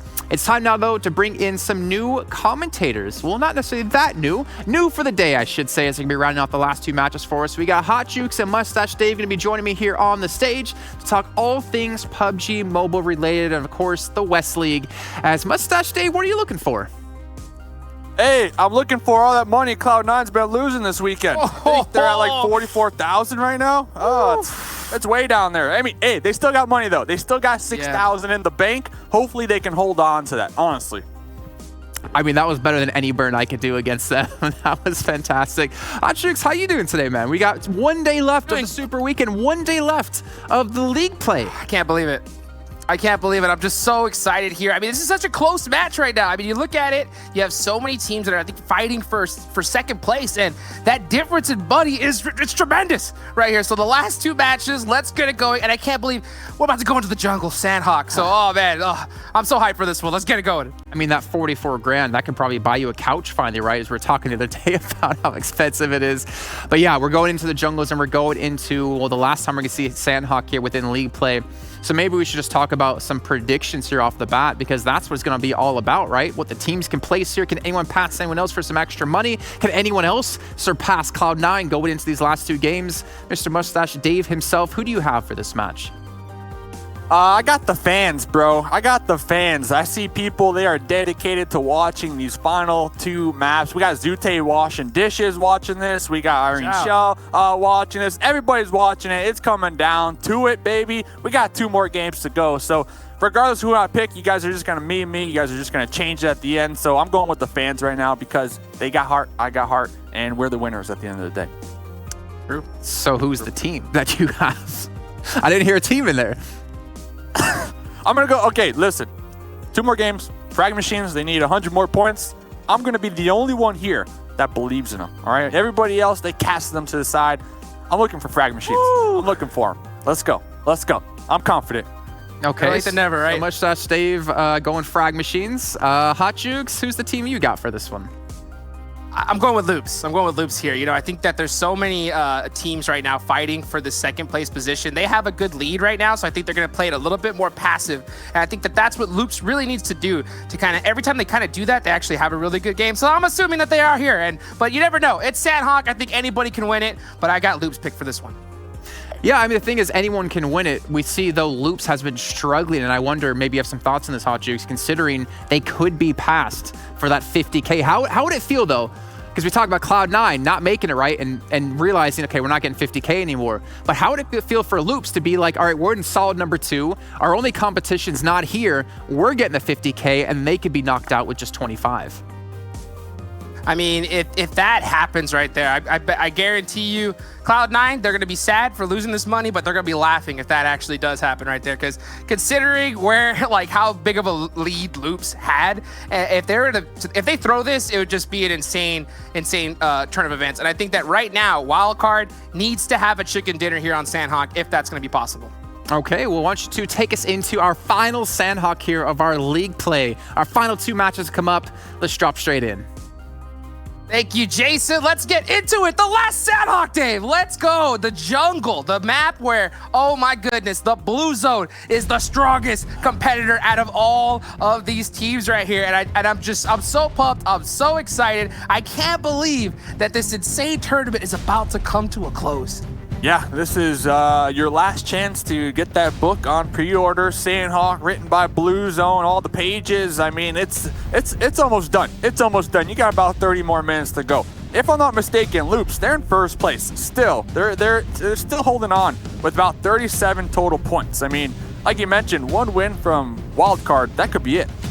Definitely. And the only thing is that this is the last two games right here. So they have to do it right now. And just a quick reminder for anybody that hasn't seen it yet, or doesn't know, Yeah. First place, $50,000. Second place, $25,000. Third, $12,000. I mean, just so much money is on the line right here. So when you have such a big difference, you know, I think you're going to see a lot of pressure go onto these squads right here, especially if you're wildcard. I mean, because, I mean, they got a lot of squads that can pass you up right here if you have a bad game.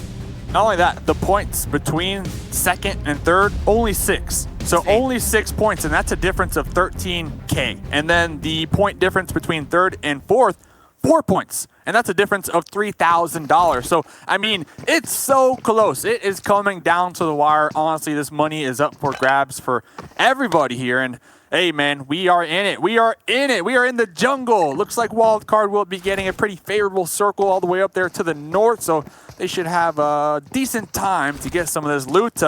Looking over here, though, Team Queso, I mean, they've been dropping here all the time. Like every single Sanhok, all the time.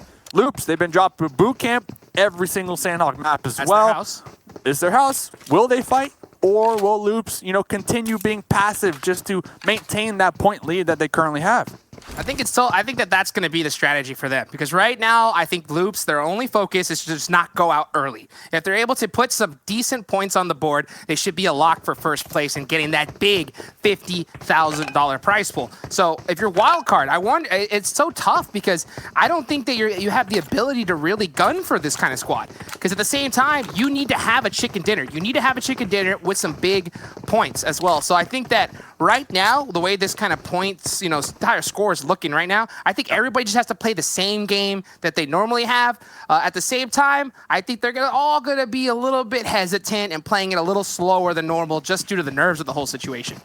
Oh yeah, they're playing some mind games out here. Yesterday we saw 6 different teams decide to go into Paradise Resort, and you know what? All 6 of those teams, they died. And then we had about 20 minutes left for 10 teams to kind of fight each other out on the remainder of the match. And if I do recall, Frag Machines, they were the first squad to drop there yesterday. And I think Team Queso came in to try to take them out. And it does seem like that might be the play here today as well, because I do see Team Queso kind of scouting it out once again. Hey, if it worked once, try it again. The only thing is that Team Queso did make it out alive out of that last one right here. So it's interesting to see them kind of utilize the same strategy. Now, you have to also remember, you know, Team Queso, they're not really in this crazy contention to be able to get like a second place prize pool, I think. Yeah. So maybe they're just doing the old traditional path, you know, like just doing the same thing that they normally do. And you can see how they stopped at this little, you know, compound right just south of Paradise, and I think that maybe they might decide to camp it out right here. Yeah, right now their current position, they're looking at about $2,000 at the end of the day, and obviously you want to get a little more. So if they can finish in 9th place, that will be an extra $1,000. So yeah, I mean all these teams looking to make that cash money, son. Especially if you are Frag Machines sitting at $1,000 right now. And Frag Machines, they need about 100 points. All right, it's not impossible. I mean, they could get 2 chicken dinners, they could get 30 kills each game, and you know what? Definitely put some pages in the book of Sanhok. But Team Queso, mistake right here. Going to be taking some shots onto Federal from Loops, and we were talking Loops. What's the game plan? And it looks like they are going to be pinned down. They cannot afford to get taken out right now. Definitely not. You see those smokes coming out instantly from Loops. They're like, we do not want any of our members lost, especially considering that is their biggest strength, just their pure ability to frag out together as a unit. When they lose a member, man, it definitely puts a huge chink into their armor right here. So I like to see Loops just instantly just retreat from this and play it a lot slower, because you do not want to make a mistake and lose a few members on a rotation like that. Yeah, if I'm Loops, I'm in the grass, I'm crawling, I'm throwing smokes, and I am running away, and that's exactly what we see right now. Loops, they receive some gunshots out there in the distance from Team Queso, and they're like, nope, not going to be doing that one anytime soon, so they will be able to slide on out of the grasp of Team Queso. Yeah, and I think that was really clutch from them, just instantly hitting that lay down. And normally we just see Loops just kind of fight it out, right? They just kind of like bully their way through no matter what.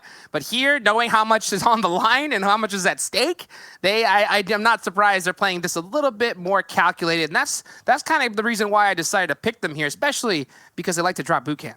Yeah. And then we see, right near him as well. I mean, you got Team Queso, you got Yala, you got Headquarters. Yala have been extremely aggressive this Super Weekend.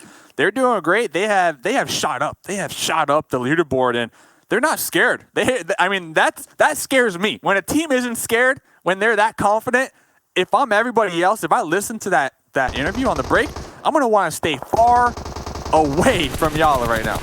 Man, I'll tell you what, Kevin, just that man's voice is so soothing, so soothing, Like he's just like the way he just talks and the way that he's able to kind of get his point across. I love to see that coming from a leader of this team right here, and I love to see Yala pull it out right now as they go against Headquarters. Zana gets knocked though.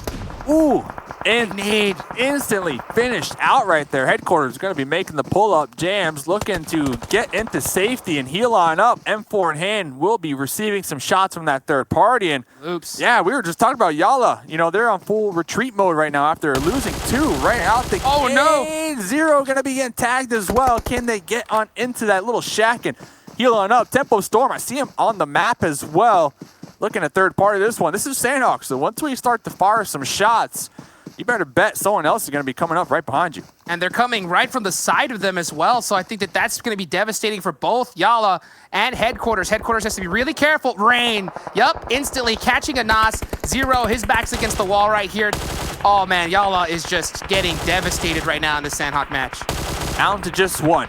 Down to just 1, and they are trying to run away. And this is what we were talking about. Yeah, the third party potential. Once when you start to ring out some shots, HH going to be attempting to get the thirst onto 2 members that are currently bleeding on out from Headquarters.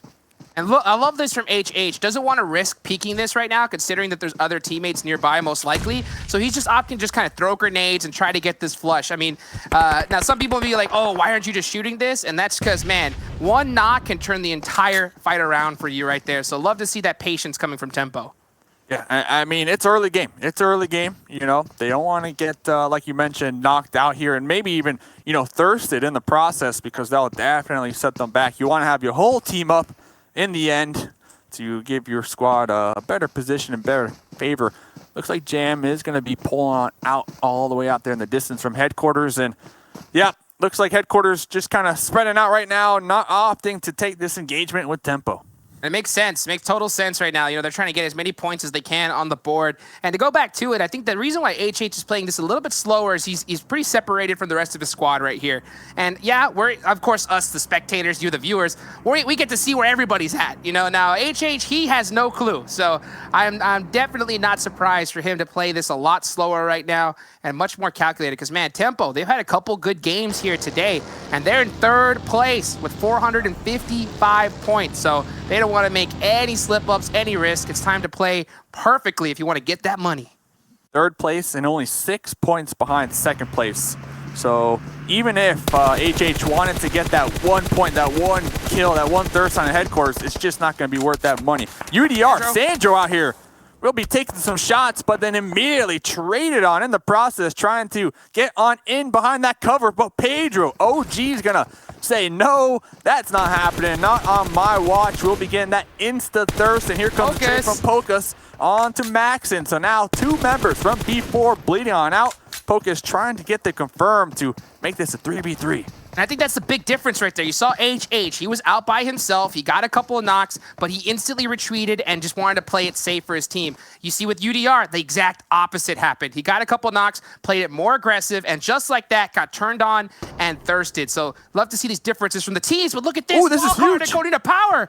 This is huge. Oh, huge grenade. Rob and Gonzo both going to be connected on with that 1 grenade. Now it's up to Tixie. Going for that trade back and forth. Sam Slicky will be connecting onto them. Spring caught in the process, trying to regroup with the squad on that off angle. Now there's just 1 more up for Konita Power. This is huge. I mean, if wildcard, if they get taken out here, we just said they're only 6 points into that 2nd place position. They do not want to go out and Spring their off-angle specialist right there. Wildcard just seemed to have it. They got all 3 knocks and thirst, but just like that, Spring got caught out by Axer and thirsted right now. Wildcard's still in a great position. I mean, obviously they have the numbers up right now. At the same time, though, they lost a really solid member in here for the rest of this match, and there's still 16 teams up. those 16 teams, not a lot of wiggle room to work with right now. So they might opt to just remain in the safety of this compound. There goes Tixie, that thirst, and now there's just going to be one up for Konina Powers. You might just want to leave them. Just leave them out there. Don't worry about it for now. I mean, Umbra, I see him out there in the distance right behind him. So I don't think it's worth getting over-aggressive in this situation. 100%. Yeah, wild card. There's no way they're gonna push out straight across. That is just so deadly, especially considering this Sanhok now. Slicky's throwing some smoke grenades right now. Oh my goodness! He says, "I want this point. You killed Spring. I'm gonna come get you right now." But he doesn't realize that Umbra's on top of the hill. Yeah, Prez going to be spotting out the push across the road. Going to be spotting out Slicky. Slicky is extremely thirsty right now. Going to be lean peeking this grenade. Going to be attempting to toss this one up and put the nail in the coffin to Konina Power. And there we go. Slicky will be connecting, getting that thirst, getting that finish. And ProLord on top of the rock, able to get that trade. So is it worth it? This is exactly what we didn't want to see from Wildcard. Yeah, and I'm so surprised that they ended up going for it. But hey, at the end of the day, you're Slicky. You got the nade off, but now there's nades coming onto you. And I think Wildcard, the second that nade chunked down Slicky, I think that was his death warrant right there. And I don't think Slicky's going to be able to make it back unless he does the insane crawl I've ever seen right here. No, yeah, it looks like that's not going to end up working out. But Sam gets a return knock onto ProLord. I wonder if just Wildcard just ought to just dip from this, just take off right now, considering that they're already down 2 members. They're down 2 members. They're inside the compound. They got the knock on ProLord, but the revive most likely will be successful on the side of Umbra. And then, you know, the cards will be stacked against them in this situation. They do have the zone, though. One thing to note, they are in the zone, so at least they don't have to worry about that. Yeah, and you can see right now we're switching on over to Footballist, Team Unique. The next zone's about to pop. Still a lot of squads alive. It's still early in this match. I know the intensity is at an all-time high right now. Zone shifts on over to the top. Pretty, I think, decent zone for all these players. But yeah, Lutz trying to throw a grenade onto Frozen. Doesn't connect. Won't connect, and most likely will give away the position right there. Frozen will be recognizing that grenade exactly where it came from, and going to be cooking out one for themselves. Needs to toss it right on top of their face, and actually will be landing it in the back line, but I'm getting a little concerned. Frozen kind of off there in the front lines by themselves. Meanwhile, Milky Way trying to catch that off angle. Frozen will be connected on, and we might see the full-blown aggression coming on out right now from Footballist.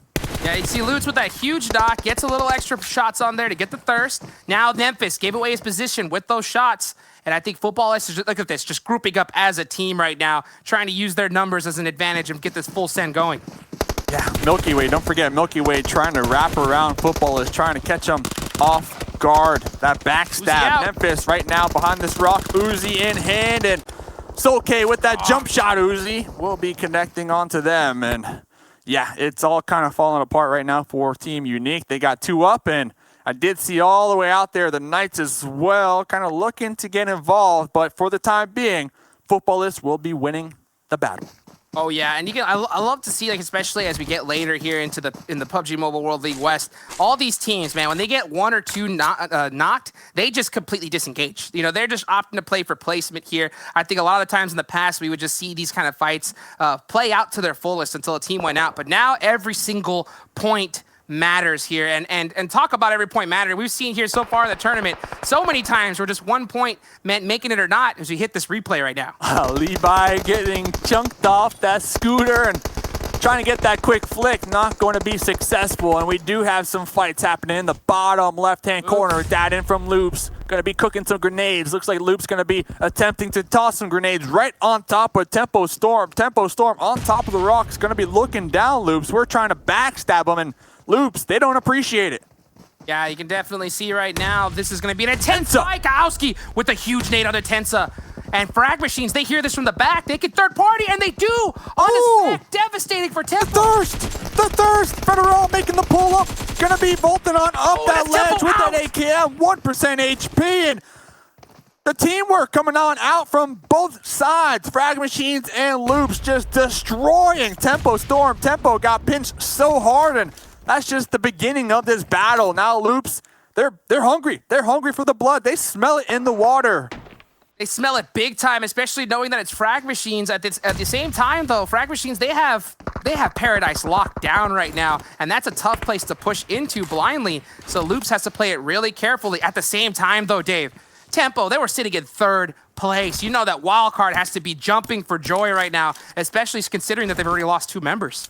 Not only that, Footballists were only 4 points behind, overthrowing Tempo and taking over that 3rd place position, and they're still alive. We saw them earlier. They're still alive. They have a couple kills onto Unique. They're going to be up there to the north, right on the edge of the new zone. So, yeah, I mean, it's coming down to the wire, Jukes. It really is. I mean, difference between third place, $12,000. 4th place, $9,000. Just the difference alone in just those points, $3 extra grand to put it to your pocket. That's a good chunk of change right there. I mean, man, this is what I'm talking about here. PUBG Mobile, a game that you can download on your mobile device, putting out some of the biggest prize pools in competitive esports in general. Let's get it going. There we go. Also a pretty decent game for B4 if they can just remain alive. They only have 2 up. Their main objective right now, go for those placement points and just try to rack up as much money as possible. Loops going to be moving as 4. I love how they're working together right now, making sure to clear all these rocks, making sure there's no snake just lurking out there in the shadows. Look at this. This is Loops at their prime right here. This is what they do best when they're pushing together as a unit. And for those of you guys that haven't ever done this before, it is so difficult to be able to play that tight together. The synergy, the communication, it has to be on point to be able to group up as a unit like that. And right now, they're just clearing together as a squad, don't want to take any risks and have somebody get taken out by a snake early. Yeah, the awareness, too. Wildcard done! Wow, Wildcard done, Tempo done. This is a huge game for Footballists. Footballists are looking to shoot up to the top of the leaderboards right now. And Dream Eaters, yeah, huge game for them. Huge. I mean, so much money on the line. Look at Pocus laying down into the blue zone. We're about to hit circle number 5, one of the deadliest zones inside of Sanhok right here. And yeah, I love to see how like Pocus from UDR, he just wants to get every single point he can. Pan out, look at this. Pan out, baby. The silent assassin right here. Oh, this could be devastating for Loops. And the thing is, Loops, they already cleared this out, so they're probably not going to be looking behind them. They already cleared this out. They already said it's good to go. There's nobody going to be back here, especially with that pan. It is going to be disguising their footsteps just a little more. Hey, anything you can to get any kind of little advantage, and that's when you're talking about when you're playing the highest level of competitive PUBG Mobile right here. These guys are pulling out all the tricks from their bags, and you can see right now, Pocus, he's got a good line of sight. Oh, he's going to be taking some shots onto Kowalski, trying to get that first, and that's going to let Loops know. Okay, there's a snake right behind us. Federal trying to get these shots onto Pocus. Pocus healing on up right now in the blue. That was huge, though. The quick turn from Loops, but just like that, it's too late. No matter how good you are as a squad, when you get caught in that kind of position, man, you're going to have a player down and out real quick right there. So, a tough break for Loops and an extra point on the board for UDR. Not only that, UDR will be lighting up the kill feed, and that's going to allow, and that's why I believe Nova Shifan is looking to get involved as well. Shifan knows this is Loops right here. This is Loops, and they got some bad blood. Poker's going to be lean peeking, going to be chunking down Dadden, but will be taken out in the process. And now my concern when it comes to Loops, what is Shifan going to do? What is Shifan going to do? Loops are going to have a tough time right now as they're south of this next zone. This is circle number 6 about to happen. It's already closing. These guys got to get moving right now because zone number 6, you can't be in it, but how many on the Dream Eaters? There's 2. Oh, hopefully catch him. AKM, no kills. Last person alive. Last player alive for Frag Machines. Just going to be snaking it on out right now. Imagine if they get the 1v4. We got some grenades coming on out over here. Looks like Jagger will be connecting 1, and Solke going to be chunking down pretty low. The blue zone will be right on top of them as well. Football is kind of separated for the time being, and looks like the Knights, they're going to opt to just gatekeep them and not allow them in. Yeah, Solke, I don't think he's going to have any chance to be able to get into this circle. As the second it closes, it's just going to chunk down way too much damage. Rom, he's just forced to just run out wide in the open. He has no choice, but it looks like he is able to make it. Oh, Solke had a moped! Moped! Riding right on into B4. Pedro and Mixir holding down this shack. Solke gonna be peeking that window saying, hello, I got your delivery. And B4 saying, I didn't order nothing. Get on out of here. Man, just like that, football is down and out in 12th. At 12th place, gone right here. The circle has shifted on over to the south. That's going to be a huge break for Loops right here. Pittsburgh Knights, Dream Eaters, B4, all stuck on the hard edge of the zone. There goes Team Umbra. 15 seconds left on the clock, and look at this. This one's going to hurt. The Knights Raven going for that drop shot, going to be falling down with the M4, going to be going for that pre-fire, going to be taking them out. Headquarters done, and Elise in the water, witnessing the destruction from the Knights right there, saying, what just fell from the sky? Don't look over here, I'm going to be swimming. Let me live. It's a bird, it's a plane, it's a jacker. Coming from behind, the backstab from the water and the thirst. Annalise will be getting 1 kill on the board. Talk about surprising the Knights right there. J7 will be bleeding on out as well. And man, it's up to Raven. And he's in this blue zone right now. I wonder if he's opting to just go ahead and try to get to his buddy's crates and pick up the many health kits as he can. But it looks like he decided to send it on in. And Marco was just waiting for him, taking him out big time. 2 members up from Loops right now. Man, Team Queso holding this edge of this circle hard. Holding it down. This could be a nice game for Dream Eaters. They're going to be making the push right now. I believe I witnessed one of them get chunked down from Marco. Marco giving away too much information right there. There's going to be tagged in the process themselves. Yeah, and here comes the blue zone right now. Axel, oh! Clutch! Look at that! Wow, what an angle to be able to get that pickup. That is so clutch for Team Queso. Team Queso, they got the chicken dinner in the last game. So this could be a great back-to-back for them right here. Shifan, he's stuck in the blue, running up to this rock here. Does get the laydown, barely in the nick of time. Spotted. Yep, spotted. Shifan has kind of been using Loops as that bodyguard, and Ayala, the angel right now for Shifan. Gonna be taking some shots on the Carrillo. Speaking of angel, that tree is an angel right there for Carrillo. That was so close. He was able to just get behind there just in the nick of time. But man, it's Snake City. This circle's wide open. Ooh. We got 5 teams remaining. We got Mixzera in the blue, still healing on up for B4. Here comes the push. C-Fan will be connecting onto one out there on the Team Queso, but immediately spotted, tagged, and bagged. And there's only 2 up for Loops right now. 10 kills so far. They're trying to make sure they get as many points as possible with both Wildcard and Tempo being out already. And here comes Mixzera coming in from the blues. Going to be spotting out that revive. Trying to take some shots, but not successful. Dream Eaters done. Mixzera had been healing for so long into the blue zone right there, and that secured 4th place for B4, I believe. Well, yeah, 3rd or 4th. So close, but oh my gosh, Loops. It's all up to Carrillo, the #1 fragger in this tournament. Can he get it? The big chicken dinner for Loops versus Team Queso.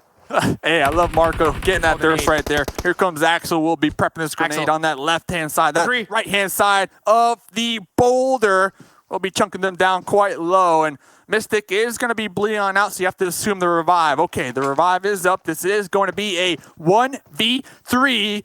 Like you mentioned, this is the MVP from weeks 1 and 2 in the lobby. We'll be connecting on to Marco, make it a 1v2, Hot Jukes. Ooh, Carrillo with the quick flick right there, straight to the head. This circle, it's starting to close, and it looks like Carrillo, he is on the edge of this next zone right here. So, he's going to gatekeep Team Queso. They're out of the circle right here.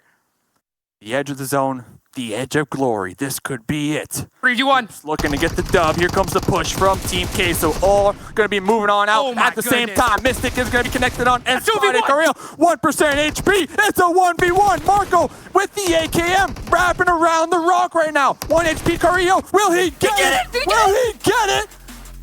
No, he didn't. Oh my goodness. That was so 1 HP. Close. 1 HP down to the last wire right there. Loops almost got the insane chicken dinner. What a way to end the Sanhok matches for this tournament. Couldn't ask for a better game. Hey, still knocked out 2 though. Still knocked out 2. Almost 3. 1 HP. Actually insane right there. We've seen him do it. We've seen him do it multiple times, too. We've seen him get in 1v3 situations and win it. And that just goes to show why he is the best fragger in this tournament right here. I mean, what a play. Yeah, and also Team Queso, they needed that chicken dinner. They needed it big time. Back-to-back. Yeah, back-to-back. They're trying to get as much money as possible here at the end of the day. Back-to-back chicken dinners. That's perfect. That's perfect. And with 1 more game to go, I mean, we're talking thousands of dollars right now on the line for Team Queso. big money, and what a way for Team Queso to show up, because they've been kind of off and on these past few days, and the last game getting 2 back-to-back chicken dinners. Can't wait to see how this last match is going to end up right after this quick break from our sponsors.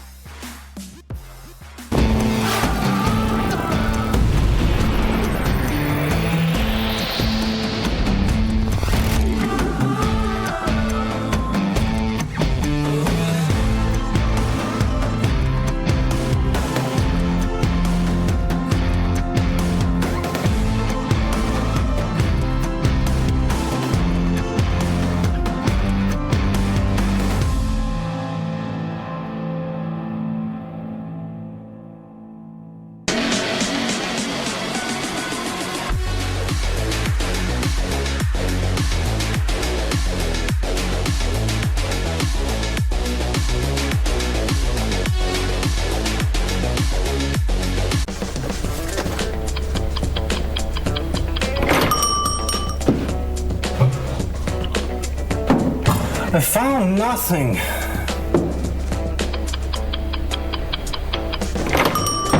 My teammates weren't around.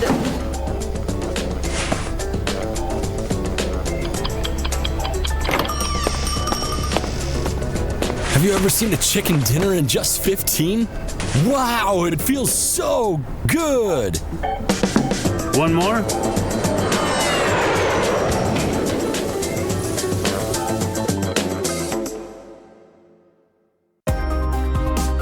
The PUBG Mobile World League is brought to you by the title sponsor, Qualcomm Snapdragon Elite Gaming, and the official beverage sponsor, Mountain Dew. Well, another big victory coming in for Team Queso here, a win they desperately needed to get themselves up a little bit farther in the standings with the potential to earn a little bit more cash. A little bit, I'm talking a lot of cash going their way here. But what a victory as well. But honestly, we have to talk about something first before we can even dive into Team Queso. Kirill in the 1-on-3 almost clutches it out. That was ridiculous. This man is a natural aimbot. That's what it is. Especially on that peak, him moving up, just peeking and hitting those shots on that Team Queso player.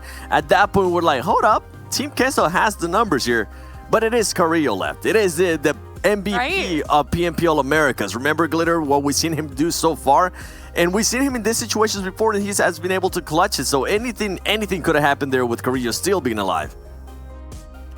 It really could have. And I was even saying like, oh, I mean, it looks like Queso's going to take this. But at the same time, I was like, well, it's Kirill still alive. I'm not really too confident they're going to be able to do that. But in the end, they picked it up. And let's see our rankings now from that last match. You guys get an idea of how many points were accumulated. 25 coming through for Loops on this one with the 11 kills they got. But Queso still getting 25 themselves as well here, Glitter. Yeah, and you know, this is a little bit late, but still a great boost for Queso, like you said. Overall in those points, the fact that they're able to have multiple strong showings now today is just fantastic. The Loops with the 11 kills though, I feel like they're kind of starting to get back to where they were, because this is the aggression that we were looking for. This is the kills that we were looking for coming out of them. But B4 finally having a good game, stepping up to the plate here, getting themselves 7 kill points, 15 points. Maybe they will start to be able to jump up, and Dream Eaters as well, also getting 15 points, hopefully moving themselves up the list a little bit. And then we saw Nova, Unique, and Wildcard all at the bottom there on that first page. Yeah, and some of the teams that were starting to get hot that we thought that we're going to be able to carry momentum here was Temple Storm, Wildcard Gaming, and Karina Power. Nothing's going their way here. Hopefully something changes, and then Football is the team I pick. Oh, hopefully I didn't jinx them, man, because they ended up getting 4 points there. And I know in a little bit, my boy Jason's just going to be gloating because something has happened in our scores. Oh, I just can't. I was waiting for the camera to come back so I could smile too. I'm sorry. Yeah. I knew you were. I knew you were. We'll get into it in a little bit. It's fine. We'll keep it interesting. We'll keep it spicy. Let's take a look at the stats though for Queso, as it did close things out with the chicken dinner. I mean, 1,300 damage, 400 healing. Not the best, but the thing is, they did have zone for quite a long time, especially when it came down to like the final 2 or 3. The compound they were sitting in was just perfect, and they were really, I seem to be happy just to sit there and play passive, Glitter, that they could, you know, play it out for the victory. It came close, but hey, that's 2 chicken dinners in a row, as you pointed out, 7. And what I was saying, the 2-4 is because it's not only 2 chicken dinners here so far for them in a row, but it's also the second time now that they end up getting a zone and getting very favored by the zone. So it's good to see that Team Queso is able to take full advantage of that. And it's something we've been saying, that I believe they were in 10th place, if I'm not mistaken, or 11th place. This is something that that team needed, especially going into league finals. Hopefully this is a confident booster for Axel, for Marco, for all the other players as well. And they come in hot going into league finals. Right, let's take a look at our do moments, and we're probably going to see quite a few kills coming in for Loops here when we kick this one off, because they got 11 kills. Ridiculous stuff out of them. But again, we talked about headquarters, we talked about frag machines. They've got nothing to lose. They might as well go crazy. And the funny thing is, I feel like here, Glitter, if they played like this, like they did in the normal season, they actually probably would have been going through to the finals. At least have a better chance of it.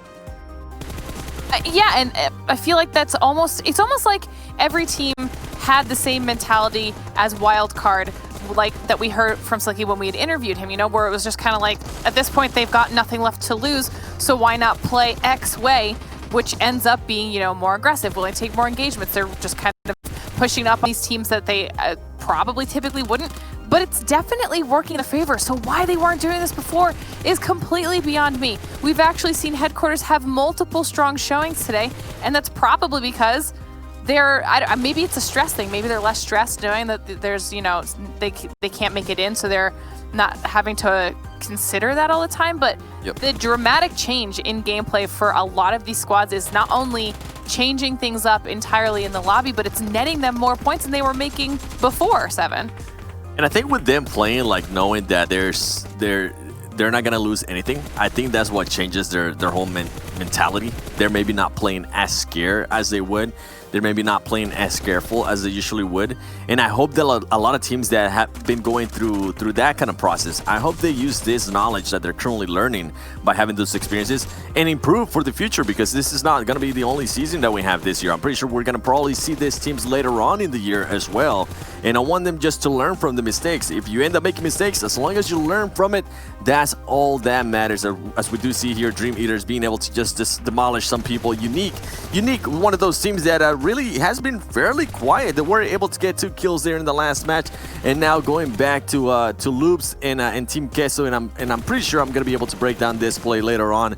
But there's just one thing I'm gonna be looking at, and I know Jason and Glitter, you guys probably know what I'm talking about, and it's gonna be my boy Carrillo just so destroying right there. Are you Right kidding there. me? Yeah. Like, you know how crazy that is to do and how precise you have to be. So Carrillo, for him to be able to do that, and right there he only had pretty much 1 HP. If he might have had more HP, he probably would have been able to win this fight. And the best thing about this is that with the performance that Carrillo is having here, his stock is just starting to grow.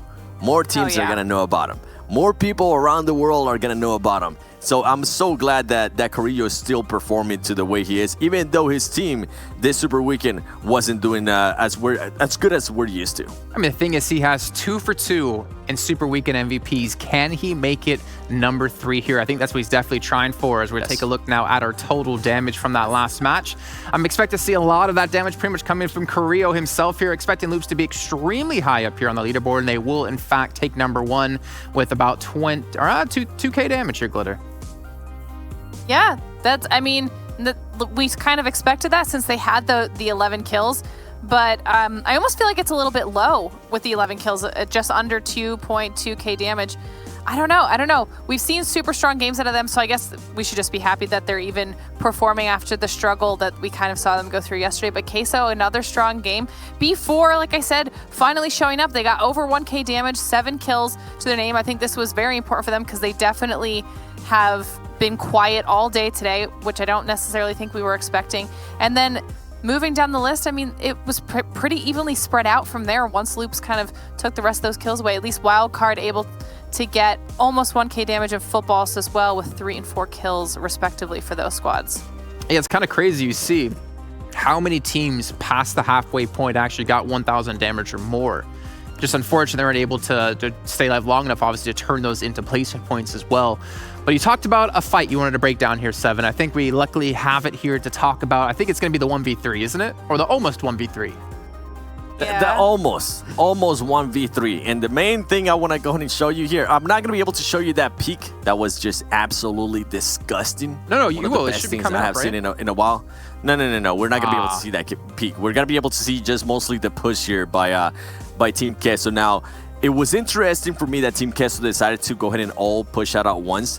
What I thought that we're going to go ahead and do is that we're maybe going to go ahead and have 2 players come out of this rock, maybe one come out of this side, the other one come out of this side, and if possible for the other one, for the last one standing, to just kind of peek this rock right here and get the shot on Carrillo. But for them to go ahead and push out like that, I think it made it a little bit easier for Carrillo. He was using TPP. He's going to be able to realize Mystic's right there, and he's going to be able to win that shot because at this point, remember, Mystic thinks Carrillo was being right here. So he's going to get absolutely outplayed, and that's going to go ahead and be one stinky cheese down. So let's go now to the next 2.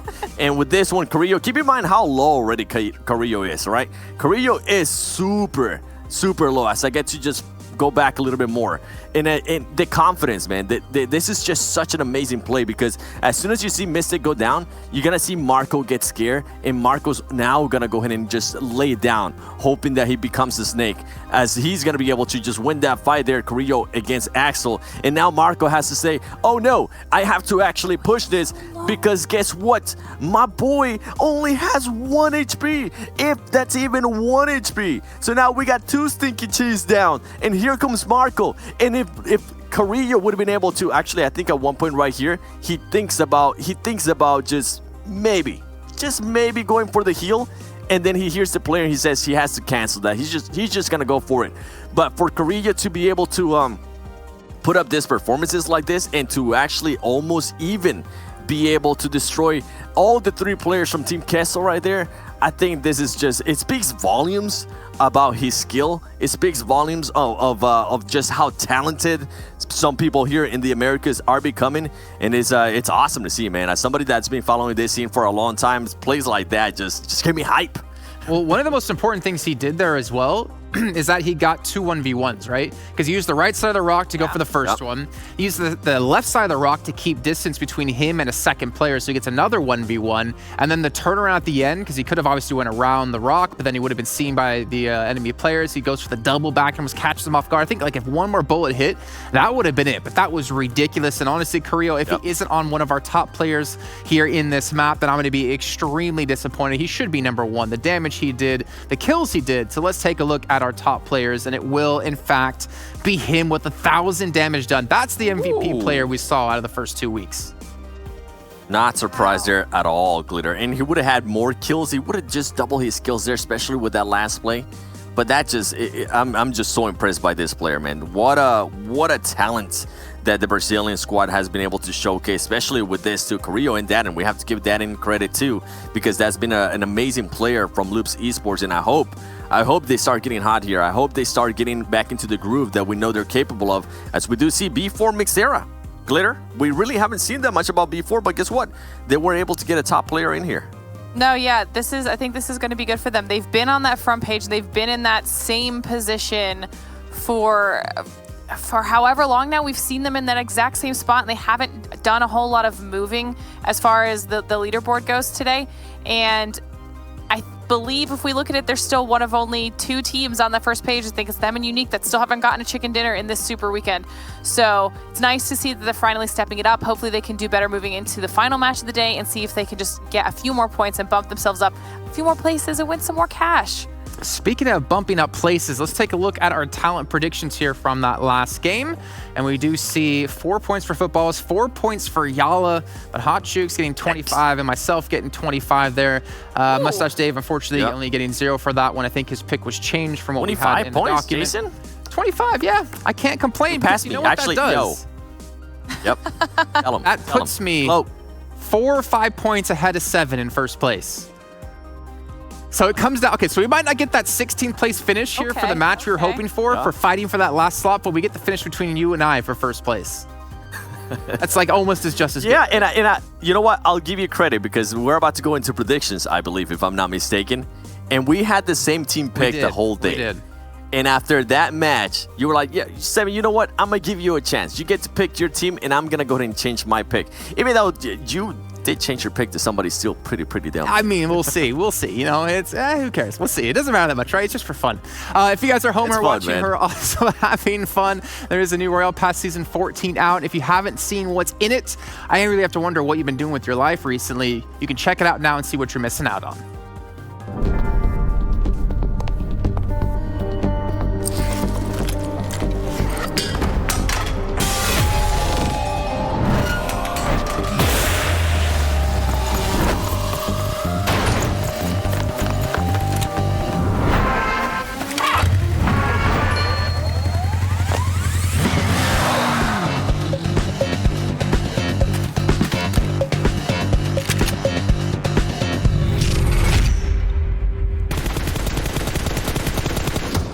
All right, now it's time to take a look at our schedule because we have one match left to go. It's going to be on Erangel. It's going to be the final match here of league play before we get into the finals, kicking off in just a few days' time. I can't wait to see what's going to happen then, but I also still can't wait to see what's going to happen in our final match. Can the overall standings potentially change as well, considering we have teams just on that cusp of passing Cloud9? Team Case are looking to move up in the rankings as well.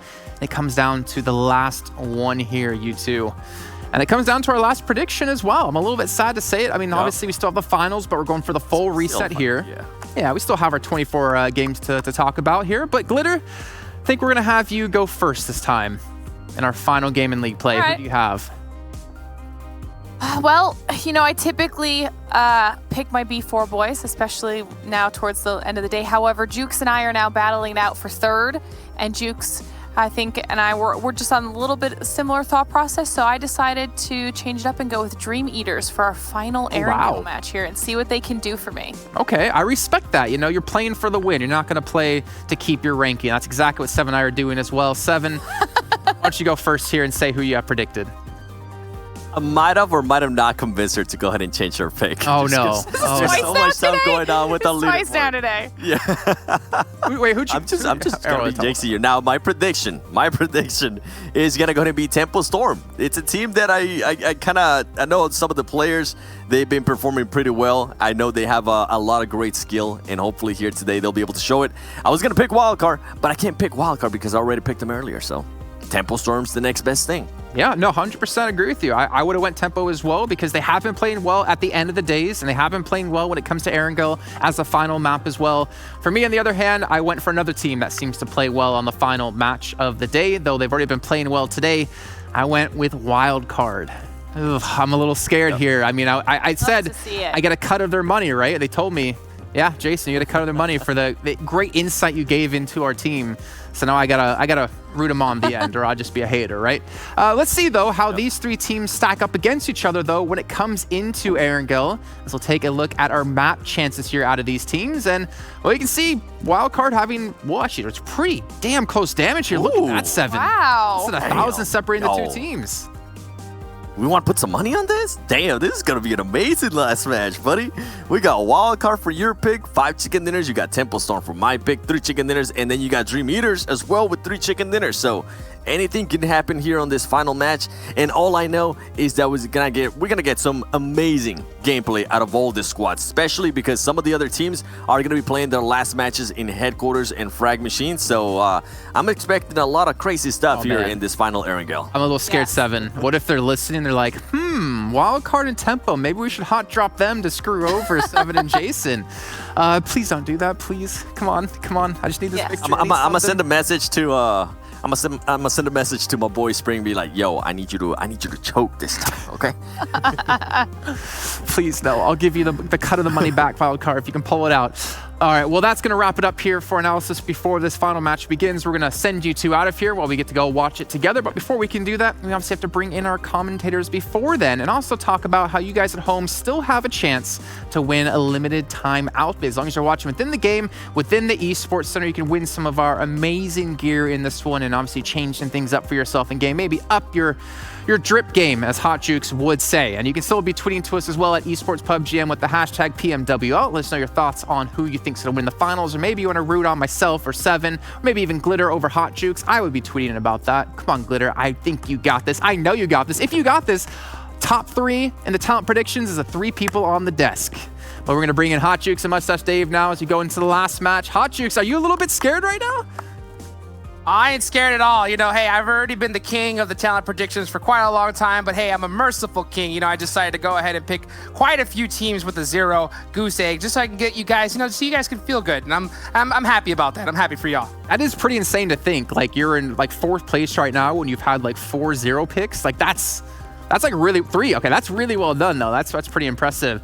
Dave, I'm in 3rd, baby, not 3. I've had way more than 4, way more than 3 0 picks. Well, that's right. I am in 3rd place, and I'm coming from number 1. Come on. All right, well, Dave, now we get into our last match here. It's the last match of league play. Yeah. Headquarters, Frag Machines. If you're one of these 2 teams, what are you doing? This is your last chance to be playing here on the world stage. I think you drop school, you go to the gym, and you have a good old-fashioned punch-out. You know, winner takes it all. Winner takes it all. I like that idea. That's a fantastic idea. Maybe we should add it to the highlight reel. Why not? You know, a boxing match to end? That would be insane. We'll get Seven and I and Glitter to commentate over that boxing match as well if we can make that happen. That'd be pretty funny stuff. But then now to think about how this is going to go, maybe the standings can be affected. Team Queso, 2 chicken dinners in a row. Have they jumped up the standings even further into the money? Will we see teams like Pittsburgh Knights? Will we see teams like B4 be able to surpass Cloud9 here? Really, everything is up in the air as we get into this final game. But one thing that's not up in the air is our predictions. So Mustache Dave, we're going to start off with you first here. Who's the final team you have in our final match of the Super Weekend? I'm gonna, since I'm already in 1st place, I'm gonna go a little risky this time around. I'm gonna pick Nova Esports. Okay. I'm gonna go with them. I'm gonna give it to them. I mean, I'm in 1st place. I got a lot of points I could kind of play with. So yeah, that's what I'm gonna do here. That's what I'm gonna do. Okay, Hot Chicks, who do you have? We'll go with B4. I'm going to go with B4 Esports. You know, I think that, you know, considering how tight some of the rest of the matches are, I think that it's going to be pretty intense between those teams. So, hey, I'm going to go for B4 on this one. Hopefully they get the chicken dinner. All right, gentlemen, please, please, please do justice like you always do in our final match of League Play before we get into the finals. Take it away for the last time, Hot Jukes and Mustache Dave. Of course. Thank you, Jason. Let's get it. The last match here of the league play for the PUBG Mobile World League West. Taking it over to Erangel. By far the most old, faithful, best map that all these players love to play on. Couldn't pick a better map and be able to finish this league play. Couldn't pick a better map, but when it comes to the plane, I think someone picked Wildcard. They could have picked a better plane path because we all know Wildcard, they love to go Severny, and this plane is down in the south. Oh yeah, that's going to be a big factor to consider right here, especially considering, you know, tempo. Of course, they like to drop dead center of map into Pachinki, and they're going to be just fine on this plane path. And yeah, right now, Wildcard has to play it really carefully if they kind of opt to go for a vehicle here, because if they get caught out, I mean, talk about the amount of money they would be losing right now. It's huge. Yeah, and you know, just off the top of my head, just looking at the numbers, I think Wildcard, they need a little more than 57 points to overthrow Loops. So yeah, if Loops get taken out, they're locked down, but if they get taken out early, I mean, 57 points, would they need a chicken and like a bunch of kills? So I don't know. Yeah, I guess you can say Loops has got some kills. money. Yeah. Okay, but hear me out here. 2nd to 3rd place, that's only 8 points. So Wildcard and Tempo Storm, that's 8 points, and that's the deciding factor of $13,000. So, hey, they are going to be nervous this game. I'll tell you what, it's more than that, considering, right, that if Wildcard goes out, because right now Football List has 455, Wildcard has 466. That's 11-point difference. Oh my if goodness. both Tempo and Football List pass up Wildcard here, Wildcard would go down from winning $25,000 down to $9,000 right here. And that is just an incredible difference right here. So the pressure is definitely on these 3 squads right here, because at the end of the day, any of these ones can get points, and it looks like... Look at this already. They went for the vehicle. And they got caught. Wildcard Spring already going to be spotted out there in the open field with 1 tree to provide the cover, the much-needed cover. But I got to say, I don't think Spring has a gun. Jagger will be dropping from the sky, fighting on over that buggy. We got a passenger on behind us as well. Spring behind the tree, just hiding, hoping and praying that they don't get spotted and taken out early by Yala. Wonder how that, he had no other choice. He had to just hop in that bug. He didn't want to get risk jumping over right here, and that's the risk whatever happens when you try to go for the split loot. And like ID7 jumped out? Did he actually get away with it right here? Did he get the ejection on the buggy? What an insane play. Oh my goodness. Look at Ooh, Spring. Zero though. Ah, Zero. Uzi pump. Yeah, Spring. Gonna be right behind that tree, getting sprayed down right there. I mean, if you're Spring, you have nowhere to go. Oh, Zero running out of bullets. Running out of bullets. I'm gonna go back and get some 9mm real quick. I'll come for you later on. But you run, Spring, run! Run! Run for your life right now. There's nowhere to run. You can't run anyway. Oh, Acer, got GP. Oh, gonna my goodness. Zana trying to drive up by with that buggy, trying to get the run over, trying to get the thirst, but Zana's gonna be spotted in the process by Acer. Acer got a hold of a DP. How insanely fortunate right here. And Zana, yeah, he's taken out. Lord is completely off into apartments right here. It's up to Zero to make the play. Pump shotgun. Pump shotgun from this range. Pump in the chat. Pump in the chat. Acer. This is just a devastating game for Wildcard. This is the worst thing that could have possibly happened here. What a misplay, especially here at the end of this tournament right here. If you're Wildcard, your adrenaline has to be pumping at an all-time high. And speaking of pump, right now Zero is trying to get another gun, but that's all he can find is a pump action. And thousands of dollars right now are on the line for Wildcard. So to make matters worse, it is actually insane. Looking at this, Sam is going to be pinned down themselves by UDR. 2 members of UDR on the hunt right now. Sam right behind that boulder. Nano with that Uzi, lock and loaded, ready to let that one rip, ready to let that one unload. Spring still going to be bleeding on out over there. Acer can't move. I mean, you can't move right now. Yeah, and you can just see, Acer hit 2, as well as Lord comes up in the 3-seater. Oh, and there goes Acer getting caught out by Zero. Man, it looks like Yala's going to be able to pick up their entire squad, and Wildcard loses 2 members at the start of this map, and they're completely split up right now. This is Wildcard is just they're in a tough spot. No helmet on Slicky. Level 1 vest on Slicky. Slicky in this 1v1. Ulysses from UDR looking to make the aggressive pull-up. Scar in hand. Slicky is going to be spotted from the flank from Sandro and also taken out. Now it's up to Sam. Thousands of dollars right now are just being lost potentially. I'm feeling deja vu. It feels like Cloud9 all over again. Sam, run for your life, Sam. Run for your life right now. It's all up to you. He's only got an SKS. An SKS as shotgun and level 1 armor. Can Sam do it? Can he pull out the hero play to be able to survive and get more points for his squads? And yeah, look at this replay right here. Jagger just too quick on the parachute. Said, hey, D7, you want to go for a ride? I got you. And D7 said, no, thanks, I'm out. Oh, is that Pinocchio? Oh, look at this, the stop motion. Oh, D7 with the jump. The hops. With the jump. The hops.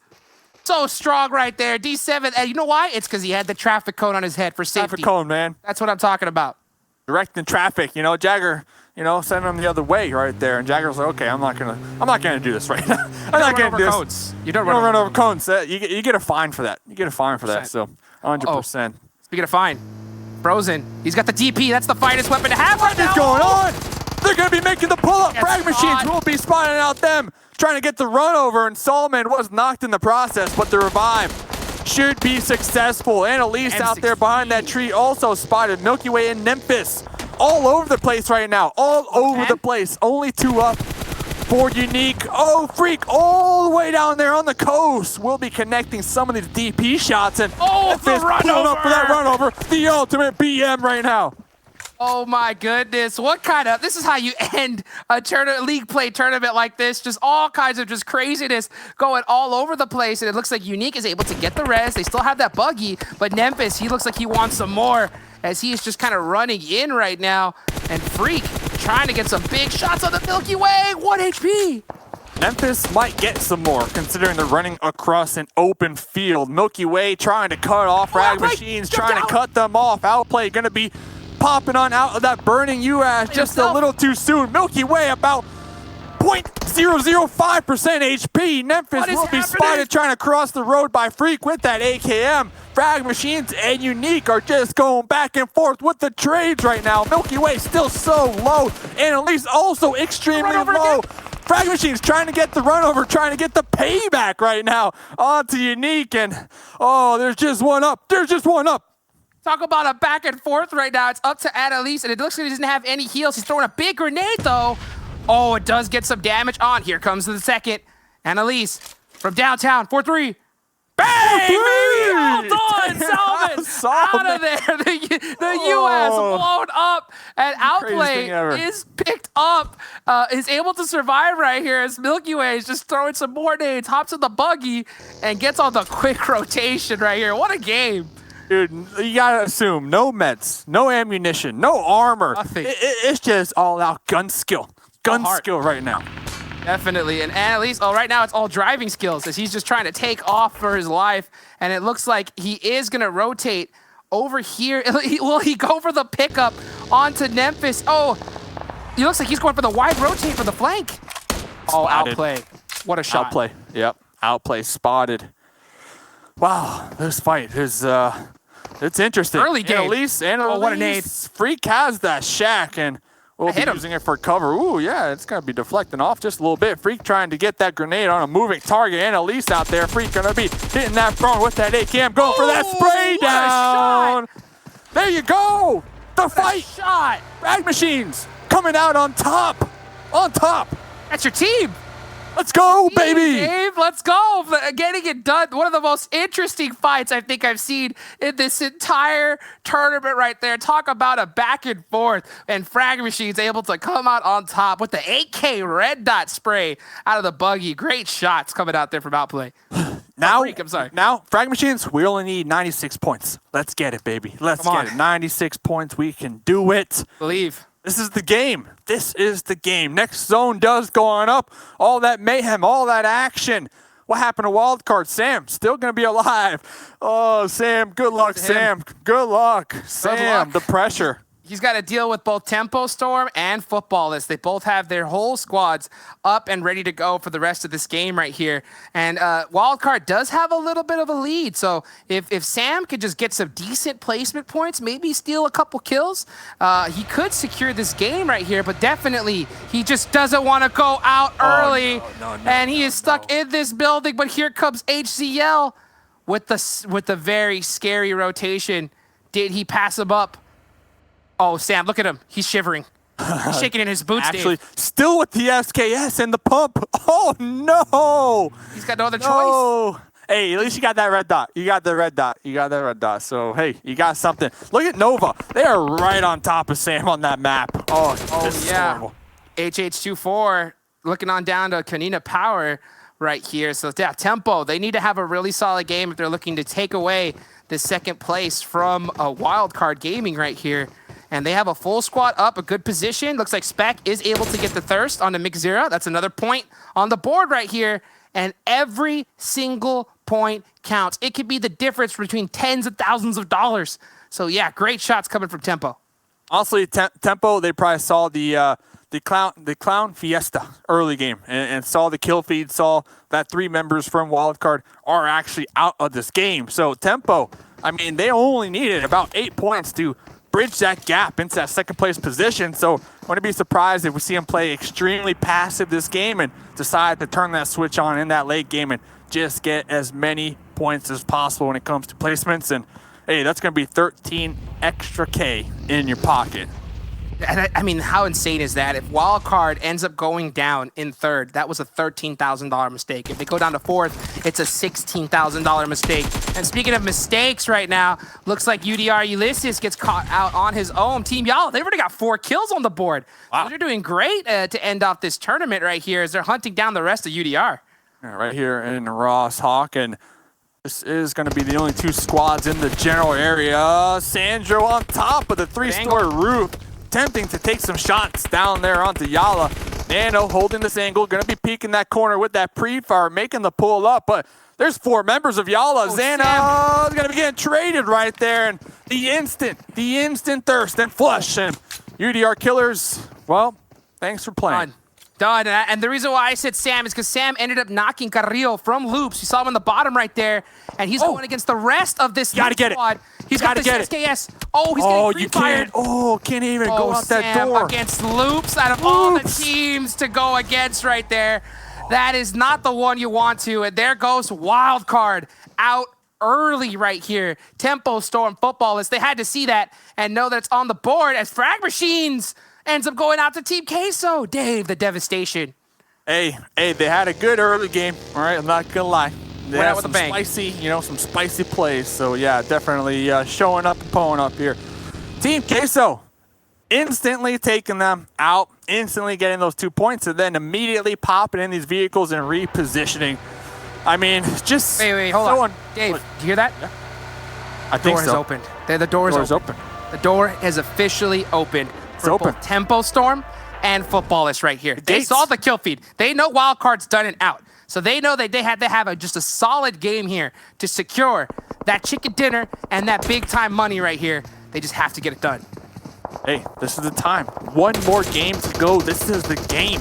This is the game to get as much money as possible. Loops out here, no care in the world right now, just out in the open, spraying down Konita Power. We'll be getting a vehicle explosion, some nice damage on the board right there. DPs for everybody. You want a DP, you want a DP, we all get DPs. And you know what, I am really concerned when the whole team of Loops are rocking the DP.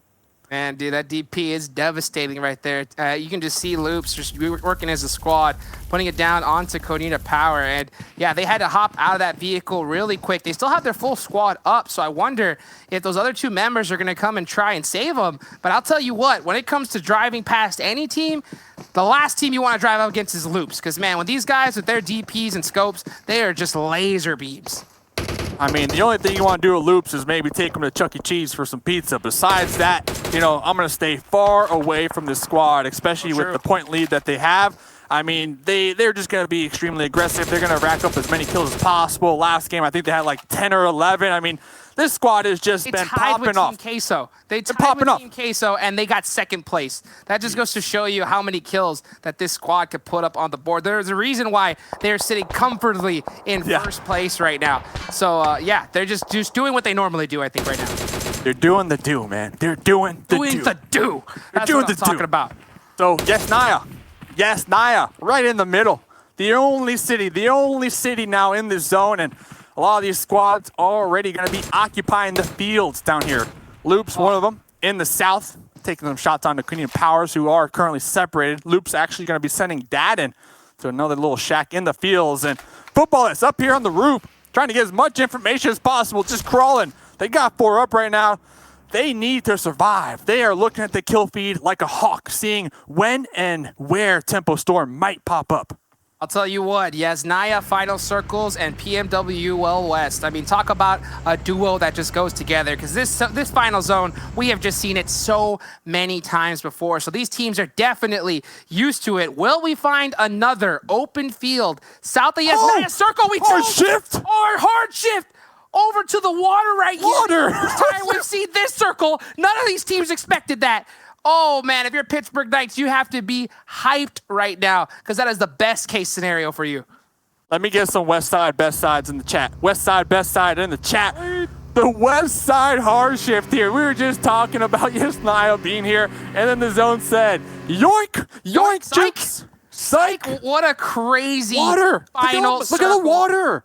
I can't wait to see how this one's going to turn out right here, because if you're Umbra, in headquarters, you're sitting at the top of the zone across this lake here, and I don't think you have any opportunity to shift tempo with a quick rotation into these buildings, but this is out of the circle. So right now they're just trying to push on in. This is one of the most tough zones we've seen this tournament. What a way to end this game. Yeah, they're not in the zone, and you know who's in front of them? Nova and Yala. Yala are not scared to take a fight. Yala will be in the forest right there to the west of Tempo, and currently AZ taking some shots all the way out there in the distance on to Konita Powers. Will be third party from behind the windows. You gotta watch your angles here. What a crazy shot right there. That just pull up. Show you how it's safe. Headquarters. Pull up. Pittsburgh 8 Throw grenades. Throw grenades back and forth. There's about 5 to 6 grenades coming on out from the Knights. Carnage trying to wrap around, trying to get the backstab right now. They know they got at least 2 knocks onto headquarters. J7 Uzi in hand. They're ready to go. They're ready to get this fight done and over with. I am waiting for Carnage to just surprise headquarters. Look at all these smokes coming out from headquarters right here. PK, they can't really run outside considering that they're on top of this hill right here. So many teams are looking right at them, knowing that this is probably one of the best spots to have in this final circle. So yeah, PK, they are pinned down right here, unable to get this finish onto Dream Eaters. Onto headquarters, I'm sorry. 4 up for PK. 1 kill so far. If they pop out, immediately being fired on upon. Futbolists making the crash onto Tempo. HHR is going to be bleeding on out, but the trade's coming on out. So it's going to be a 3v3, if I'm not mistaken. Yep, Lutz going to be tossing another grenade right on into that window. That could be huge. Oh, Rain with that lean. With the lean will be connecting, and now only 2 up for Futbolists. Spec also connected in the process, and here comes the blue zone in the back of this as well. And they're all out of this circle right here. We're starting to get late in the game. This zone's going to start stinging a little bit. Loot with a quick heal up. He is able to get the revive onto Lavazin, it looks like. But man, the rest of this Tempo squad, here they come, trying to flush out Futbolists here for once and for all. And Tempo, they have to have this win if they're looking to pass up wildcard. HH was picked up. Rain looking a little thirsty, looking to make the pull-up, still tossing these grenades. Tenso, Rain on that off angle, trying to get these grenades behind this broken wall, and looks like these grenades are going to be bouncing in all types of directions. And like you said, the blue zone is coming, so Tempo, they want to finish this fight so that they can get the pickup on the Spec and have 4 moving forward. Rain going to be tossing out smoke, trying to make the mad dash, trying to get the revive on the Spec, and able to make it on into the top. Grenade right in the face. Tensa will be connecting on to Lutz, and now there's just one Lobson standing their ground, going for that pre-fire with the M4. Rain going to be spotting up. Rain jumping on over that wall. Solke on that off angle, going for that spray down as well with the Scar. And oh my gosh, Solke taking down 2. Taking down 2. Tensa right behind him. Solke in the Dacia. Got a blue. In the Dacia. 21. Oh, the spray down. Solke taking down Tempo with the Uzi. Football is so okay right now. Wild card. If they do end up making it past Tempo right here with their point lead, they are going to be sending a big old thank you letter to Solke and Futbolists for getting Tempo down and out. And there goes Pittsburgh Knights, taking out from headquarters as well. It is up to Futbolists pretty much to be able to survive and pass up wild card. What a crazy battle between 2 teams trying to get second place. Yeah, and you said it. Football is coming into this game, about 12 points behind Wildcard, who are in second place. So they have the opportunity to walk away with $25,000 in this game. There's not hardly any of them up left, though. That's the problem. There's only Solke all by his lonesome to get it done. B4 going for some drive-by play out here. Going for some drive-by full-on send, and yeah, can't do that. Sending it right on in between both Konya Power and the Dream Eaters. And look at Rob. Look at Rob trying to hit these bolties. M24. Can he hit these? He's in the zone. Pedro in the water. He secured the position right here. Oh, yeah, B4. Pedro, he has no other choice. He knows that, guess what? Driving up into the center zone right here, it ain't going to work. I'm going to have to swim my way in. As you can see, headquarters are trying to go for the same strat, but they are just getting fired upon from everybody. You know what we saw? We saw the map just a moment ago. Loops in the south. Nobody near him. Nobody near Loops. Loops, they have 4 up. They're just sitting back. They're already drinking their lemonade. They're in their lawn chairs. You know, they got their sunscreen. They got the little fans spritzing them with water and money. Oh, yeah. They're looking good. They're looking good, dude. They're trying to get the dub here in the final game. They're sitting pretty right now. Dream Eaters also sitting pretty with 3 members alive. They got 4 kills on the board and a really solid position right here. Pedro from B4 out in the water. No choice, just trying to swim his way, getting all the points he can for his team right here. This is so close. We got 2 members from Umbra. Solke stuck in the blue zone, and it's zone 6. And Nova gatekeeping. Nova gatekeeping, zone 6. Okay. I mean, there are a couple vehicles, but once when you pop in those vehicles, like, everybody is going to be looking in your direction. Yeah, you can just see Solke, he's just trying to find all the first aids he possibly can to be able to just get as much position for his team. This is just a ridiculous zone to end on, to end the day, to end this tournament right here. I think every single one of these teams is feeling the pain of it. Pedro in the water. Looks like he is drowning, almost at 1 HP left. There goes Pedro. No, Gonzo, the final blow. The final blow, and Football is also eliminated. Wow. So Wildcard, Tempo, Football is all gone. I can't wait to see what this leaderboard is going to finish up look like. It's just going to be so close. It's going to be so Maybe close. Dream Eaters now. Yeah, Dream Eaters. They have quite a few people alive, a good position. The zone, though, shifts on over to the south towards Loops. Our tournament, pretty much victors right here. They've already secured first place, and to be able to add even more points is just going to be huge for them here. What a way to finish off this PMWL League Play tournament. So if Dream Eaters, if they want to acquire more money here this game, they need to make sure to defend that little dip from that push from Konita Power, but they can't push out too far because Nova looking right on top of them. Loops out here trying to get involved. The only squad in this new circle. Carrillo trying to go for that spray down onto Konita Powers in that smoke with the M4, just connecting shot after shot right now. Couldn't have a worse team if you're any of these other squads gatekeeping you. Loops just laying it down right now, making it difficult for any of these teams to push up. And right you are, Dream Eaters, they're not too far away in points from Footballist or Tempo. If they do get this chicken dinner, anything can happen right here, but it's going to be a tall order, especially when you got a full squad of Loops gatekeeping you. Umbra. They're sneaking up onto Loops right now. Prez is doing the crawl. Prez might see Kowalski here any moment. Yep, we'll be spotting out Kowalski. Kowalski going for that bunny hop, looking for anything that they can see out there on the coast. And Prez swapping on over to that Uzi, getting ready to let that one rip. Meanwhile, grenades are flying on top of Dream Eaters. Konita Power taken down and out. 5th place, 4 teams left alive here. Last match of the evening, and this is one for the books, ladies and gentlemen, as Dream Eaters are just trying everything they can to be able to get more points on the board. Loops just standing up right now, making it tough on all these squads, just dominating. Oh, and a crate. Hey, Loops, here's a crate. Blessed.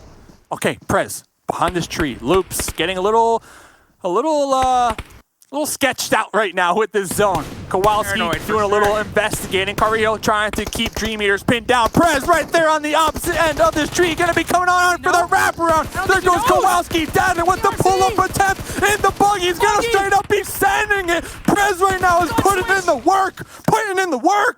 Getting it done right here. His helmet is almost completely gone as well. There goes Sonic from Umbra. Carrillo, the best player so far in this tournament, has some of the fastest movement I've ever seen come from a competitive player right here. It's all up to basically PRZ and Nova to take out Loops right now, and it looks like the circle right on top of the last player, Loops Carrillo. This is going to be a tough one for these squads.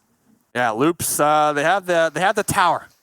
Allis looking right there on the second story of that tower with the Uzi, but here comes the spray. HZL attempting some shots up there onto Carrillo in that second story. AZ gonna be popping on up with that DP, trying to take some shots onto Umbra. Prez cooking a grenade. AZ doing the same thing. They think alike. Here comes one grenade from AZ, tossing that one right down there. And AZ also has a molly ready to go. Connect. Oh, that was such a close grenade right there, but it doesn't end up out. AZ. Oh, Pro Lord. Done. See you later, Prez. Go for that pre-fire with the Scar. Has to reload right now. Extremely low. AZ connecting with the M4. Big shots from AZ. It's all up to Hollis now. AZ getting it done against Umbra in the 2v1 right there. Nova are just putting in work, and what a way to finish off their league play competitive right here. AZ. Oh, with the volley. It's in. Oh, it's there. Okay. Oh, look at this though. Sheepman all the way out there in the fields. Oh, AZ gonna be getting spotted in the push, in the push right there. But Federal, the last one alive for Loops. Smokes out. HZL. It's your moment to shine. HZL, zigging and zagging. Federal is ready to let this one rip with the AKM. Smoke is out. Here comes Federal. Federal needs to win this exchange right here. Sheepman gonna be making the pull-up. Grenade, and there we go. Nova taking down Loops. It's all Nova right here. Oh, Hollis, the snake. I don't think Nova has any clue where he is right now. He's got the Uzi out. Looks like he doesn't have anything else. Doesn't want to waste any kind of time healing. And they're not even looking over here. They're not even looking over here. This way. They think there's someone still in this tower. Oh, Halls. Uzi in hand. Prone. Adrenaline. Could you imagine? Adrenaline. Nova looking to get the final chicken dinner here tonight. She fan across the road. Blue zone right on top of Hollis. And I don't think they're still trying to spot out where he is. They have no clue right now. And HZL, I think that with this 3-peek, if he kind of 3-peeks that window, he might be able to spot Hollis right here. It's going to be so close, though. Oh, and it looks like he is looking this way. G-Fan might have spotted something. Does he spot him? Maybe not. Oh. If HCL spots him, then he's going to give those comms over to Shifan. And I think they have some idea, but they're just throwing blind smokes. Blind names, I'm sorry. HZL going to be checking out this crate. Blue Zone's going to start pushing on in just about 7 seconds to go. Hollis needs to win this. 1v2 is going to be spotting out HZL, so knows exactly where I believe both members from Nova are going to be residing on in. Uzi. They know where they are? I mean, ready to go. I don't think they know where he is. They don't know. Their movement is just so sporadic right now. They don't know. Just kind of going in each direction. They're not really sure. But Hollis, I mean, talk about having a sight line right here. Just that little tiny hill. He's using it to his advantage. Shifan. Oh, spotted! Shifan going to be making the pop-up, taking on Hollis. And winner, chicken dinner. Nova Esports, baby. Getting it done. Nova Esports, the last chicken dinner winners here of the league play. What a way to end off their game. They've been kind of shaky from start to finish here, but what a way to finish strong with a strong chicken dinner. Dude, that's my team. I called it. I said Nova, getting that final chicken dinner. You did it. I said double or nothing. I said Commissioner Jason, double or nothing, man. Wow. He shook my hand. What a crazy game, dude. What a tournament. What a whole tournament here. Goodness Who's going to win all his gracious. money? Who's going to win all his money? I don't know. Oh, my goodness, man. Hey, Jukes. Hey, big shout out to you, man. I had a blast casting this. Oh, man. Love you too, bro, man. It's such a blast so far. It's just an honor to be here to be able to catch such an amazing tournament and witness such amazing PUBG Mobile matches. That's going to be it for myself, Hot Jukes, here with Mustache Day for the league play. Let's go ahead and take it over to the desk to see what they have to say and find out who's going to win all this money right after this quick break from our sponsors.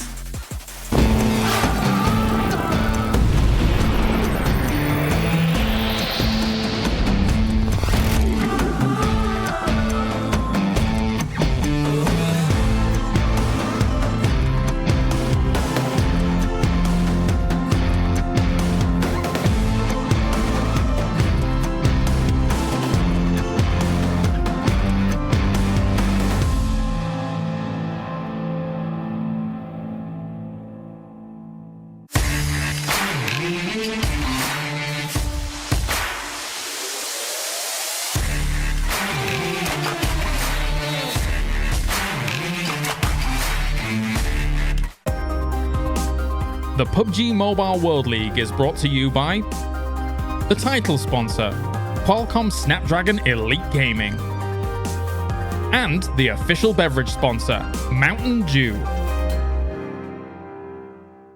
And what a way to end off the entire normal league play here for the PUBG Mobile World League West Season 0. Nova taking themselves a chicken dinner, getting themselves the confidence going into the finals, and more importantly, maybe getting themselves some extra money on the side. But what a crazy game things ended off with here today, Glitter.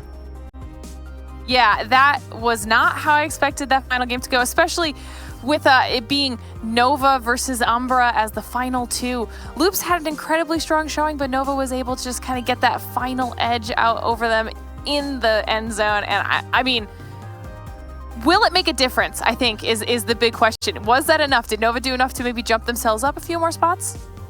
I'm just more interested to find out if Wildcard was able to go ahead and do enough there in that last match to prevent Footballis and Templestorm to go and pass them.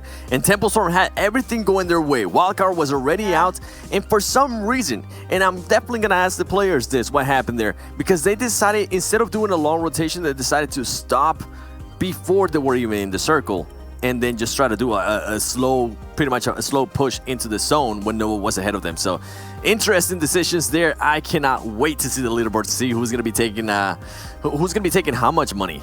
Well, can you two give me a little bit of a drum roll here, and then maybe we can throw that up on the screen.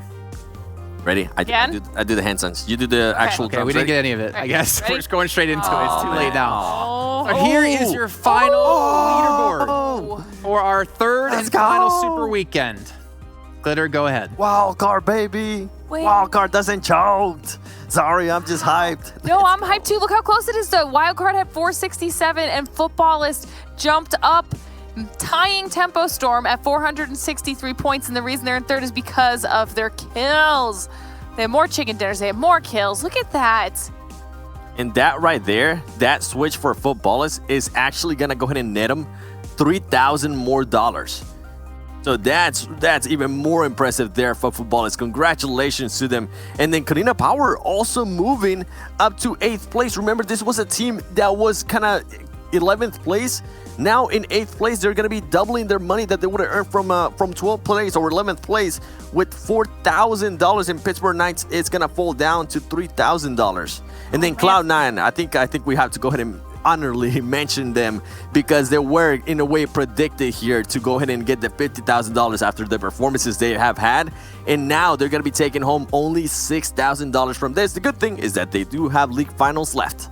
Yeah, instead, Loops Esports takes home the $50,000 first place prize, and Wildcard is able to come in at second for that $25K. Dang, I cannot wait to see the second page and see if maybe we're going to see any movement over there too. And also Team Kessa, I noticed Team Kessa moved up the ladder there. Oh, Nova with that push right there. 12th to 13th. That's actually a $1,000 push. Congratulations, Nova. That win right there just net you an extra $1,000. Heck yeah, man. That is awesome. And as we're also seeing here, we do see the other teams kind of not highlighted anymore. And that is because this team, the 16 teams are going to be moving on to the league finals. That's crazy. That's awesome. Look how close that was, too. Yala was only 3 points behind Nova. Yeah, I mean, I'm just taking a second to, let everyone take it all in because not to mention our teams moving up in standings and they have earned themselves some substantial amount of money, but these are the teams going through into the finals, kicking off on Thursday. These are the teams playing for that $100,000 first place prize, not to mention an MVP award as well. A lot more money on the line, and now they can take a couple of days themselves to recuperate after the amount of matches they played, now the amount of stress they've been under trying to get through further into the rankings for that extra dough. But it is ridiculous. And we also need to take a farther look now into our victor with Nova. Like you said, the 3 extra points they got, getting ahead by 3 points with some extra money, extra $1,000 for themselves. They also get it off the back of the 1,600 damage and the 8 kills here, 7. It definitely worked out their way, and we saw them just kind of being patient. We saw them fighting people as Tempo Storm was behind them, and they were just minding their own business. And everything went their way here. We ended up seeing Umbra fight Loops Esports in one of the plays that was pretty interesting with the Umbra player just pretty much hiding, going prone right in front of the other player from Loops Esports and waiting for the right moment so you could just spring up and absolutely destroy him. And on top of that, get the other player too from Loops Esports that was driving around. So overall, they're Nova. I think this is huge for Nova too. It's a great confidence boosters winning the last one. Remember, this is a team that even Shifan told us, once they end up winning, it's a great confidence boost. And to go ahead and end the Super Weekend here with the win, what else can you ask for that team? I mean, it's perfect moment considering Cat might not be rejoining us coming into the finals, right? We talked about the 7 days he's allowed to play. Obviously, you're going to see when obviously we get to the finals, what will happen with that full roster. Maybe he'll be sticking around. Let's take a look, though, at our top players here for our last map of the day and our last match of the day, because this is going to be interesting because you have 3 players from Loops Esports here. Carrillo, always a dominating force with his 900 damage, Glitter. That is just impressive. That's also twice now where he's been up in the top players pretty much at or above the 1K damage mark per game. So he is putting out consistent top level damage every single time that he's managed to get in here. And it's nice to see AZ up there as well, though. Beating out Dadine and Federal in damage. He did more than Federal in kills. I mean, the fact that all of these Loops players are up here is no surprise because when they have a good game, we've literally seen every single Loops player make it into our top players segment multiple times at this point. So it's great for Nova, like Seven had said, coming off of a win. It's great to have a player in the top player segment because this is going to be important for their momentum going into our league finals. 100%. I mean, the thing is, Loops were looking a little bit rocky over the course of this entire Super Weekend. Even in league play, they were looking rocky. They were in 20th place at one point after the first day, I think it was, and they finally shot up, got in the top 16, and looked to reclaim their throne with 50K in their pocket. That's a lot of money. I don't even have pockets that big that can hold that much money. 7, do you? I mean, I'm assuming you got some. Stop it. Just stop it. I mean, not 50,000. I meant, the pockets to handle it. But again, maybe some honorable, pockets, some honorable mentions to some other teams. Kanina Power really stepped up when it came to today. We were wondering where this team's kind of been for the most part. Maybe the switch in style has worked out for them. B4 and Pittsburgh Knights. I think they've shown they definitely have some things they need to improve on going into the finals because they had a chance to pass Cloud9. It was realistic. It was very realistic, but they were unfortunately not able to in the end. Let's take a look though at our do the do moments from the last game, and there's going to be a lot of fighting, a lot of heartbreaking that will be coming in because I think off the bat we're going to be almost looking, I was assuming we were going to be looking at wild card as my heart just shattered since I had them picked. But still a crazy game nonetheless here, Seven. It was. And when we were watching this, I think it was safe to say everybody was biting the nail, especially once we saw Wildcard go out first. I think that just kind of gave a heads up to the other teams that were actually fighting for that second place. Tempo Storm, Loops Esports, Footballists. They were just, it's kind of like a, hey, now, if you want to go ahead and clutch up, now is the time. Some teams were able to go ahead and clutch up, and Sam, credit to him because he was actually able to survive a very long time there.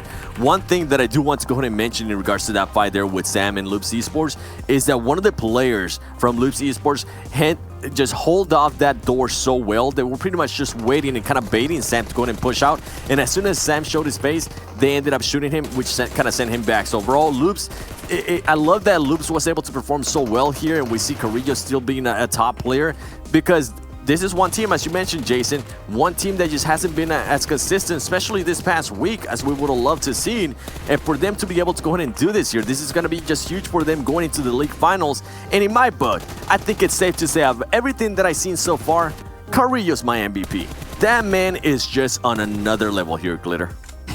He definitely is. Honestly, we just got to see that play that you were talking about earlier from Umbra where I believe it was PRZ was able to sneak up on Loops right on the other side of that tree and take down two of Loops' players. I think had that not happened, then Loops would have been in position to win this game overall, but that's not how it played out. Nova was able to kind of get the upper leg over them, and then, they finally found the final Hulls. I think it was Hulls that was kind of snaking out in the grass there at the end. And we even had a crazy fight break out between Footballists and Tempo Storm, where if Tempo Storm won that fight, they probably would have been up higher on the rankings, potentially a passing wildcard in that one as well, maybe even taking the game. Who knows? Let's take a look now at our total damage from our last match here and see where Loops and more importantly where Nova do stack up against everyone else. And I say Loops because I'm expecting them to be at the top, and why wouldn't you with how well they were playing? 2,600 damage, 11 kills. To me, it felt like they were trying to make a statement here, like, yeah, just to remind you guys at home and remind you guys in the lobby, we're number one for a reason. Yeah, and I think that's exactly it. I think that's exactly what they were trying to do here. And keep in mind, they did end up losing some points because they got some sportsmanship kind of thing that they ended up losing, I believe, was a whole days of points. So they wanted to go ahead and make that lead even a little bit bigger there and show up here on the last game. And they did just that. They showed here why they're currently in first place and more than likely why going into the league finals, they are going to be one of those favorite teams. They have been performing so well since PMPL Americas that it's been honestly a pleasure to be able to just watch them play. And then for me, one of the other teams I'm going to be looking at is going to be Kanina Power. Kanina Power, even though they did have some shaky maps here and there today, they were able to maintain themselves within at least the top 7. And this team, I know Glitter, we mentioned it over and over again, this team can definitely get kills, and now that they're getting the placement, it's going to be scary. Yeah, definitely. I'm excited to see if they continue to stay as consistent as they have been or if they change anything coming to finals. I'm actually excited to see if any of these teams switch anything up when we finally hit the finals weekend. I mean, are they going to change up any strategy? Are they going to maybe change any drops based off of what they saw here in this final super weekend? I'm going to say no on that, actually. I think with only 24 matches to be played, you play your same kind of style, especially in the beginning. Yep. Because they had, 15, 30, 45 matches total if they played every super weekend. And now you're only playing 24, almost half of that. You can't afford to mess up. But then again, if you're a team like Loops and Footballs who can thrive in this craziness, in the hecticness, I think we could see them go for a very early start. But you know what time it is now? It's a time that we've all been building up to. Besides the players, we're talking about the talent prediction game. Our leaderboard. And we're going to see how our leaderboard worked out for us and who came out in first place. So you get that up on your screen, and you are going to see a dual first place finish out of myself and Seven. How does that happen when we've had like 83 matches played? Listen, man, great minds think alike, all right? We have had our up and down. You had a great performance there towards the start. You fell off, and then you got hot back again. And then I started off hot, ended up pulling a hot jukes there, picking some teams that weren't even playing, ended up with 0 points. But nonetheless, for us to be able to get 807 points there, I think that's pretty cool. And I gotta go ahead and give some a shout out to Glitter as well and to Hot Juice because they performed well too. Glitter, at one point, I think you were almost towards the last, and you were able to bring it back up. Yeah. Yeah, It was literally like the first day of the first week. But still, it still counts. Okay. It still counts. It doesn't make a difference what it was. And then Hot Juke, something that we did kind of mention, even though he did end up picking a lot of teams that weren't playing here, my boy still ended up in 3rd place. Yeah, that's insane. It was a lot of fun. It was definitely a lot of fun, and I cannot wait to see what's going to happen here going into the league finals. And once again, this is just our predictions games. It's just a little bit of fun. And please let us know, for the people currently watching at home, let us know via Twitter, what were your prediction scores? And if you haven't done them yet, we'll be ready for league finals because we definitely want to go ahead and see your predictions. Make sure you tweet it at over Esports PUBG Mobile. That way we can see who you guys are picking for which matches. Well, the thing is, not only do our predictions get reset to 0 going into the finals, so do the teams who have made it through. The 16 teams all starting on zeros, and we'll be starting from a fresh start to have a chance to claim that $100,000. It's been a ridiculous last 3 weeks. Our final Super Weekend finishing off with a bang as well. And honestly, I don't know what to expect going into the finals. Why can't we just have it start tomorrow? That's the real question. We have to let him reset. Yeah. We have to give some teams a chance to go ahead and recover. But you know what? You can go ahead and follow all the talent on their social medias because I'm pretty sure we're going to be talking about esports, PUBG Mobile Esports specifically, for the whole week, just leading up to it. And we'll probably be doing some interviews too with some players and getting you some inside information. So make sure you go ahead and drop us all a follow and show up to our live streams. Yeah, you can't. Oh, speaking of live streams, I feel like there's a couple of people in the talent who are going to be doing a live stream today, if I'm not mistaken. Seven, do you know about this? Tonight. Yeah, tonight I'll be doing one, and we'll actually be talking about, we'll be showing some top 5 plays for PUBG Mobile Esports West and maybe East, and then we'll doing a breakdown, and then we'll be doing prediction games. So it's going to be a lot of fun. Make sure you tune in to 7 Worlds Gaming. And then I think Hot Jukes is doing a stream. I think Glitter's doing a stream as well today. Everyone's streaming here pretty much on the talent list except me because I'm going to bed since it's like 12 a.m. here. But I want to give you guys a chance to give a quick little, wrap up of the entire event so far. Obviously, before we get into finals, give some shout outs, maybe kind of talk about what you're excited for. Glitter, I want to start off with you on this one. Ooh, okay. I mean, that's a long list here. First of all, I think I was definitely surprised by some of the upsets that we saw. That was not something I was expecting. And then there were some teams that had either middled or been towards the bottom of the list that out of nowhere today just really decided to step up to the plate. I'm hoping that a lot of those teams can start carrying that through into league finals. We're going to see some beasts coming in the likes of Loops and Footballists and Cloud9 once they have a chance to get back into the fray with everybody. So I hope that teams are going to take this time to review their VODs, tweak whatever final small changes they need to do as far as like communication or decision making, and give us a show. I'm ready to watch some good PUBG Mobile gameplay, so I hope these players are ready. And I'm definitely right along there with you. I cannot wait to see what's going to happen in league finals. And in regards to shoutouts, I think we have to give a huge shout out to PUBG Mobile Esports and ESL as well, because they have just put up a great thing here, man. It has kept me entertained for the last 2 months. And trust me, during this crazy year that 2020 has been, I definitely needed some entertainment. So shout out to everybody at PUBG Mobile Esports, at PUBG Mobile in general, and ESL too for putting on a good show. And I cannot wait for next weekend once we actually go ahead and start the league finals and we crown our West champion. All right, well, you know what, you two, get out of here, go get some rest, get prepared for your streams they're doing later on today, and get prepared for the finals because they're just a few days away. Goodbye, guys. Until next time. All right, for you all watching at home, I also want to give a big shout out to all of our talent here, the ones you even saw casting earlier on. We had Hot Jukes, we had Mustache David and Viren, we had Cameron Davis. We also have our lovely production crew here in Poland. But you know what? Thursday, 11 a.m. PDT, we'll be kicking off the finals here of the PUBG Mobile World League West Season 0, and you're not going to want to miss it.